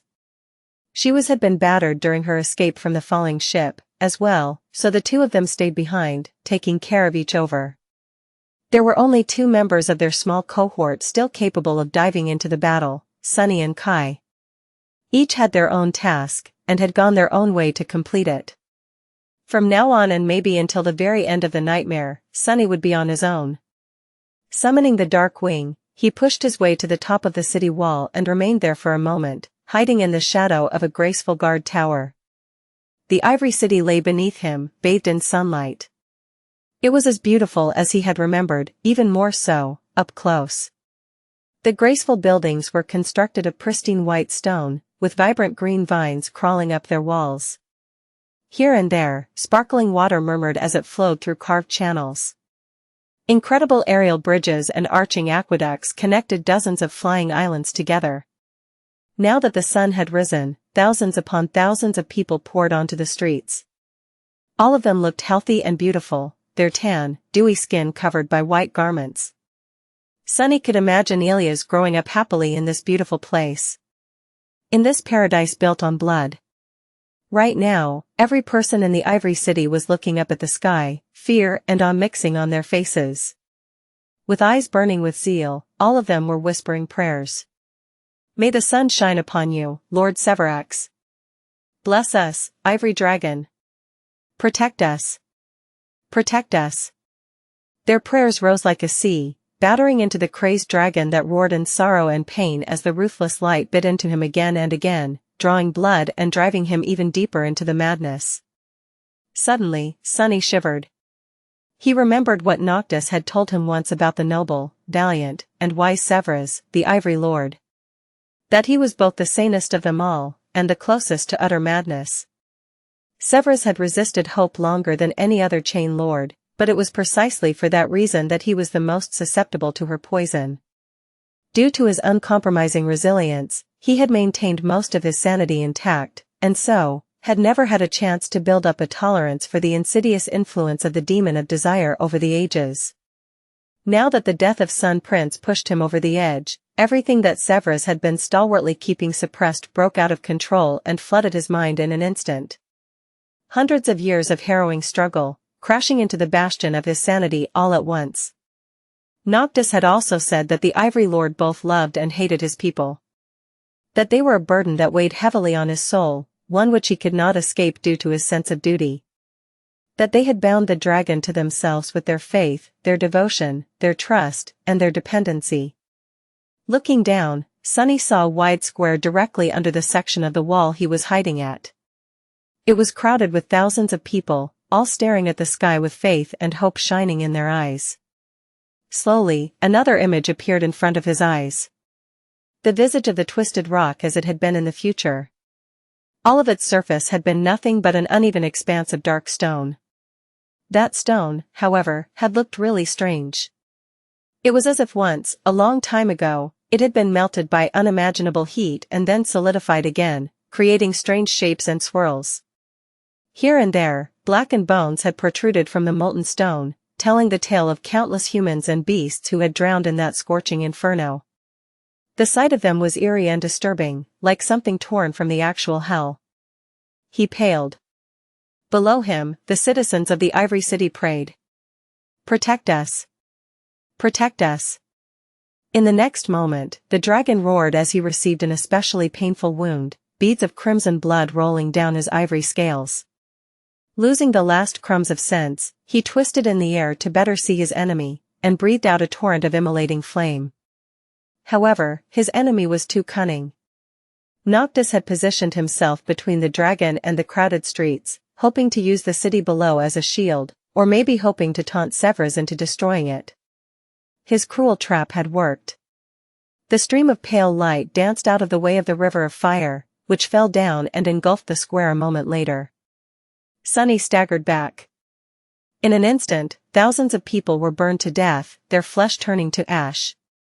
The square became a scorching inferno, with even the stone itself melting and turning into incandescent lava. Cries of pain and horror filled the air. Some of the people survived and tried to flee, but the fire was everywhere around them. There was no escape. This was the response the Ivory Lord sent to their prayers. Horrified, Sevras froze in the air and looked down, shock swirling in his radiant, bestial eyes. Sunny could practically see an internal struggle that happened in the muddled mind of the magnificent dragon. For a short moment, the light of reason grew brighter in his eyes. And then, it became fully extinguished. Not caring anymore and longing for freedom, the dragon let out another furious roar, and then breathed out a powerful stream of fire, destroying a small part of the hateful enemy, but also drowning several streets of the Ivory City in flames. Sunny stared at the slaughter, petrified, but then shook his paralysis off. It did not matter how vile and tragic the fate of the Ivory Dragon, and his city, had turned out to be. All that matters was that he now had to get through the burning hell below, himself. With a low growl, Sunny summoned the memory of fire into the mantle of the underworld and jumped down. There was not much time left. As two immortals fought in the sky above the Ivory City, more and more of it became engulfed in fire. Driven mad by grief, pain, and the terrible weight of his endless life, the noble dragon had lost the last of his sanity. In his frenzy to destroy the elusive, hateful enemy, he brought down a deluge of immolating flame upon the beautiful city. The loss of life was tremendous. The suffering of dying people was indescribable. The heat was unbearable. Thousands died in the fire, and thousands more were being burned to ash with every minute. Panic and horror drowned the whole city, turning its citizens into a mindless mob. They tried to run, trampling countless people to death, only to be swallowed by the flame in the next second. The buildings of white stone were melting like candles, and graceful aerial bridges that connected the island were crumbling into the abyss. Suffering, death, and destruction reigned supreme. And above all of it, the ivory tower stood, sublime and heartlessly indifferent. Sunny traversed the dying city, witnessing the apocalyptic sight of its terrible demise. As he moved through the burning alleyways and streets, it seemed as though the whole world coming to the end. He was surrounded by smoke, fire, and an echoing cacophony of human screams, assaulted from all sides by the ghastly smell of burning flesh and the pervasive feeling of desperate, primal fear. The Lord of Light was the god of creation, but he was also the god of destruction. Today, this aspect of his descended upon the doomed city in all its harrowing glory. Sunny himself was one mistake away from being destroyed. He was running through the burning nightmare, sticking to shadows where he could and using smoke to hide his presence from the panicking mob. With his powerful claws and talons, it was not hard for him to scale buildings or propel himself off their walls to stay above the crowd. Reaching the edge of an island, he could use a bridge, an aqueduct, or a heavenly chain to reach the next one. Sunny was fast and powerful enough to save himself from the fires that were swiftly spreading through the ivory city, devouring flesh and stone with equal hunger. However, nothing was going to save him if Sevras unleashed a river of flame on his head. Not even the mantle of the underworld was going to survive a direct clash against the dragon's flame for more than a second. All he could rely on were his intuition and quick reaction. Reaching the edge of a large building's roof, Sunny prepared to leap over the street below, but then staggered back and dove into the shadows, appearing a dozen meters away. A split second later, a pillar of raging flame fell from above, erasing the building he was aiming for from existence, and taking the whole street with it. The roof he was standing on was cut in half, and the whole structure shuddered, starting to collapse into the sweltering inferno. The path forward was cut off by the annihilating fire, forcing him to change his course. Cursing, Sunny dashed to the side, jumped down, and glanced at the sky. Surprisingly, Noctis was still resisting the frenzied dragon. The river of light that his transformed form consisted of looked pale and weak in the overbearing radiance of the sun. The aura of terrifying might that emanated from Sevras made it seem even more inadequate. The difference in power between the two was clear and immense. And yet, the beast of Twilight was holding his own. Now that the Ivory Lord had succumbed to madness and abandoned all reason, he had turned into a mindless beast. A great one, but a beast nevertheless. Despite being at a tremendous disadvantage, the sorcerer was using his cunning and devious malice to stay one step ahead of the enemy. Constantly moving and shifting its form, the pale light swirled around the dragon and seeped between his scales to relentlessly bit into his flesh. Even though each wound was small and inconsequential, they brought the beast a lot of pain. From time to time, the light coalesced into the giant wolf and sank its fangs into the dragon, shattering the scales directly. Noctis was also always careful to position himself between Sevras and the Ivory City, forcing the crazed chain lord to cause more and more destruction. The more pain Sevras experienced, the more of his beloved city he destroyed, the deeper his madness and desperation grew, and the less reason remained in his damaged mind, making it easier for the ruthless sorcerer to fight him. The countless tiny wounds he delivered to the dragon were slowly starting to accumulate. However, Noctis was being damaged himself, as well. Although he was able to dodge most of the flame, each time, a small part of him was irrevocably destroyed. The light that constituted him looked much paler, already. Sunny simply could not tell who was going to win this terrible battle. He had to be prepared for both outcomes. Just as Noctis had told him, as the two clashing transcendents circled in the sky, they slowly moved toward the ivory tower. Sunny was getting closer to it, too. He had already traversed half a dozen islands, somehow managing to suffer only a couple of serious burns. Now, only a few chains separated him from the great pagoda itself. As he climbed onto the last island before the one he was aiming for, a terrible roar suddenly thundered from above, making the whole world shudder. Falling to his knees, Sunny pressed his hands against his ears and looked up, stunned. What he saw made him freeze in shock. The great dragon Sevras was falling. His ivory scales were painted red, and a large chunk of flesh was missing from his neck. A river of sizzling blood was flowing from the terrible wound, and one of his mighty wings seemed to be broken. Unable to support his weight in the air, the dragon plummeted from the skies and crashed heavily into the ivory island, raising a cloud of dust and disappearing from view.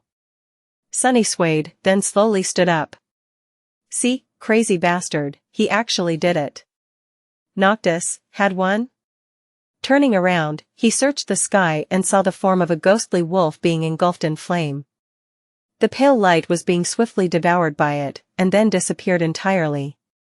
Instead, a small human figure fell down, landing somewhere far away in the city. He knew that Noctis was still alive, the sorcerer was immortal, after all. However, Sunny doubted that he would be able to recover any time soon. It did not matter, though. The sorcerer had already done his part. Sevras was mortally wounded, and all that remained was to thrust the knife into his flesh, making the wound actually kill him. Sunny dashed forward. The ivory tower loomed above him, obstructing the sky. He just had to reach the edge of the island and traverse one last chain to approach its foundation. The island he was currently traversing was devoid of any buildings. Instead, there was just one tall, jagged piece of white rock protruding from its center, with soot-covered chains hanging from it. Not paying it any attention, Sunny ran to the aerial bridge that led to the ivory island. As he approached it, however, he slowed down, and then stopped completely. A lone human figure was sitting on the steps leading to the bridge. The stranger was relaxed and seemingly unconcerned by the titanic battle that had just taken place. With his back turned to the ivory tower, the man was looking directly at Sunny. Waiting for him. The ivory island was separated from the rest of the city by a wide chasm. Once, it had been connected to 7 islands by 7 unbreakable chains. Now, only 2 remained. There had been several arching bridges leading to it, as well, but most of them long collapsed. Only one still stood, arching and monumental, built of pristine white stone. An old man with a wrinkled face and gray hair was sitting on the steps leading to the bridge, dressed in a white tunic. It was different from the clothes most of the citizens wore, resembling that of a priest. The man had a frail body and pale blue eyes. The old man's face was strangely calm. He observed the burning city with solemn indifference, as if the weight of years made him numb to the cruelties of the mortal realm. Even though his world was ending, the elder remained poised and dignified. Noticing the approaching devil, the old man tiredly leaned on his cane. "Stop, creature. This is a sacred land, you are not allowed to go further." Sunny stopped a few meters away from the stranger and studied him for a few moments. Then, he sighed and said, his voice even. "Why the charade? Drop it, Mordred." The old man looked at him with confusion, then suddenly grinned. His whole presence suddenly shifted, becoming much more energetic and unrestrained. He laughed dryly, and then shook his head. "Ah, what a pity. What gave me away?" Sunny shrugged. "I knew that you would show up sooner or later. And there's not much of later left." Mordred, who inhabited the old and frail body, smiled. True. Thank you very much, Sunless. You have fulfilled my request to keep Noctis alive very well. In fact." His face darkened a little. "I'd say that you even performed a little bit too well. Who could have thought that the beast of Twilight would still win, despite not having the Night Oracle's support? It makes me feel as though all my ordeals in the north were a bit silly." The old man sighed, but then smiled again. "Well, no matter. It can still be salvaged, however, I was very serious. Sorry to say this, but you can't go any further, Sunless." Sunny tilted his head a little, staring at Mordred with a dark expression. "Oh, yeah? How are you going to kill that damned dragon without my knife? I am sure you know that I visited the Temple of the Chalice." The old man gave him a polite nod. Oh, I do. That was rather spectacular. But, Sunless, you see, that is exactly why I can't allow you to cross that bridge. Sunny frowned. What do you mean? Why? Mordred looked at him with surprise. Well, because I need Sevras alive, of course. Killing him would ruin months of torturous effort I put into preparing everything. Remaining in this feeble body all that time was not very pleasant, you know, but there are very few people that the Ivory Lord allows to tend to him, and this priest was the best choice. Sunny gritted his teeth, then uttered with frustration. Keep Noctis alive, keep Sevras alive, damn it. What the hell do you actually hope to achieve, Mordred? You are clearly not planning to free Hope. What else can end this nightmare? What do you want? The old man blinked a couple of times, confusion appearing on his face. Free Hope? He thought for a moment, then shook his head with a smile. Of course, I am not here to free Hope. That is not the reason why I entered this seed. His smile twisted slightly, a disturbing glint igniting in his eyes. I am here to kill her. As the words echoed in the silence, Sunny stared at the frail old man with a deep frown. Then, he threw his head back and laughed. Kill her, kill Hope? Have you completely lost your mind, Mordred? The banished prince shifted slightly, then said in a neutral tone. Not completely. Sunny clenched his fists, then shook his head in indignation. She is a demon, you fool. A divine being. A god. How are you, a mere awakened, going to kill her? How can you hope to even scratch her? Mordred shrugged, then looked at him with a friendly smile. Why, have you never wanted to kill a god? Sunny stared at him with wide eyes. I am of a rather high opinion of myself, but I am not delusional. I know my limits, Mordred, don't you? The old man sighed. It's not like killing a god is impossible. They are all dead, after all. However, I understand your concern. I would not have wanted to face the demon of desire in battle. He lingered for a moment, and then added. But she is not exactly able to fight right now, is she? She is bound, sapped of most of her powers. Imprisoned for 1,000 years, so, you see, I can't let you go breaking more of her chains. Your part is done, Sunless. Leave the rest to me. I will conquer this nightmare for both of us. Well, and reap the reward, of course. Sunny bared his fangs. She might not be as powerful as she had been before Sun God put her in chains, but she is still a creature of divine rank. Your power alone will not be enough to wound her, let alone kill her, you are insane. Hope's poison must have gotten to you. Mordred smiled. Ah, you are correct. I am not powerful enough to kill her alone. That is why I have spent months carefully putting a few useful ideas into the Ivory Lord's muddled mind. I needed Noctis to give him a little push, though, kill his brother, destroy his city. You did well to assist him. A dangerous gleam appeared in the old man's eyes. Now that Sevras has nothing left, he will direct his endless ire on Hope. That will be my chance.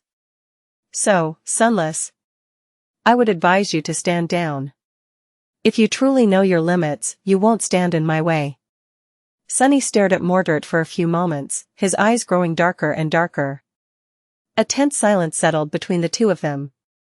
Then, a swirl of sparks appeared around the devil's hand. The old man looked at it, his gaze growing sharp and cold. He was waiting to see what weapon Sunny was going to summon. However, Sunny did not summon a weapon. Instead, an exquisite wooden chair appeared in his hand. Glaring at Mordred, Sunny put the chair on the ground, sat on it, and crossed his arms. Well, go on, then. What are you waiting for? I wish you luck. Sunny sat comfortably on the elegant wooden chair, staring at Mordred with all four of his arms crossed. The chair was a bit small for his prodigious body, but due to the quality and durability of the materials it was made of, managed to carry the weight rather well. Noctis really knew the value of good craftsmanship. The old man, meanwhile, met his deadpan gaze with a mildly surprised expression slowly appearing on his face. All around them, the Ivory City was being devoured by fire. After a while, Mordred shifted a little, and then said with amusement. To be honest, I expected you to attack me. Sunny scoffed. Why would I bother? You seem to be hellbent on committing suicide. I can just wait until hope kills you, then carry on with my initial plans. He thought for a bit, and then added. Plus, in the improbable case that you somehow succeed, I don't really lose anything. I will still become a master. Sure, the great and mighty clan Valor might suffer as the result, but what do I care? I have no relationship with them. The old man glanced at him with a pleasant smile. That bow of yours suggests otherwise. Sunny chuckled. My war bow? Do you like it? Well, I like it very much. What a beauty, your family really knows how to craft a memory. However, you are mistaken if you think that I received it for rendering some service to Valor or being close to your father. In fact, they don't even know that I have it. I would prefer if it stayed that way, too. Mordred tilted his head a little. Have no worry, Sunless, your secret is safe with me. All your secrets, actually. I have to admit, though, with how paranoid you are, I thought that you would try to silence me at all costs. Aren't you afraid that I will reveal them after escaping from the nightmare? Sunny smiled lazily, then shrugged. Not really. He sighed, and then said in a serious tone. While it pains me that you know so much about me, you and I are similar in many ways. We both believe that knowledge is the origin of power, don't we? So, sharing my secrets would be no different from giving your power away. Why share the leverage you have on me with anyone when you can have it all to yourself? Sunny's expression grew a little dour. Of course, I would gladly kill you to destroy that leverage. However, the benefit of destroying you is not worth the risk of fighting you. You are one scary bastard, Mordred, you know that? Plus, I don't even know how to kill you, so what's the point? He was not lying. Although Sunny had grown more powerful than he had expected inside the nightmare, Mordred was much older and had vastly more experience. He also had a far greater background. If Sunny's suspicions were correct, not only had the Prince of Nothing inherited the lineage of War God, but he had also been raised by both great clan Valor and Asterion. He was a monster created by not one, but two sovereigns. A monster capable enough to, maybe, outshine both of them. How could an outskirt rat like Sunny compete with that upbringing? He couldn't. Yet. At least not in a direct fight. A competition of wit, on the other hand. Who could say which one of them was more devious? As Sunny stared at him with a smile, Mordred remained silent for a few moments, and then slowly stood up. What remarkable restraint, are you sure you don't want to attack me, Sunless? Sunny shook his head. I really don't want to. The old man looked at him, then said with uncertainty. Well. I'll be going then? He lingered for a few moments before turning around and taking a step away. Sunny cleared his throat. There is one problem, though. Mordred froze, then faced him again, an amused smile appearing on his lips. His eyes glistened dangerously. Oh? Sunny sighed. As much as I don't want to fight you, and as much as I wish you luck in ending this nightmare, I am a very, very petty person. I also have a great memory. I tend to remember my grudges. He raised a hand and started counting on his fingers. You used me, lured me into a trap, put me in hot water with clan Valor, caused me and my friend weeks of terrible suffering, almost cost us our lives, and then even tried to kill me yourself. You really, really owe me a lot, Mordred, don't you think? The old man grinned. Ah, I see how you could have been a little upset with my actions. Well, how do you suppose we should settle my debt, Sunless? Sunny made himself more comfortable and smiled. Then, he said in a cheerful tone. I accept transcendent memories. 6 or 7 should do. Mordred stared at him for a bit, then laughed. I see. Sadly, that would not be very convenient for me. Anything else you might consider? Sunny looked at him with regret. Well, in that case, there is one other thing. I guess I can just prevent you from killing Hope, ruin the plans you've been making for the better part of the decade, torture you ruthlessly for a few weeks, and then slowly destroy your body. That should make us even, I think. Mordred looked at him with a somber expression. I thought you couldn't lie. Didn't you say that you wouldn't attack me? Sunny shook his head. I said that I don't want to attack you. Never said that I won't. The old man sighed. Yes, I noticed. Pity. I hope to avoid this. With that, the shadows around Sunny suddenly shifted and moved. A moment later, 5 identical four-armed devils rose from them, each at least 3 meters tall. They wore fearsome onyx armors, with darkness veiling their bestial faces and black eyes. Each had 4 horns, and each had one of them broken. The devils radiated a suffocating, frightening feeling of malice and furious power. Still sitting on his chair, Sunny stared at the 5 shadow spawns that surrounded him with trepidation. His face grew still. Gripping the extraordinary rock, he shivered and said glumly. Well, that's not good at all. 5 reflections surrounded Sunny, each bearing his own image.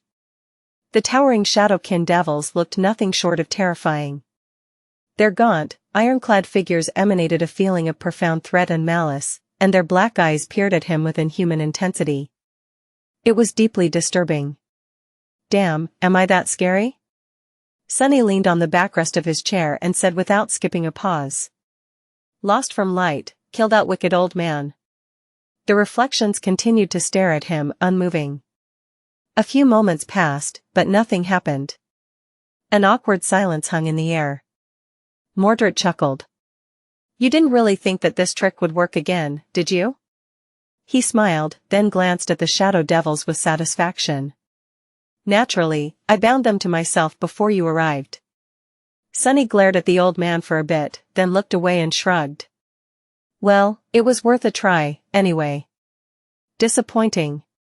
He studied the reflections for a second, trying to determine how powerful they were, exactly. Unlike how Mordred had appeared during their soul battle, now, Sunny could only see one weak core in the frail body of the old man. It was dim and unremarkable, hinting that he was looking at the priest's own soul, or at least its perfect imitation. It seemed that determining which body the Prince of Nothing possessed in that manner was impossible. His own soul was perfectly hidden. The reflections, on the other hand, were different, and quite bizarre. Sunny could see shadow cores inside each of the creatures, but despite looking like shadow devils, none of them were. All of them were ascended, but 2 out of 5 were mere beasts. 2 more were monsters, and 1 was a demon. Sunny had no idea how the class progression worked when it came to reflections, but he suspected that they were less powerful than the mirror beast, their elder sibling, had been. Mirror beast had lived a much longer life and risen to an ascended devil, after all. Still, 5 ascended reflections were most likely more than enough to rip him to shreds. Especially considering that each of them was reflecting a wielder of a divine aspect. Sunny looked at Mordred, hesitated, and said somberly. Very impressive, but also a bit underwhelming. I guess slaughtering thousands of mundane humans was not very nourishing for your monsters, huh? Now that I see them, I do agree that your accomplishments in the north might have been silly.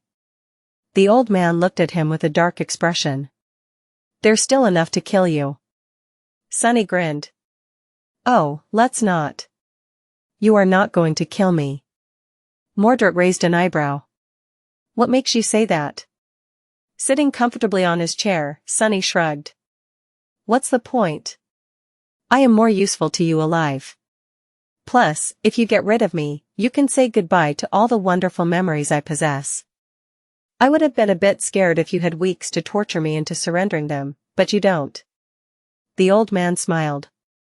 This is a very reasonable answer. However, are you that sure I am a reasonable man, Sunless? Sunny felt a cold shiver run down his spine and forced out a weak smile. No. Not really. I am not sure. In any case, you are also underestimating me. Mordred frowned. How so? Your allies seem to have abandoned you. Your shadows are wounded and can't be summoned again. What can you do against reflections? Glancing at the towering shadow devils with apprehension, Sunny lingered for a few moments, and then said, "Well, if you put it like that, it does seem like I can't do much. They are all very powerful, indeed.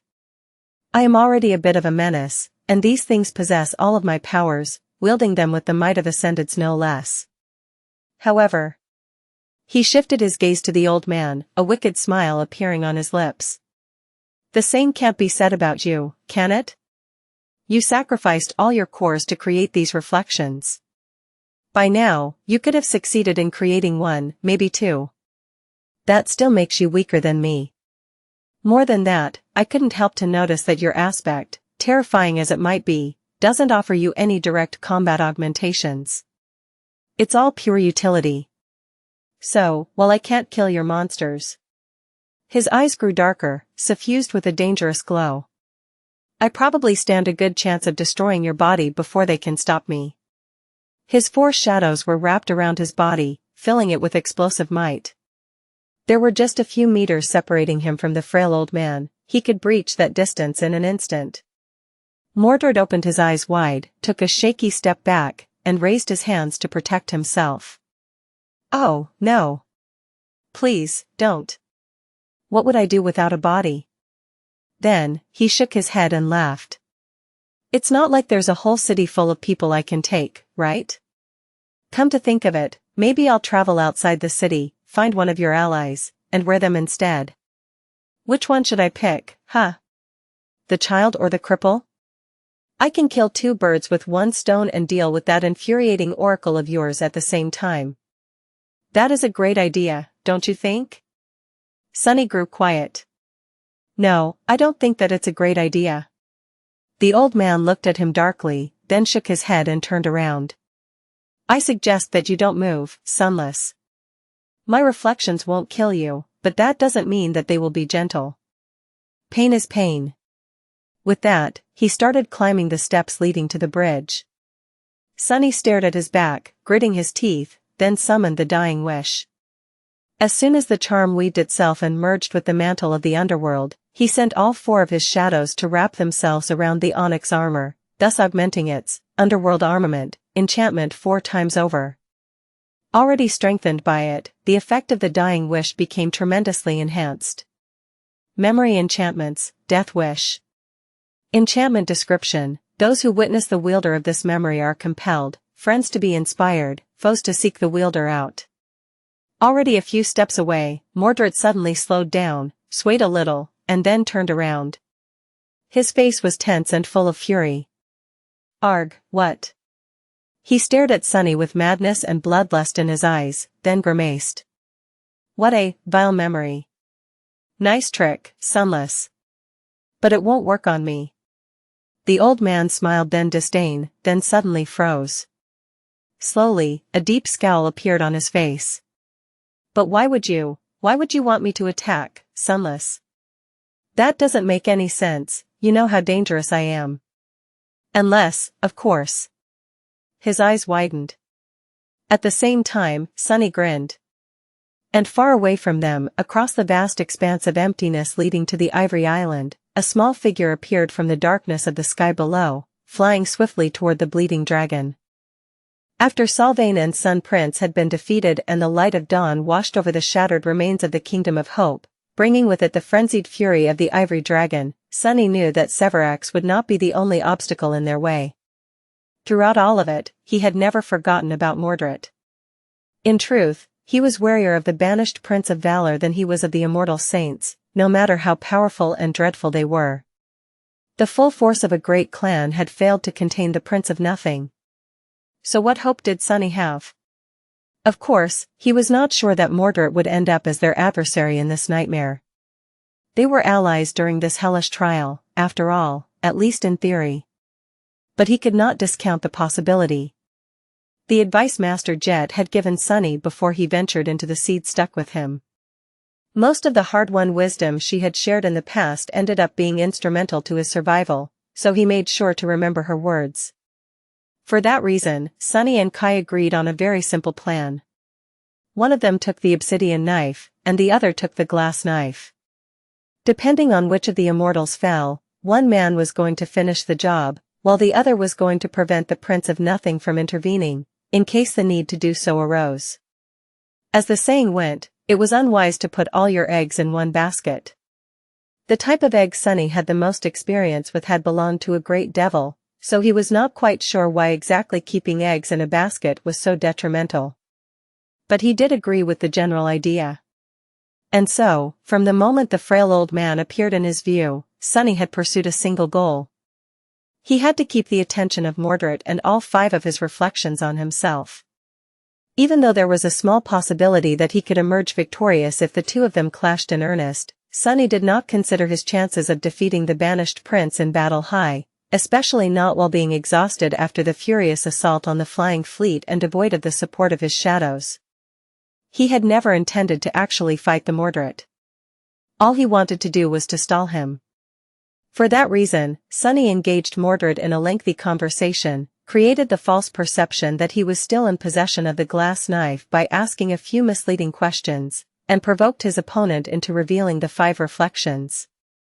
Perhaps the Prince of Nothing was poisoned by hope enough to lose a small part of his cunning, or perhaps he fell for the trap that awaited most habitual liars and failed to account for how warped his impression of people was. Perhaps he underestimated how proficient Sunny grew in utilizing his flaw for his own benefit.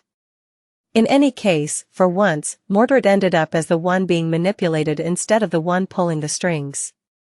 Sunny might have not been stronger than him, but he did manage to outwit the banished prince. Today, he turned out to be the more devious of the 2, even if just barely.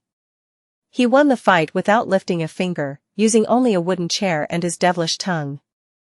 Well, to be precise, he did not even use his tongue. He used a rock instead. As soon as all reflections revealed themselves, Kai started to move. And by the time he reached the Ivory Island, it was already too late to stop him. Almost. The Prince of Nothing still could have used his aspect to move through the reflections and invade the archer's soul. However, Kai was wearing the Anvil amulet that Sunny had given him. This talisman had been forged by the Sovereign of Valor himself, and made the wearer immune to Mordred's soul possession. Even if the banished prince jumped through the reflections into Kai's eyes, he was not going to be able to possess him. That left only the reflections, which were currently turned into copies of Sunny and wielded his divine aspect. Each had access to the memories he wore and his aspect abilities, including Shadow Step. They could still reach the island in time to prevent Kai from delivering the killing blow to Sevras. Sunny had to stop them at all costs and buy his friend a few precious seconds. But that was easier said than done. As a small human figure streaked from the darkness of the sky below toward the slumped silhouette of the ivory dragon, Mordred swiftly turned and narrowed his eyes, instantly realizing that he had been played. Before he could react, however, a tide of shadows suddenly exploded from the small lantern hanging on Sunny's waist, enveloping everything around them in impenetrable darkness. The light of the sun was swiftly destroying the shadows, but at the same time, it was being devoured by the lantern, creating a strange equilibrium. The shadows themselves were ancient, deep, and resilient. Sunny had collected them from the dark sides of the islands surrounding the sanctuary before departing for the war. With no light remaining around them, there were also no reflections. With no reflections, Mordred was robbed of a large part of his power for a moment. That did not help at all against the 5 reflections, though, since each of them was as comfortable in the shadows as Sunny himself was. They were his perfect copies, after all. Knowing that, Sunny decided to try a desperate gamble. The mantle of the underworld was still augmented by 4 shadows, its underworld armament, enchantment empowering the dying wishes effect manifold. Sunny himself was strongly affected by the compelling aura of the charm, feeling an almost irresistible urge to throw himself at the reflections and tear them apart. However, this sensation was swiftly disappearing, since he had already dismissed the iron statuette. Instead, he summoned the broken oath into the onyx armor. And since the 5 reflections were mirroring him, each of them reflected that change, too. Only the demon turned out to be smart enough to stop himself and consider the consequences. The beasts and monsters failed to realize the result of their actions in time. Mordred moved, and so did the shadow devils. But just as they did, the vile charm fully weaved itself into existence. Augmented by the enchantment of the mantle of the underworld, its soul-eroding aura was strengthened and flowed outward like invisible poison. The armor, however, was itself augmented 4 times over by Sunny's shadows, making the empowering effect tremendously more pronounced. And on top of that, for out of the 5 reflections suddenly emanated the same ferocious aura. The 5 overcharged fields of soul erosion merged together, turning into something far more vicious and destructive than the sum of its parts. Into something truly horrid. Even though the mantle of the underworld provided Sunny with a substantial degree of resistance against soul attacks, he couldn't help but let out a scream. The reflections opened their mouths in agony, too, although no sound came out of them. Mordred, however. Mordred did not enjoy the same protection that Sunny and the reflections received from the onyx armor. The underworld armament allowed the mantle to accommodate and augment a charm memory, channeling its enchantment as if it was inherent to the armor itself. That alone made the mantle of the underworld incredibly flexible. What was more, this quality truly shined when wielded by Sunny. He could have augmented the broken oath with his 4 shadows, but chose to wrap them around his armor instead, achieving an even better result. Not only was the effect of the augmentation shared and enhanced, but all the other enchantments of the mantle of the underworld were augmented as well. Among them was Stalwart, which granted him extremely high protection against physical attacks, high protection against elemental attacks, and, most importantly, a moderate amount of protection against mind and soul attacks. Currently, the mantle was simultaneously radiating a tremendously damaging soul annihilation aura and providing him with vastly increased resistance to soul damage. Even then, when 5 of these auras clashed and combined together, he let out a scream and collapsed to the ground, consumed by harrowing agony. His already wounded soul was being frayed and eroded at a terrible rate, and all he could do was writhe on the ground, barely clinging to any resemblance of consciousness. The 5 reflections were not doing much better. Even though their ascended souls, or whatever it was they had instead of souls, possessed a far better quality due to a superior rank, they had fewer cores. While that was not enough to make them succumb to soul annihilation faster than Sunny by itself, that also meant that they had fewer shadows, and therefore their reflected versions of the mantle enjoyed less augmentation, providing them with less resistance to soul damage. What it all meant, Sunny had no idea. He could not guess who was going to be destroyed first, the reflections or him. As far as he could tell, their chances were about equal. However, things were very different when it came to Mordred. Unlike Sunny and the reflections, he did not enjoy the protection of the mantle of the underworld. He was also only able to steal the aspect of the body he possessed, while his own strange and terrible ability to mirror someone's powers only worked inside the victim's soul. He could not simply copy the onyx armor onto himself, nor could he augment it. For the moment, Mordred was defenseless. With a startled yelp, the old man awkwardly fell to his knees and then rolled down the steps, ending up on the ground not too far away from Sunny. A stifled howl escaped from his lips, and his eyes opened wide, full of shock and terrible pain. The suffering Sunny and the reflections experienced affected him so much worse. Any other awakened would have been swiftly destroyed, but the Prince of Nothing persisted, somehow. Several swirls of sparks instantly appeared around his body, heralding the appearance of protective memories. Who knew how vast and powerful his soul arsenal was? Mordred could have possessed a memory capable of turning the tide of events completely. But very few memories were capable of manifesting themselves instantly. Most took several precious seconds to appear, and usually, the more powerful ones took the longest. By the time the sparks of light turned into tangible objects, he could have been either already dead or too severely damaged to be able to act. Writhing in agony, Sunny threw a burning look at the old man and gritted his teeth so hard that his fangs pierced his lip, sending drops of blood rolling down. Die. Die, you bastard. Just hurry up and die. A desperate hope that Mordred would fail to survive the soul annihilation filled his hearts, despite the fact that Sunny did not really think that getting rid of the prince would be so easy.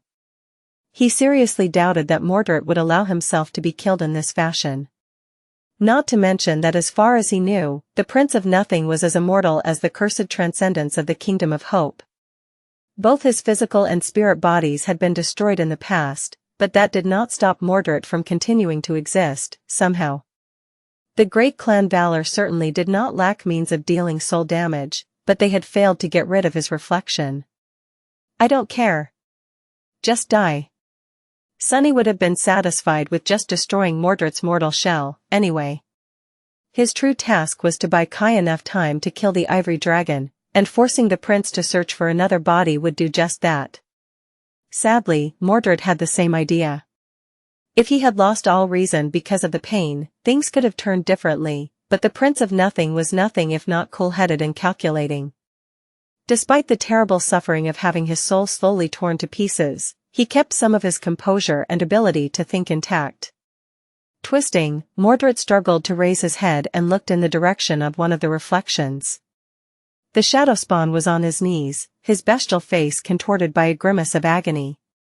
The Prince of Nothing paled, and then whispered something. A moment later, the figure of the kneeling devil rippled and shattered like a piece of glass. Something swift and intangible moved through the air and entered Mordred's body. Then, another reflection shattered, and then another, and then another. In an instant, 4 of the 5, both beasts and both monsters, were gone, leaving a lone demon behind. As they disappeared, the components of the soul-annihilating field disappeared as well. Only Sunny's own augmented aura was left to spread the invisible poison. He let out a trembling sigh of relief, and then dismissed the broken oath entirely. Almost at the same time, a silver bracelet, a necklace made of strange black pearls, and a bone scepter appeared on Mordred's body and in his hand. Each of the memories, without a doubt, provided him with a degree of soul protection, but by now, they were of no use. With his soul in shambles and barely keeping itself together, Sunny remained laying on the ground. He groaned, and then threw a tired glance at his enemy.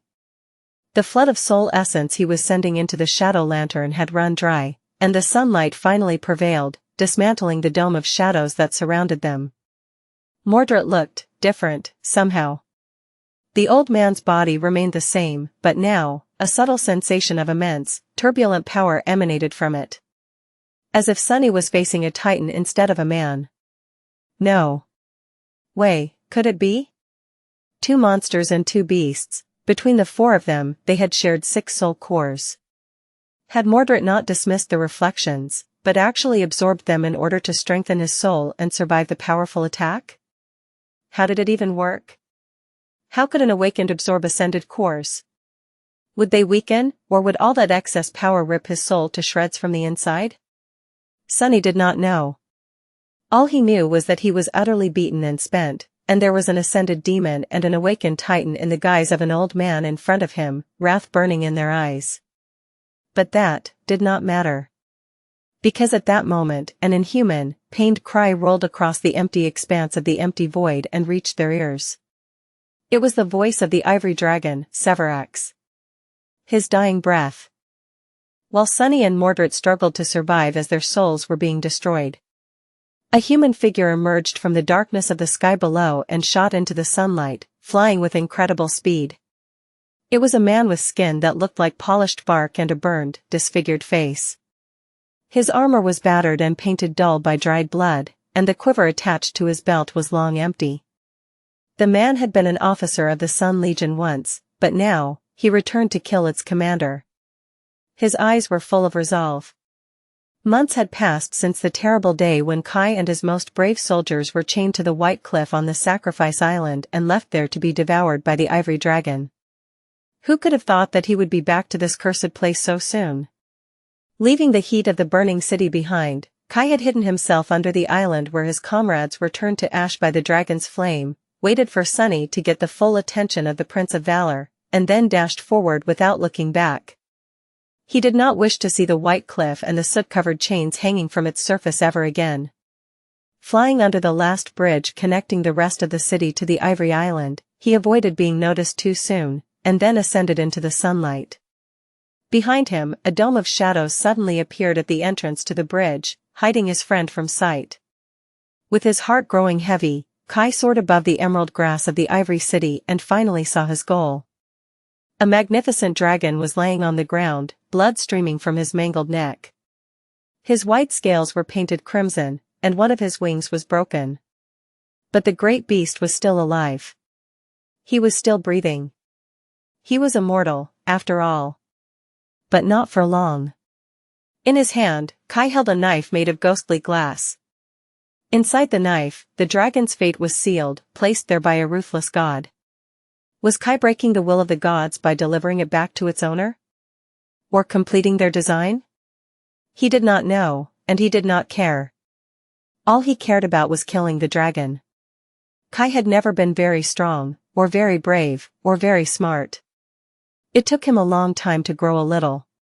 He was not a person of great conviction, either.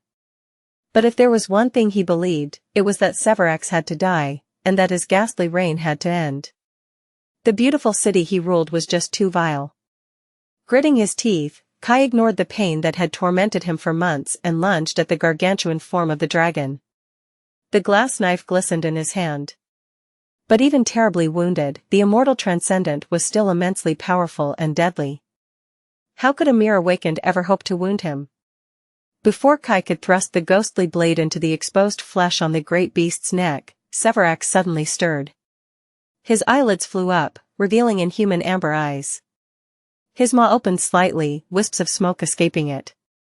The dragon moved his healthy wing, and a torrent of wind crashed into Kai, sending him spinning. The glass knife scratched uselessly against impenetrable scales, and he was thrown away. A moment later, a giant claw brushed across his chest. The young man dashed away in time to avoid being killed, but just this light touch was enough to rip his breastplate open and shatter a few of his ribs. With a groan, Kai fell on the soft grass. His speed was so great that his body slid for a few dozen meters, and by the time he rose shakily to his knees, the dragon was already looking at him, ready to attack. A hint of confusion surfaced from the ocean of madness hidden in his eyes. Sevras lingered for a moment, and then, a low, tired, sonorous voice resounded from all around them. "You. I know you." Kai gritted his teeth. His surprise attack had failed, he failed. Now that the Transcendent was aware of him, there was little chance of delivering the fateful strike. No matter how wounded and exhausted the Ivory Lord was, he would still be immeasurably faster, stronger, and more powerful than an awakened with a weak aspect. He would crush Kai in an instant. The immortal was not going to die. Hope was not going to escape. The nightmare was not going to end. His friends would not be saved. Kai might have been able to fly through the sky and see far and wide. But he was no dragon. The man with a disfigured face looked at the immortal beast towering in front of him. He shook slightly, and then lowered his head. And then, he lunged forward, sending bits of torn grass into the air. He was fast, incredibly fast, but Sevras was faster. The great beast twisted his neck, protecting the wound left on it by the fangs of the beast of Twilight, and then opened his maw to crush the small human between his jaws. Perhaps Kai could have dodged. But he didn't. Instead, he accelerated even more and flew straight into the dragon's maw, which instantly closed, giant fangs striking against each other with a deafening sound. Just like that, the crippled man was gone. The dragon froze for a moment, stunned by the little human's unflinching bravery. Then, he suddenly shuddered and let out a tortured cry.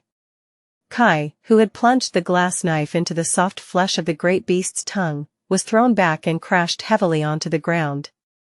His bark-like skin was smoldering, scorched once again by the heat of the dragon's flame. His armor was disintegrating. And the Ivory Lord, meanwhile, was becoming mortal again. Now that his fate had been returned to him, the terrible wound on his neck was sapping him of life. A few seconds more, and it was going to kill him. But no. Not yet. As a long, sorrowful cry of the great beast echoed across the burning city, Sevras stubbornly refused to die. Straining his battered body, he slowly crawled forward, desperately trying to reach the ivory tower, which he had sworn to protect. Leaving a trail of blood behind, the beautiful white dragon tortuously wrapped his body around the great pagoda and tiredly lowered his head to the ground in front of its gates. His eyes slowly closed. It was his duty. To protect it. He was going to it, even in death. He promised. Laying on the soft grass in the middle of a burning inferno, the dragon let out a soft breath. He imagined a different picture. A picture of a beautiful white city, its streets bathing in gentle sunlight, full of happy and kind people, thriving, peaceful, and safe. A few moments later, Sevras, the blessed of the sun, was dead. As the ivory dragon died, an invisible ripple spread through the world. The whole city trembled slightly, and then, one of the two remaining chains that bound the ivory island to the rest of Hope's shattered kingdom broke with a deafening ring. The broken chain fell into the darkness of the sky below, leaving only a single tether holding the island in place. The island's position shifted, not by much, but enough to cause the arching stone bridge to crack, shudder, and then slowly crumble. A cloud of stone dust rose into the air as the massive structure collapsed, enveloping the patch of grass where Sunny and Mordred lay, still reeling from the deadly soul attack. Sunny coughed and waved his hand in front of his face, weakly trying to chase the dust away. Damnation! The Prince of Nothing, meanwhile, was slowly rising to his feet. With a stagger, he regained his footing and looked in the direction of the ivory tower, his old face growing dim. Mordred remained silent for a while, and then said evenly, "Well, that is a bit unfortunate." Sunny let out a hoarse laugh, causing the old man to turn around and glance at him darkly. Then, he tried to sit up, but failed. The Prince of Nothing scoffed. "Drop the act, Sunless. I know you are not that weakened." Sunny cursed, then stopped pretending and sat up with a groan. He was indeed in a very bad shape, drained of essence, and barely alive because of how severely damaged his soul was. However, he was indeed not as weak as he had wanted to mislead Mordred into believing. The old man shook his head, then smiled. "Using my own reflections against me, how clever. I expected something like that from you." Then, his face abruptly grew dark, and he gazed in the direction of the ivory tower once again. His voice sounded quiet and uncertain. "That, however, that I did not expect at all. It should not have been possible. I don't understand, giving one of the knives away is not in your nature. With how cynical and distrustful you are, you should have clung to them to the end. How did I make this mistake?" Sunny grinned. "I guess I've changed." Mordred frowned, then slowly shook his head. "People don't change that easily." The grin on Sunny's face became a little brittle. "It wasn't easy." The old man remained motionless for a while, then sighed heavily and turned around to face him. At the same time, his remaining reflection did the same. The Prince of Nothing stared at the battered shadow devil for a few moments, then said amiably, "Sunless, my friend, please give me one reason why I shouldn't kill you." Sunny blinked a couple of times, then answered with a dark smile. "In case you didn't notice, people who try to kill me tend to end up dead instead." Mordred grinned dangerously. "I am sure I can manage." "Well, crap. I'm a bit sure myself." He tilted his head, then said doubtfully, "Because I still have the divine memory you want to get your hands on?" The old man took a step forward, causing the reflection to do the same. Normally, that would have been a good reason. But right now, to be honest, Sunless, I am starting to wonder if it's worth the effort. Sunny lingered for a bit, then raised an eyebrow. "Pretty please?" The Prince of Nothing laughed. "Not good enough." Sunny stared at him, slowly circulating what little essence he had left through his body. His shadows were damaged and restoring themselves in the nurturing black flames of his soul. His strength was depleted, his allies were far away and in even worse shape than him. Things were looking bleak. He sighed, and then said in a neutral tone, "Look, sure, you can probably kill me. But make no mistake, I won't make it easy for you. More importantly, I'll make sure to resist for a long, long time." Mordred smiled politely. "So far, I am liking everything that I am hearing." Sunny grinned. Aren't you forgetting something? The Prince of Nothing lingered for a moment, then frowned. And what might that be? Climbing back onto his chair, Sunny leaned on the backrest and let out a relieved sigh. Then, he pointed at the ivory tower. This nightmare is coming to the end. There's not much time left until we are returned to the real world. Precious time that you are going to waste trying to get rid of me. Mordred looked at him with a dark expression. That is all right. My schedule is suddenly free, anyway. What else is there to do? Sunny shook his head. You might have lost the opportunity to kill the demon of desire. But have you forgotten about the demon of destiny? There is a whole ebony tower beneath us, free for the plunder. The old man's frown deepened. The divine flames are much more intense and plentiful during this time. The rift in them can't be traversed by the likes of us. Not that there's enough time to, anyway. Unless... His expression suddenly changed. Sunny nodded. Indeed. The sky below cannot be traversed, but we just happen to be near the Ivory Island, and the portal that stands behind the tower. Now, you can waste time trying to kill me, or you can try to pour enough divine flame into it, and get your hands on all the toys left behind by Nether. Just don't be an idiot like me and let the time catch up to them after the seal is broken. Mordred stared at him for a few moments, and then grinned. You are just hoping that the strange rod inside the ebony tower is going to devour me, aren't you? After all, it is not as starved yet, in this time. Sunny coughed. Guilty as charged. Still. Are you planning to kill a sovereign without taking a risk from time to time? Hurry up and decide. The clock is ticking. The old man studied him for a while, not saying anything. Gradually, Sunny grew extremely uncomfortable under that gaze. Damned bastard, your desire to kill me can't be stronger than your desire to take revenge on Clan Valor. Hope, do your thing. Come on. Eventually, Mordred chuckled, shook his head, and said. 2 sovereigns. Sunny raised an eyebrow. What?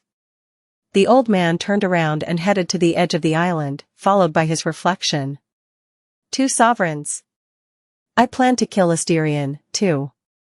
Although that will probably be much, much harder than dealing with my father, still, I am as good at remembering grudges as you are, Sunless, so pray that we never meet again. He stopped near the very edge of the empty abyss of the sky below, lingered at it for a few moments, and then said somberly. Although who will hear your prayers? The gods are dead. With that, the Prince of Nothing stepped into the darkness and disappeared, taking his reflection with him. Sunny was left alone on the empty island, struggling to believe that he actually survived. He looked down, at his exquisite wooden chair, then at the rock in his hand. Then, he let out a shaky breath. Damn. I can't believe that worked. For a few moments, Sunny remained motionless, staring at the beautiful ivory walls of the great pagoda that towered above the world. Although the whole city was being consumed by immolating flame, here at its precipice, everything was calm and quiet. He couldn't quite believe it. Sylvain, the saint of war, was dead. The immortal prince encased in the mountain of moving steel was dead. The noble dragon that had dutifully guarded the tower was dead, as well. They won.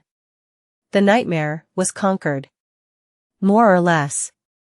From the blood-soaked arena of the Red Colosseum, to the never-ending prison of nightmares, to the numinous temple of the chalice, to the furious battle for the sky above the Ivory City, to confronting the Prince of Nothing, somehow, he had lived through all of it, and triumphed. What were the chances of that? Just 5 months, but it felt like a lifetime. Of course, there were a few issues left. Most of the army of the perished Chain Lords was still intact, and on its way to the city. The cohort had dealt a terrible blow to the small part of it, but hundreds upon hundreds of flying ships still remained, carrying thousands upon thousands of soldiers. Now that their commanders were dead, he was not sure what would happen to them, and how they would react. Noctis was nowhere to be found. And hope was still chained, even if not for long now. With a sigh, Sunny stood up and grimaced as a feeling of sickening weakness overwhelmed him. His soul was terribly damaged. He had never abused it to this degree before, not even during the siege of the Crimson Spire. His body was not doing too great either. Sunny had given his all to come this far, and now, he was at the end of his rope.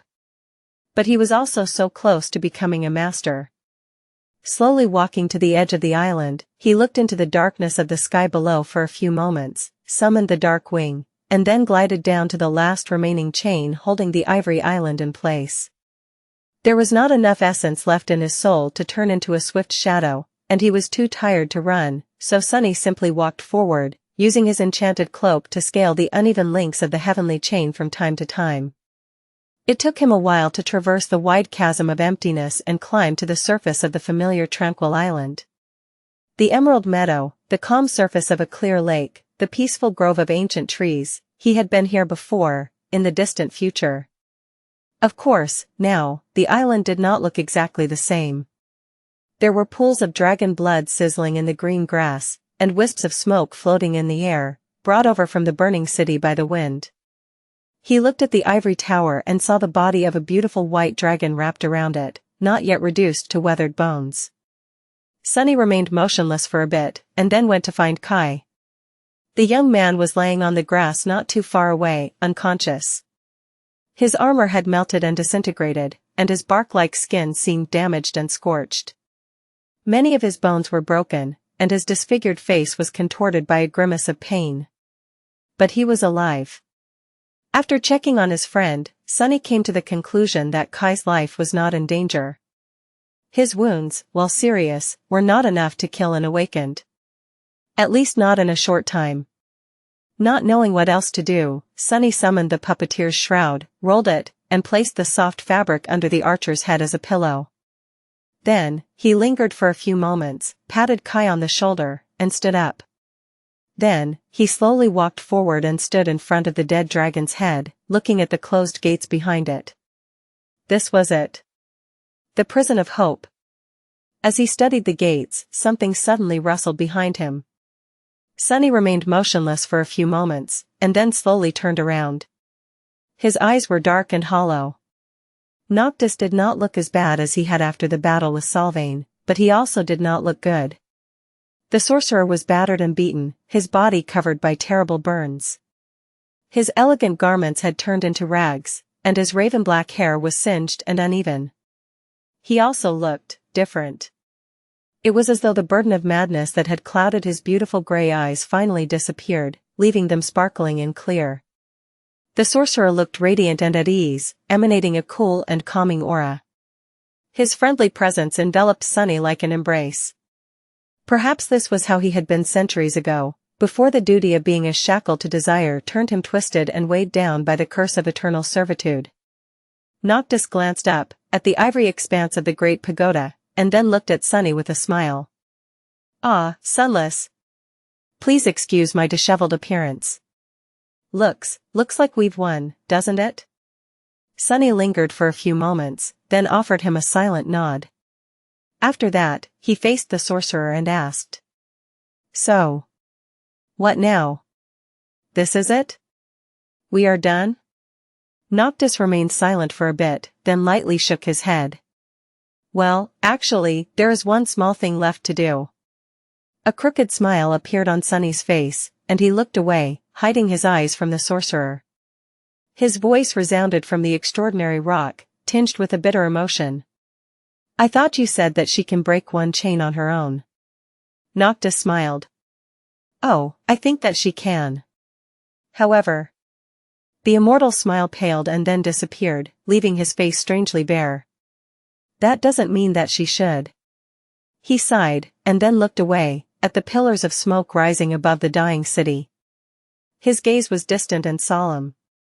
"Have you ever seen a wolf gnaw its paw off to escape a trap, Sunless? Ah, it's a terrible thing to behold. I wouldn't wish such a fate on anyone." Noctis remained silent for a while, and then added in a wistful tone. "Wolves are meant to be free."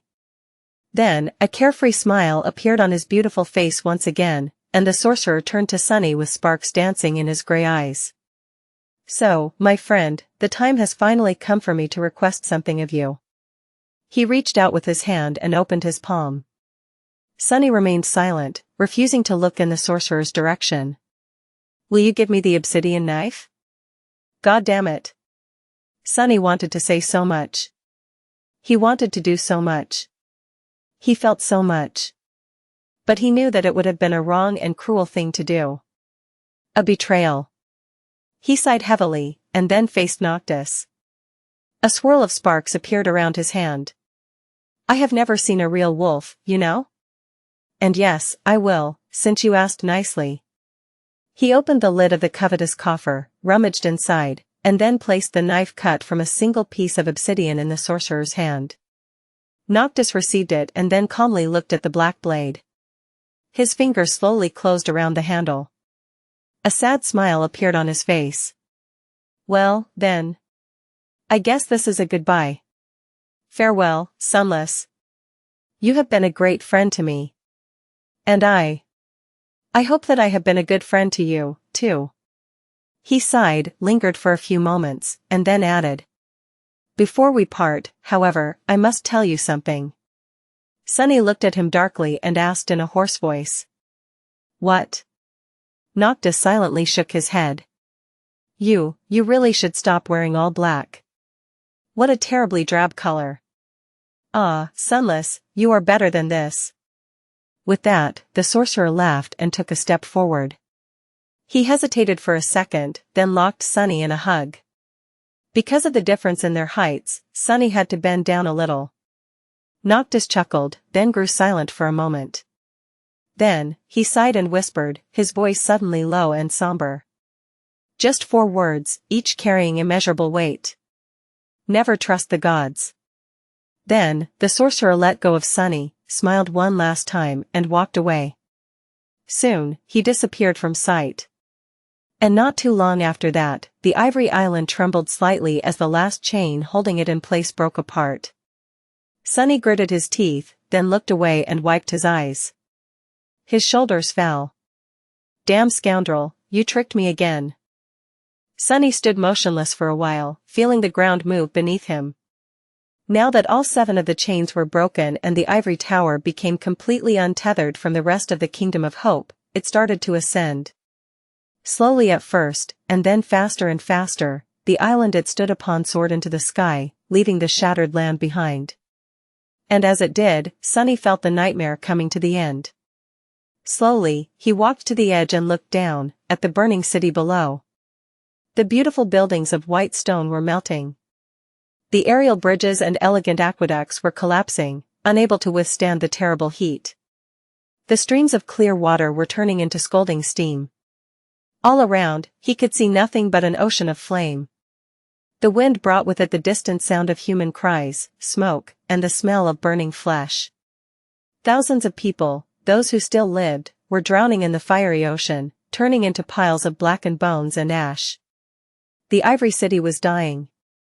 Was this what salvation looked like?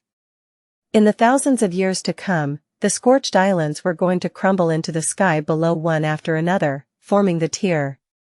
The twisted rock would eventually be the last one to fall. As the ivory tower rose higher and higher, the sight of the dying city did not encompass all of Sunny's vision anymore. Now, he saw further and wider. The landscape of the Kingdom of Hope was laid bare in front of him. He saw the shape of a giant steel corpse swinging below a faraway island on a broken chain, and a shape of a shattered ship laying on the ground. Effie and Cassie were somewhere there, as well, but the distance was too great for Sunny to see them. He saw countless islands, some of them verdant and green, some of them gray and desolate. There were forests and lakes, rivers and hills, human settlements, small and large. He saw people, cattle, beasts, and nightmare creatures. He saw the chains stretching into the distance as they connected the islands together. Looking up from the ground, Sunny saw numerous flying ships rushing toward the burning city. There were hundreds and hundreds of them, some with white sails, some with red. The army of the fallen chain lords had arrived. As the ivory island rose even higher, the sky around it started to change. The change was subtle at the beginning, but as the ivory tower continued to ascend, it became more and more pronounced. The invisible power that held the flying islands above the abyss of the sky below was shifting. As its heart climbed higher and higher, it was slowly becoming more and more overbearing. The giant enchantment was losing its balance. Sunny shivered as he realized what was happening. The crushing was coming to the Chained Isles for the first time. As he watched, it descended upon the shattered remains of the Kingdom of Hope in all its vicious might.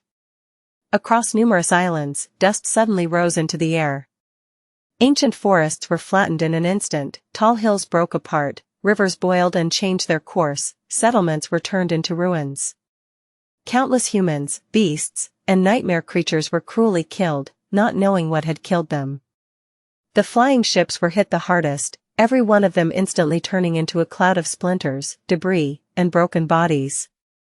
The mighty army was gone in a second. The scale of the destruction was too large to comprehend. Sunny watched as the Kingdom of Hope was turned into the Chained Isles, paralyzed by the inconceivable horror of that sight. For a while, all thoughts disappeared from his head. Then, suddenly, his eyes widened. Cassie! Effie! For a moment, he was consumed by fear, but then his heart slowly calmed. No. They were all right. Cassie had always been good at predicting when the islands would enter the crushing, back in the future. She would have warned Effie if they were in danger and taken them both to safety. Sunny sighed with relief. Now that his paralysis was broken, however, another thought suddenly entered his mind. He took an uncertain step back from the edge, then turned around and ran to the center of the island. Approaching the dead dragon, he hurriedly climbed over the beast's massive head and jumped down, landing near the gates of the ivory tower.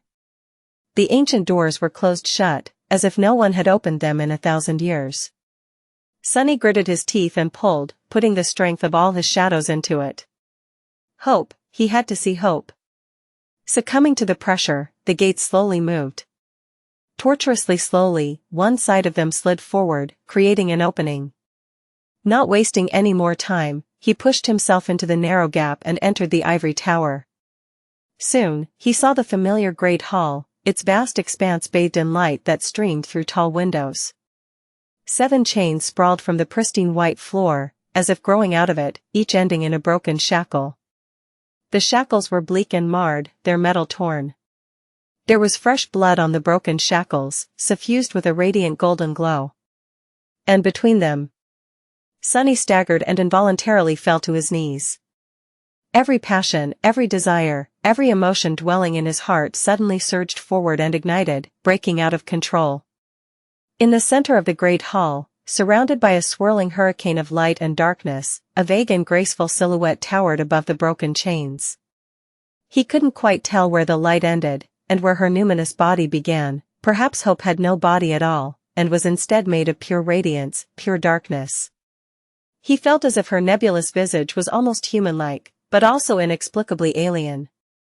The shapes and contours were both correct and wrong, both familiar and strange, both pleasing and revolting. And beautiful. So beautiful. She was the most beautiful thing he had ever seen. She was the most terrifying thing he had ever seen. She was divine, unholy, unknown, unknowable. A demon. And she was leaving. Sunny couldn't see much, but he clearly understood that Hope was ready to disappear. Maybe she was already half gone, and all he saw was an afterimage. And yet, he had to. His mind was scattered and empty, and he didn't quite remember what he wanted to do. What he desired. Sunny gritted his teeth, and then screamed, letting his desire dictate the question. Wait. Don't go. Tell me why the Lord of Light did this. Why did the gods imprison you? Why couldn't they just kill you? Why? The demon of desire paid him no attention. For a moment, Sunny thought that he would not receive an answer. But then, something changed. Hope moved, and was suddenly beside him. Her face, which was weaved of light and darkness, encompassed the whole world. Her radiant eyes peered into the deepest, most hidden parts of his soul.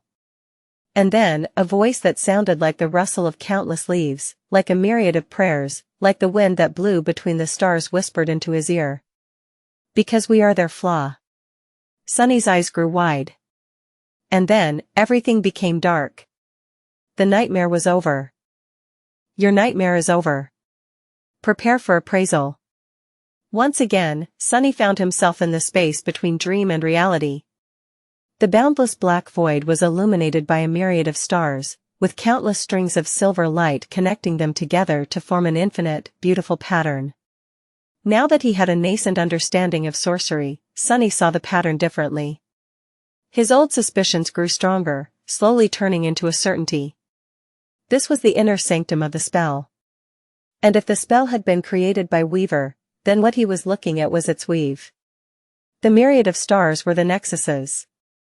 The strings of light, however, were not the same as the threads of essence he could create himself.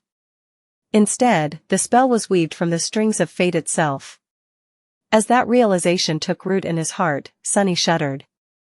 The scale of the cosmic weave of silver light and numerous stars that surrounded him had already been too vast to comprehend. Now that he glimpsed its true nature, it suddenly seemed even more inconceivable. Yes, Weaver was called the demon of fate, but harvesting its very fabric to create a titanic enchantment was too incredible, even for the firstborn of the unknown. For a demon. Sunny shivered once again. We are their flaw, what did she mean? Hope's answer had shaken him to the very core. The implications were too unthinkable. He did not truly understand what she had meant, but felt as though he was at the precipice of a vast and terrible truth. Sunny was still far away from grasping that truth, however. Were the demons personifications of the flaws that the gods had shed? Is that how the gods had become flawless? Or had the gods been flawless before the demons appeared, instead? None of it made any sense. How did the unknown, from whom the demons had come, fit into this? Was there a hint at who or what the unknown had been, or was? As always, there were too many questions, and almost no answers. If there was one thing that became clear, however, it was that the relationship between the gods and the demons was even more complicated than he had thought. How infuriating. Sunny had learned a remarkable secret, but had no way to understand it. He stared into the distance for some time, then sighed. Well, whatever. I am too small and weak to concern myself with the secrets of the divine, anyway. Although he was not as small and weak as he had been before. He was a master. Or rather, was about to become one. As if answering his thoughts, the spell finally spoke. Awakened. Your trial is over. Its voice continued to resonate in the black void. A lonesome shadow came to a land of shattered dreams. It was captured and thrown into a cage, but escaped by weaving sorceries from its own soul. The shadow beheaded itself to take the slave collar off its neck, and lost its heart to win its freedom. Leaving the Colosseum behind, the shadow traveled far and got ensnared. It lived 100 lives and died 100 deaths within a dreadful nightmare, forgetting what it was and where it came from.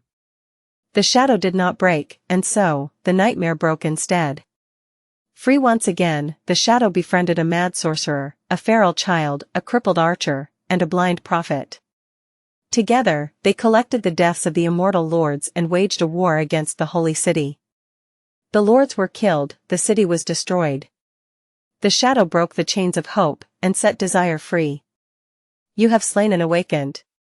The spell went on to list everyone and everything he had killed inside the nightmare. Sunny felt that something strange was happening to time inside the black void, because it did not take too long for the spell to finish with that part of the appraisal. And there was a lot for it to list. Sunny had been busy in these past 5 months, after all. He had lost count at some point, but the number of his victims had to be somewhere between 1 and 2,000. He had slain 1,000 enemies at the Red Colosseum alone. A few of them stood out from the litany of names.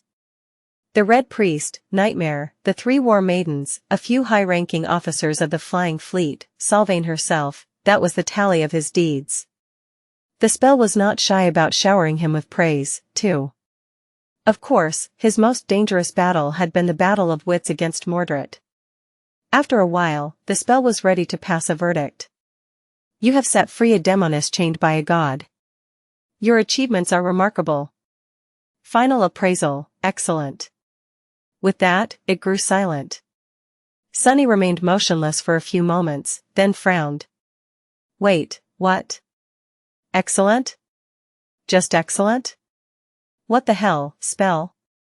It did not even bother to add a remark after the appraisal. He had killed hundreds upon hundreds of awakened humans and nightmare creatures, including plenty of fallen abominations and masters. He had even killed a saint. He had learned true sorcery, won a battle against a whole army, caused the deaths of several immortals, and set free a demon against a god's will.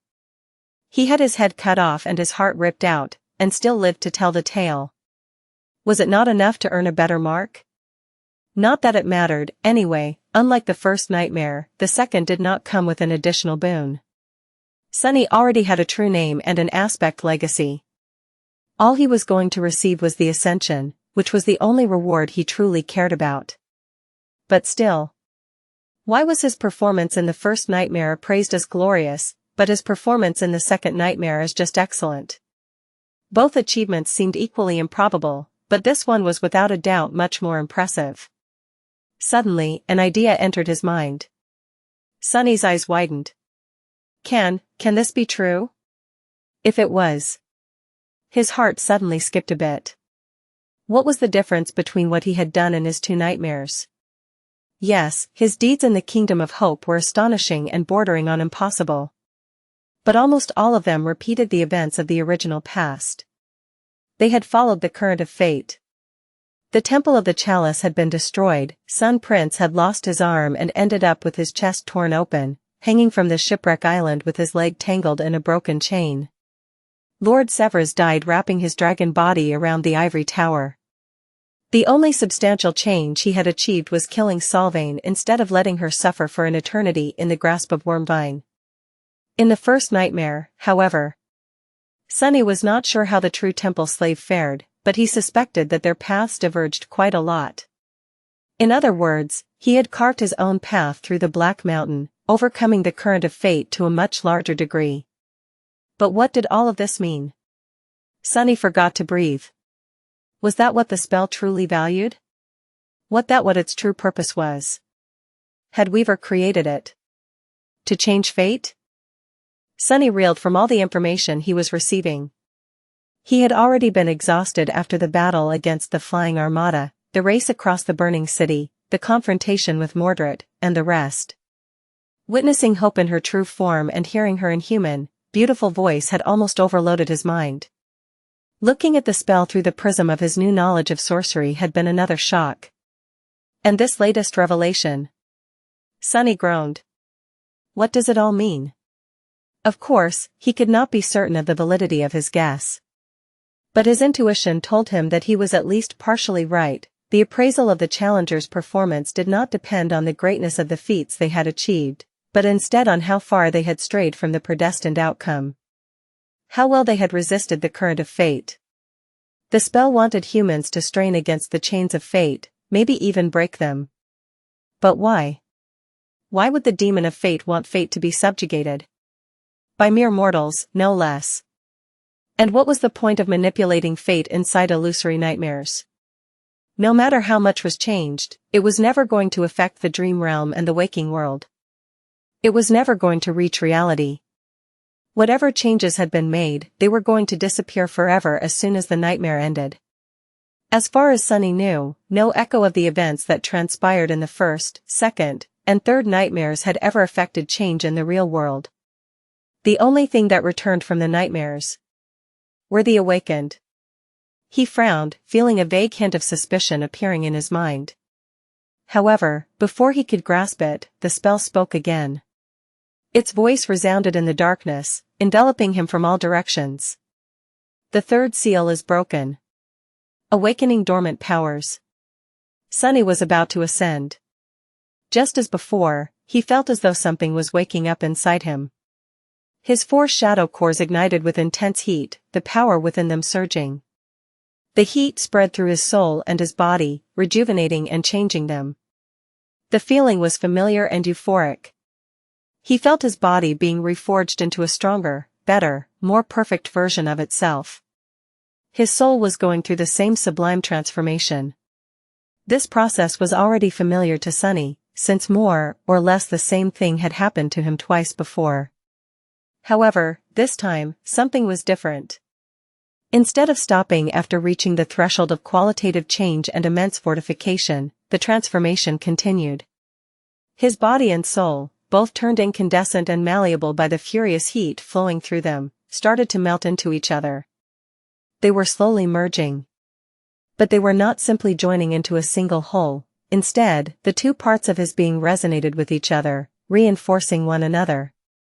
The power of that resonance grew stronger and stronger, and then exploded once it reached his four cores. Under the influence of the resonance, the threshold was demolished, pushing him even further on the path of evolution. And as his body and soul became one, a profound change took place. Suddenly, Sunny felt the shadow essence coursing through every fiber of his being with stark clarity. The difference was so staggering that he almost yelped. The measure of control he could exert on his essence became incredibly precise and fine. Additionally, since his body and soul were now deeply interconnected, the effect of one on another also went through a fundamental change. He could do much more, and with much less.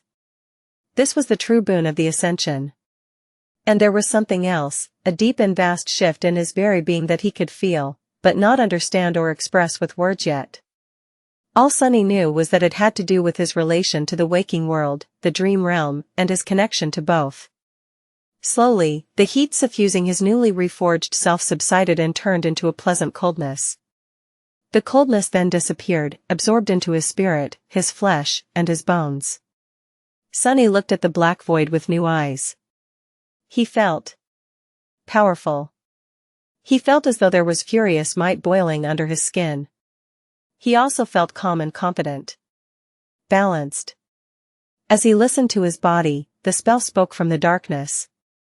Awakening aspect ability. Aspect ability acquired. Sunny held his breath. Aspect ability name, Shadow Manifestation. He clenched his fists. Is this what I think it is? However, to his surprise, the spell was not done speaking. Stunning Sunny, its voice resounded once again. Your attribute has evolved. Your aspect ability has evolved. The spell paused for a moment, and then added solemnly. Your ascension is complete. Sunny opened his eyes wide. What? What has evolved? He hurriedly summoned the runes and read them. Name, Sunless.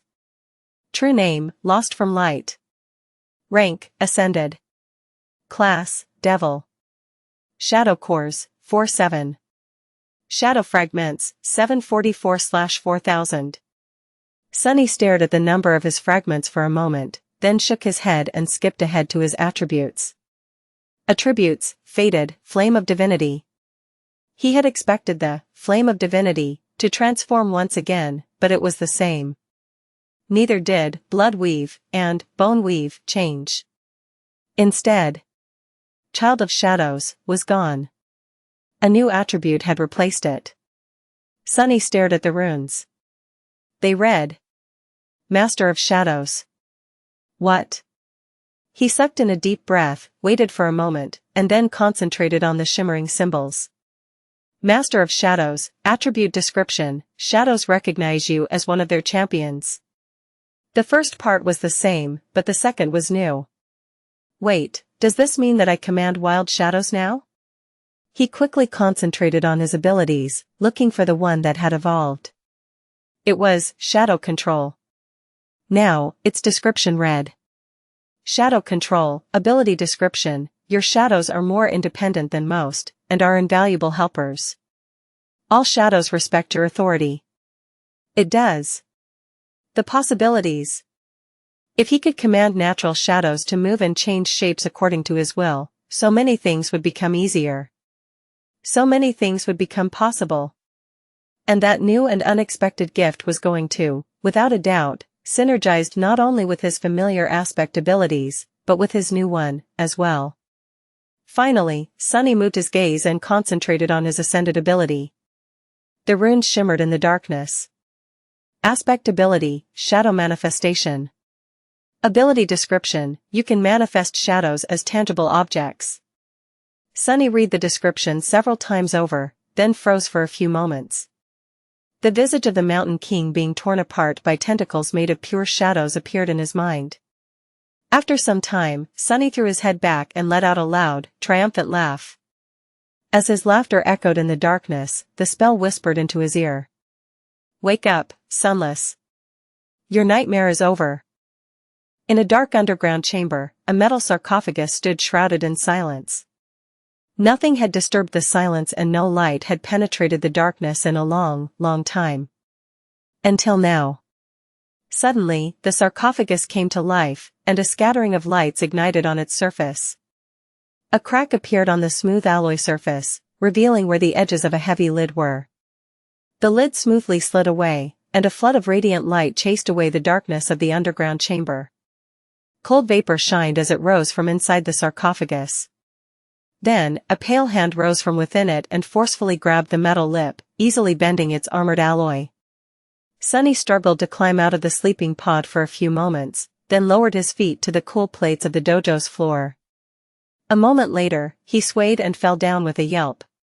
Damnation! Sunny remained sprawled on the floor for a few seconds, trying to understand what had happened and why he suddenly lost balance. Then, his eyes gleamed. Wait. I can speak again? I can speak again. A happy smile slowly appeared on his lips. Of course, he was back to being a human. He had returned to his own body. Trying to move like a towering demon was not going to do his sense of balance any good. With a mad grin, Sunny nimbly jumped to his feet and looked down, enjoying the sight of his slender, pale body. Then, he suddenly spun and performed several lightning-fast strikes and kicks. Ah, it is good to be home. He felt so light, so swift, so agile, but most of all, so himself. It was as though a giant weight fell from his shoulders, quite literally. The shadow spawn must have weighed 3 times what Sunny weighed. Being a tall, powerful devil had its own advantages, but he much preferred his true compact self. Not only was Sunny much lighter, but he also presented a much smaller target for the enemies to stick their blades in. And although having only 2 hands seemed rather inconvenient and silly, shedding the cumbersome shell of the inhuman creature felt nothing short of exhilarating. Besides, now that Sunny was a master, his slender body packed more punch than the shadow spawn could ever hope to muster. Not to mention how in tune it was with shadow essence now, and how explosive the result could be. At the moment, Sunny was incredibly happy with his natural stature and height. Only after being forcefully turned into a lumbering monstrosity did he learn to appreciate all the benefits of being light, nimble, and swift. Inhaling the flawlessly filtered air of the underground dojo, he let out a satisfied sigh and glanced at the crumpled metal of the lip of the sleeping pod. He had inadvertently damaged the armored alloy by simply grabbing it too hard. Getting used to his new strength was going to take some time. For a moment, Sunny felt very disheartened about the damage he had done to the expensive machine. Replacing the bent panel was not going to be cheap. It was well within his means, of course, but still. However, then, he tilted his head slightly. Wait, why do I even care? Why would he worry about the luxurious sleeping pod? He didn't need it anymore. He was a master now, a true ascended. If Sunny wished to enter the dream realm, he would travel there physically. His body would not be left empty and defenseless in the waking world. More than that, he could leave the dream realm behind, forever. If he wanted to, he could never go back to that hell. He could just remain in the comfort and safety of the real world, enjoying all that it offered thanks to his wealth, citizenship, and social status. For the first time after becoming infected by the nightmare spell, Sunny was free to refuse it. He had won his right to have a choice. He was not a slave to the whims of the world anymore. For now, he could concentrate on his business and open a true memory shop, just like he had wanted. With his accumulated arsenal and knowledge of sorcery, creating a thriving enterprise would not be a problem. Sunny would be able to grow filthy rich and enjoy a lavish or even decadent lifestyle without having to risk his life or think about how to sustain it even again. He could even sleep in an actual bed and see actual dreams. Would it not be a beautifully happy ending for a homeless street rat from the outskirts? Sunny froze, staring into the distance. Slowly, a pale smile appeared on his face. Yeah, as if that would ever happen. Somehow, he doubted that extricating himself from the spell would be that easy. Even if he learned how to manage the unpredictable nature of his fated attribute, there were other factors to consider. As a master with a special strategic asset designation, he was bound to attract the utmost attention of the forces that governed humanity. Neither the government nor the great clans would leave him be, especially the latter. Sunny suspected that he was going to receive a friendly visit from a representative of one of the ruling clans in the near future. Thanks to subtle assistance from Master Jet, they had largely let him be when Sunny had been simply a promising awakened. Now that he proved his mettle and elevated himself to the venerated status of an ascended, the clans would not remain idle. At the very least, they had to pass on a message that trying to become a saint without pledging allegiance to one of them would not be tolerated. And then there was the whole mess with the Night Temple. Saint Tyrus had said that she would smooth things out with clan valor, but Sunny did not know how successful her attempts to shield him from the consequences of Mordred's escape had ended up being. Even though there were no witnesses left to tell the tale of what had transpired in the destroyed citadel, he was hesitant to assume that a great clan had no means of finding out the truth. And finally, there was Nephis. Even though Sunny was inclined to believe that Changing Star would not abuse her power over him, he could not be absolutely sure. Worse still, whatever certainty he had was based on Nephis he knew. Who could tell what years of solitude in the harrowing hell of the dream realm had done to her mind? Sunny looked down, and then sighed. No. I'll still be rich and lazy one day, no matter what, you will all see. His train of thought was interrupted, however, because in the next moment, the whole home suddenly shook, and a strangely exhilarated howl resounded from somewhere above. Sunny flinched, then looked up with wide eyes. What the hell was that? Summoning the undying chain and the cruel sight, Sunny bypassed using either the elevator or the stairs, and stepped through the shadows to leave the underground dojo behind. No matter what kind of an abomination had found its way into his home, the creature was going to regret it dearly. For a moment, however, Sunny felt a hint of hesitation. He did not know what had transpired in the waking world during his absence, after all. He had left for the Night Temple 7 months ago, and had not been back since. For all Sunny knew, humanity might have fallen in that time. The whole city could have been destroyed, with endless hordes of nightmare creatures stalking the desolate ruins. Any kind of horror could have been hiding in his living room. Well, so what? It is still my living room. No matter what state the waking world was in, anyone and anything thinking that they could simply make themselves at home in a home that belonged to Sunny would have to reconsider their life choices. Ready for battle, he appeared from the shadows, and froze. The exhilarated howl grew much louder above ground, but it was not produced by a nightmare creature. Instead, it was produced by Effie. With beads of condensation still glistening on her olive skin, the huntress was standing in the center of the room and howling like a maniac. Behind her, the door of the guest bedroom was taken off the hinges, complete with a large piece of the wall and a chunk of the ceiling. That wall was reinforced with armored alloy, damn it. Sunny stared at his friend in shock, then slowly blinked. Wait. Effie is standing? Indeed, the young woman was standing tall, her long legs appearing healthy and strong. There was no wheelchair in sight. In fact, her whole appearance had changed.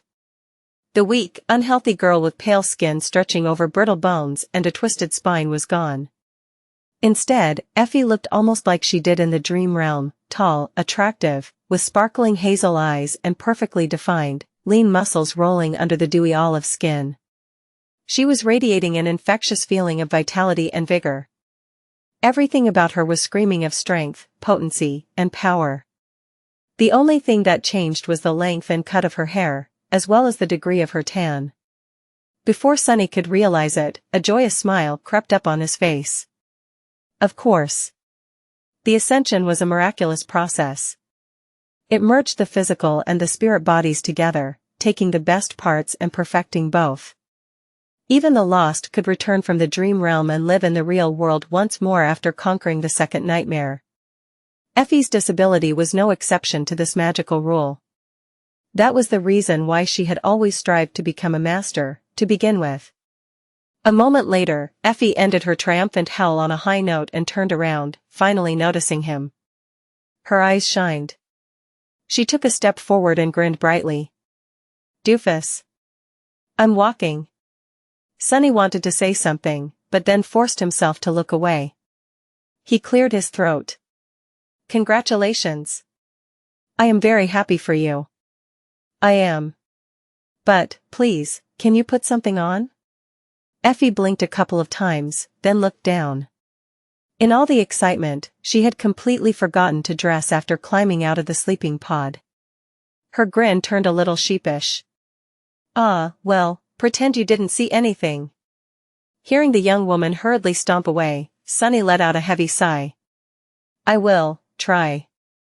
Effie's voice resounded from the guest bedroom. Sunny. He turned his head slightly. What? For a moment, there was silence. Sorry about the doors. And the walls. Sunny grimaced. It's not a big, wait, walls? As in multiple walls?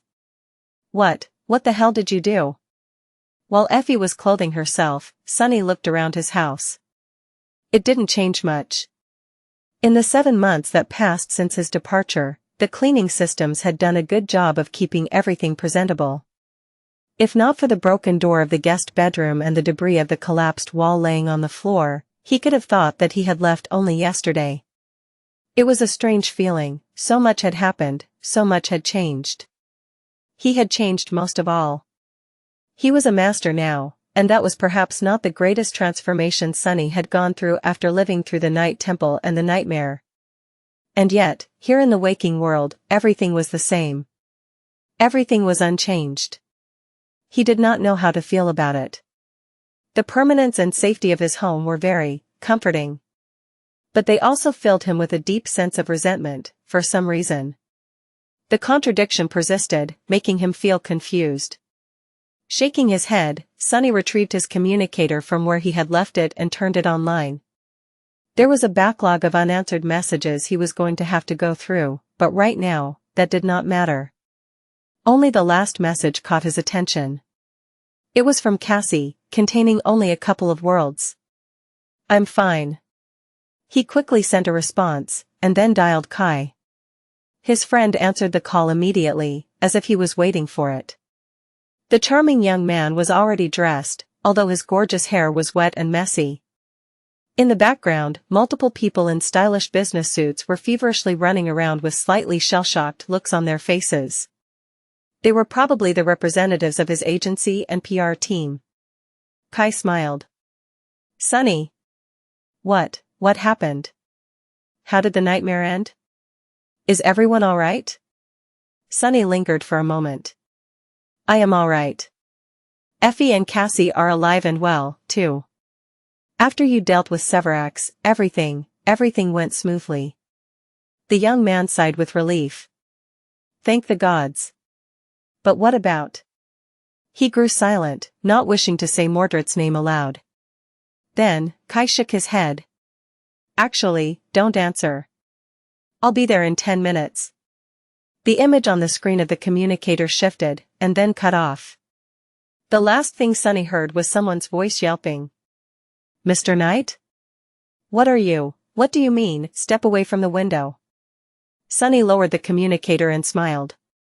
A piece of the broken wall caught his eye, laying on the kitchen table. Everything else was perfectly clean and spotless. As Sunny stared at the piece of debris with displeasure, a dark tentacle rose from below, and easily swatted it to the floor.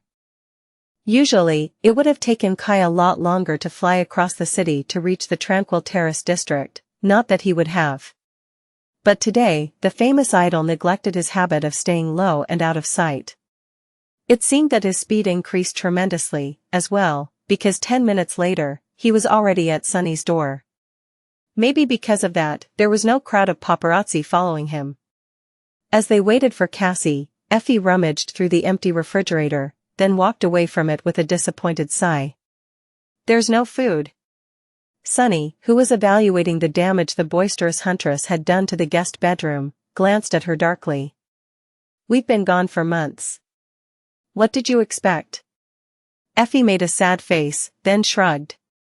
But I'm hungry. Sunny let out an exasperated breath.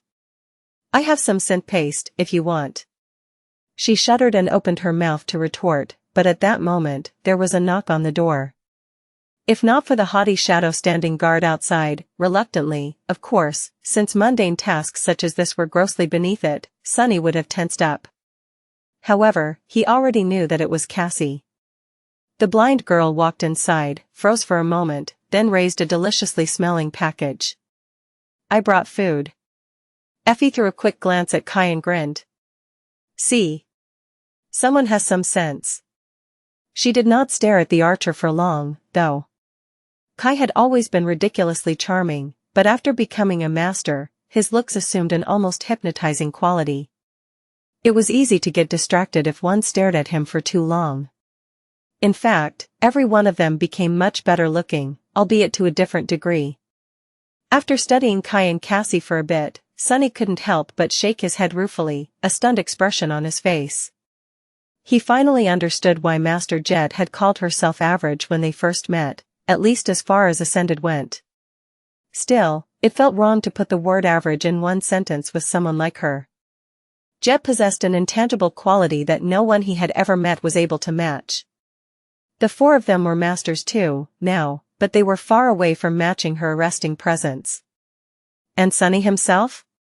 He wasn't sure that he qualified to be considered a flower boy, as Soul Reaper had once predicted, but even he couldn't call himself unassuming anymore. The scrawny kid from the outskirts was gone.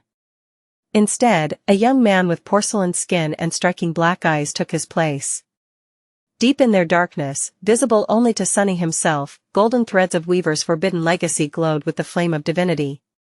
The four of them settled around the table and shared a silent meal. Despite the fact that they should have been exhilarated by their triumph over the nightmare, none of the four seemed too joyous, well, except for Effie, who couldn't stop grinning and stealing glances at her pristine, vigorous body. The huntress was overflowing with giddiness. The other three, however, just felt hurt, tired, and empty.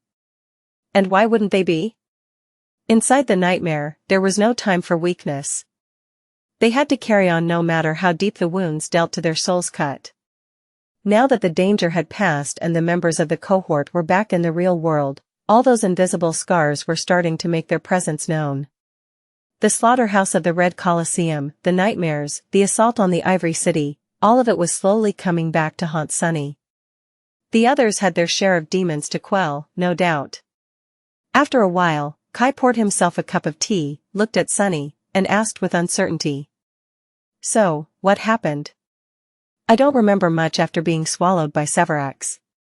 Effie dropped her fork and stared at the archer with a stunned expression. Swallowed, what?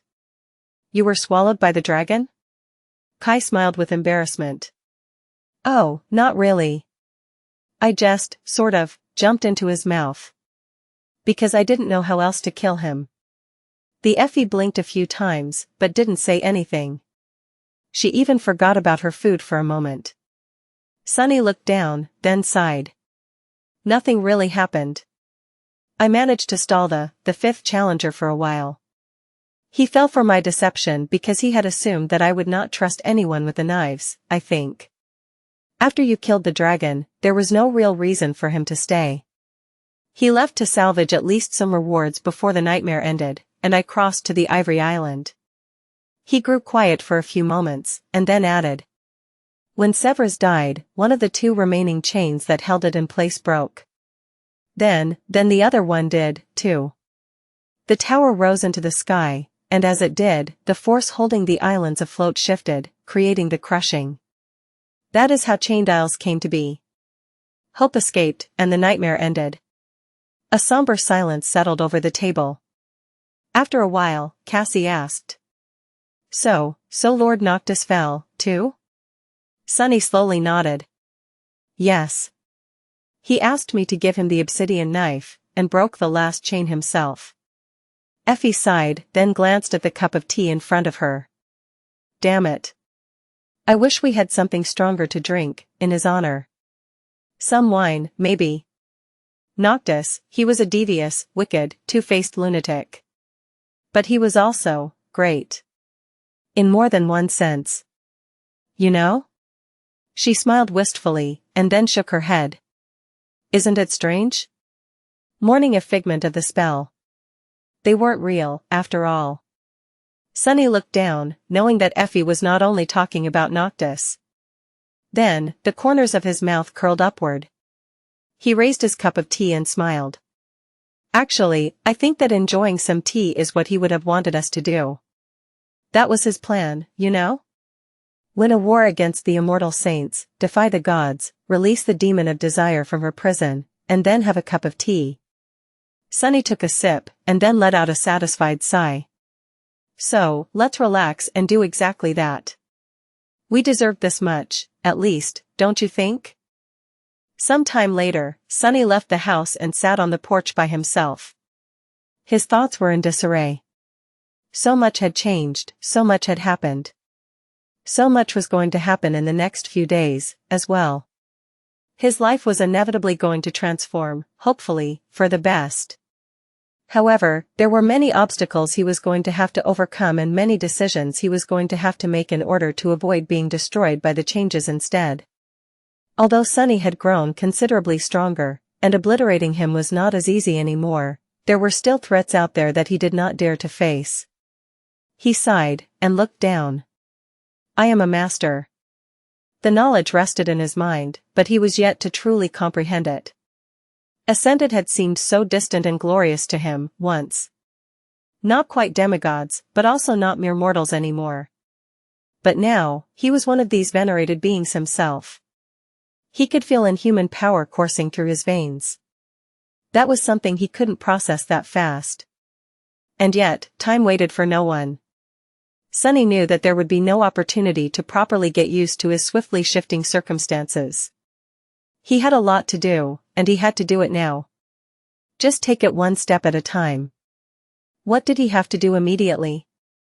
Call Ico, for one. He had to let his business partner know that he was back and get an update on how Rain was doing. Then, discover a way to contact the White Feather clan and find out about the fallout of the destruction of the Night Temple, although Cassie could handle that. Finally, get in touch with Master Jet.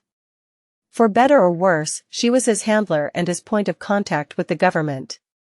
If things turned from bad to worse with the great clans, the authorities were the only force influential enough to shield him, for a price, no doubt. Sunny grimaced. Not yet. I need to collect my thoughts first. He leaned back and studied the familiar, peaceful landscape of the Terrace district. Despite the fact that the great clans possessed incredible powers, it was not too easy to deal with Sunny and the other members of the cohort anymore. All four of them were masters now, and exceptional ones at that. Not only had they conquered the second nightmare, but they had also done it at an abnormally young age and after entering the seed one measly year after awakening. The survivors of the Forgotten Shore were already famous, and this latest accomplishment was bound to stir up a real storm, both in the media and behind closed doors. Sunny would not be able to remain fully under the radar anymore. Not to mention that each of them received extremely powerful abilities. Effie's was, perhaps, the most remarkable in how useful it was. Sunny had expected the Huntress to receive another combat ability, but instead, her new power appeared to bolster her allies as long as they could see her. It was as though they were receiving a part of her phenomenal, comprehensive physical augmentation.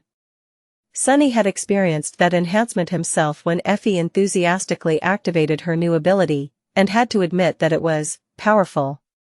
Not comparable to what the young woman herself could accomplish, but still significant.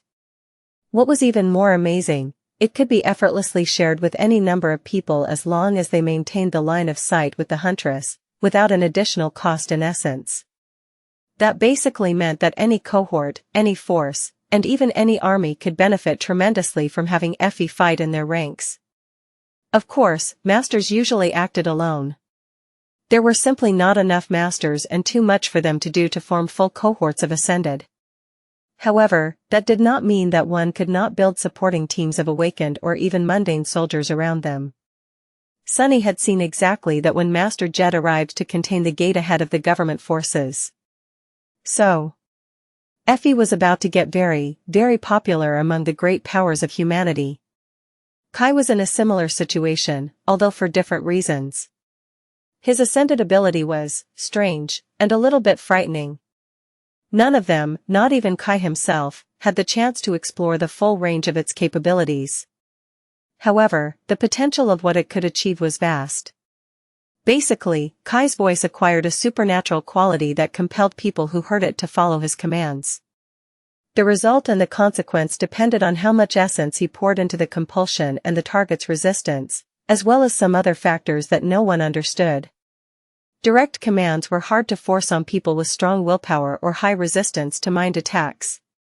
For example, if Kai commanded another Ascended to drop their weapon, they would be able to refuse the compulsion.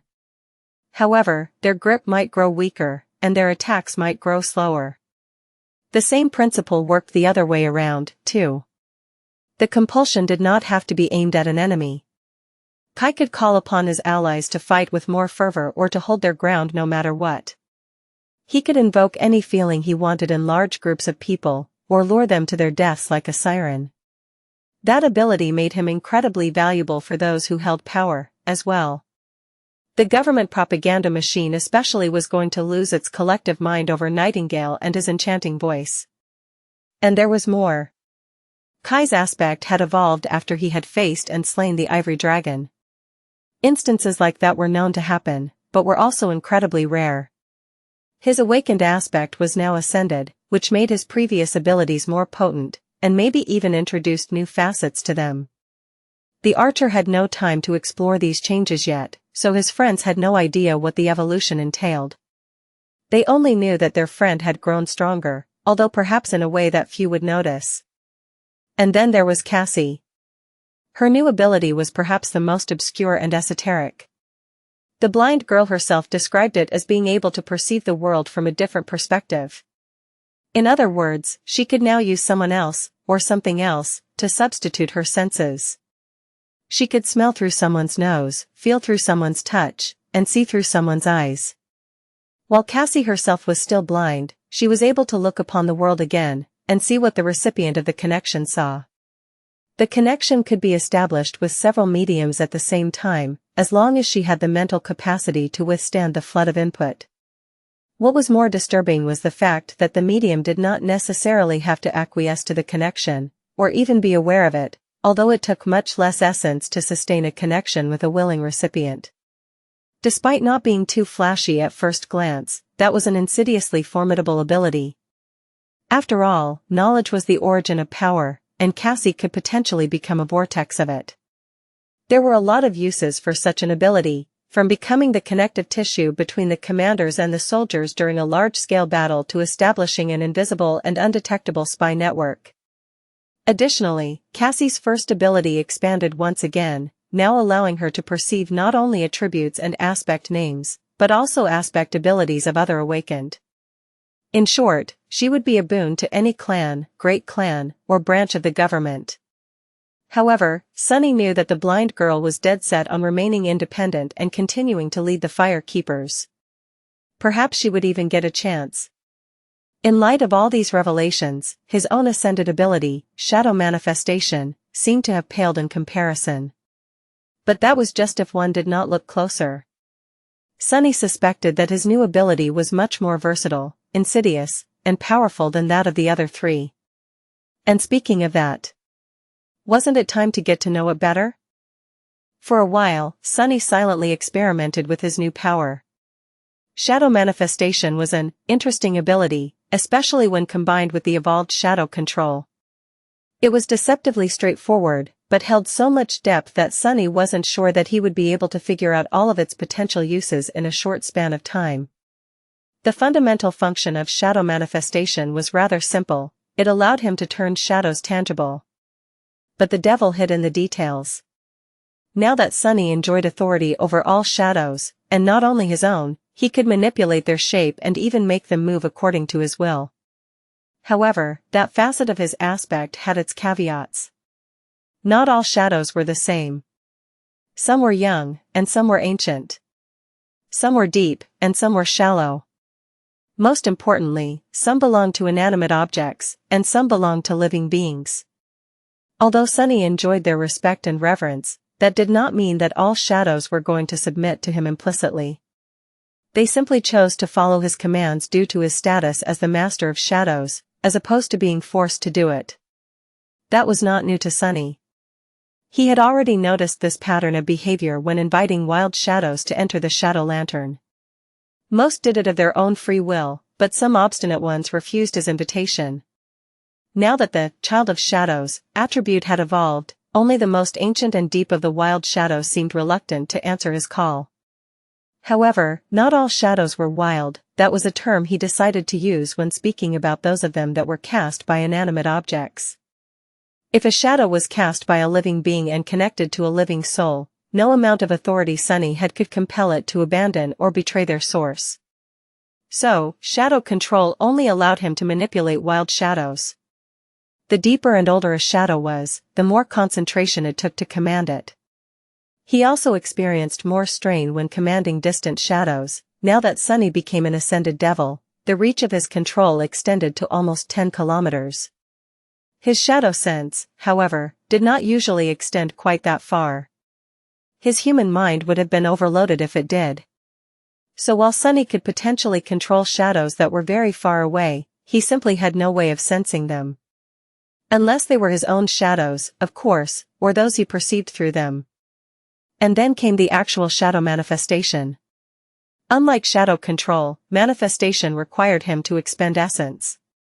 The shadows would remain tangible as long as he continued to sustain them with essence, and return to their natural state if he stopped. This was both a blessing and a curse. For obvious reasons, Sunny would have preferred to keep his essence. However, there was an unexpected and incredible boon to this ability. Due to the fact that the manifested shadows were suffused with his essence, they assumed its property. In other words, all of them were akin to memories of the ascended rank in terms of durability and resilience. In other words, if Sunny shaped a shadow into a blade and manifested it, the blade would be comparable to an ascended memory in terms of both sturdiness and the damage it could do. But he was not only limited to creating weapons. Shadow manifestation offered him an incredible measure of utility. Since shadows were formless by nature, he could shape them into anything he wanted. He could create barriers, bridges, ropes, suits of armor. The only limitations were his imagination and his reservoir of essence. Hell, he could even create a saddle for Nightmare, or an entire house. Of course, nothing came without a cost. The more complex and condensed a shape was, the more essence it took to sustain it. Creating a simple shadow tentacle was not too hard, but imbuing it with enough solidity to cut through an enemy like a sword was much more taxing. Manifesting deep and ancient shadows also took a toll, although they were more powerful. And lastly, all the things he made tangible were able to move on their own, as long as their shape allowed it.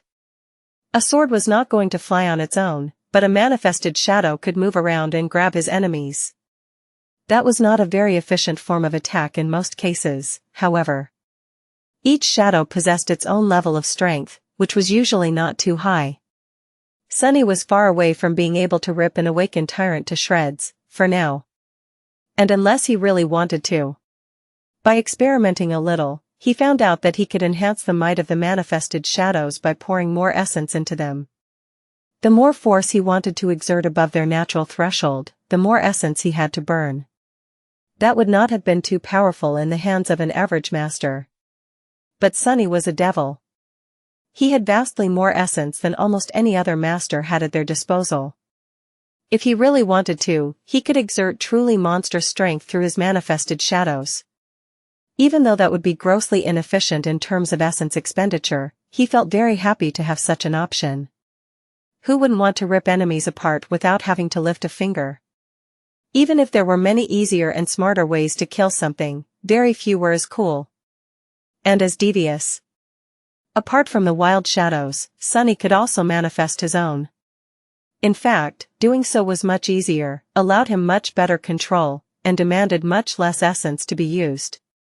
For a few moments, he imagined summoning Gloomy, Happy, Creepy, and Haughty, arming them with shadow blades, and making them fight in his stead. What a sight that would be! However, after thinking for a bit, he decided that this was not a very good idea. There was a very simple reason for that. While tangible shadows could affect the real world, they could be affected in turn. Manifested shadows could damage his enemies, but could also be damaged instead. Since his shadows were deeply connected to his soul, making them vulnerable to physical attacks was a very stupid thing to do. Sunny did not even want to think about what would happen if one of them was destroyed. At most, they would be able to perform simple tasks that did not pose any risk. Overall, Sunny was very happy with his new aspect ability. It was powerful and versatile, providing him with potent means of both attack and defense, as well as incredible utility. What made him especially happy, though, was how perfectly it synergized with the Shadow Lantern. Shadow manifestation had only one apparent weakness, the fact that he would not always be surrounded by shadows. Without anything to manifest, its worth was almost non-existent, unless he wanted to risk his own shadows, of course. However, that weakness was made moot by the Shadow Lantern. With its help, Sunny could carry an infinite amount of shadows with him at all times. No matter where he went, he would never be without their assistance. He would never be a master without servants. Wherever Sunny went, a swarm of shadows would follow. Sunny remained on the porch for a while longer, thinking about nothing in particular. He wondered about the future, and about the past. What had happened to the real Noctis? What had happened to the real Hope? What had really happened to her cursed kingdom? He had seen the corpses and Sevras and Sun Prince in the dream realm. However, Sylvain had still been alive. The obsidian and the ivory knives had never been used, hinting that the real events of the liberation of Hope had been both similar and vastly different from how they had transpired in the nightmare. Had Noctis succeeded in his ambition to make a deal with Weaver? Had the demon of fate helped him find a way to break the eternal shackles of Hope without using the knives? If so, had the sorcerer, perhaps, survived his mad rebellion? What price had he paid? Of course, Sunny knew that there were no answers to his questions. He was never going to learn the truth. The events he had lived through in the nightmare were too distant, and shrouded in too much mystery for him to discover it. As he thought about all these things, a familiar figure suddenly appeared on the crosswalk. A teenage girl with pale skin and black hair was walking back from school, a somber expression on her face. Noticing Sunny, she froze for a second, and then suddenly sprinted over. Halfway to the porch, Rain remembered herself and slowed down, awkwardly trying to hide her excitement. She stopped near Sunny, hesitated for a moment, and then hit him on the shoulder with her little fist. Where the hell have you been? Are you back? You were gone for so long. Sunny leaned back and grinned. Hey, Rain. Of course, I am back. Can't you see? As for where I was, I just visited a temple. Then, I went on a little cruise. Then, I visited a couple of towers, spent some time in a theater, befriended a horse, lived in another temple for a while. Finally, I visited a very pretty city and got to know its rulers. Why? Did you miss me? Rain stared at him for a few moments, then scoffed. Me? Huh. Why would I miss you, of all people? She grew silent, looked down, and then added shyly. Well, maybe I did miss you, a tiny bit. My new tutor is a very respectable awakened, but he is not at all as fun as you. Sunny looked at her for a few moments, and then smiled. An awakened, huh? What a pity. I am a master now. Rain froze and threw a shocked glance at him. You are a master? As in, an ascended? Wait, what? His smile slowly grew smug. Indeed, I am. Do you know what that means? She hesitated. What? Sunny leaned forward and said in a friendly tone. Why, it means that my lessons will be much more expensive, of course. He laughed, then grew silent, and added after a short pause. Oh, also. I might have missed you a tiny bit, too. A dark river flowed through a cavernous expanse of black stone. Fog nestled on the water, stifling its quiet murmurs and veiling everything in white. A lone source of light was traveling through the fog, tearing a path through it.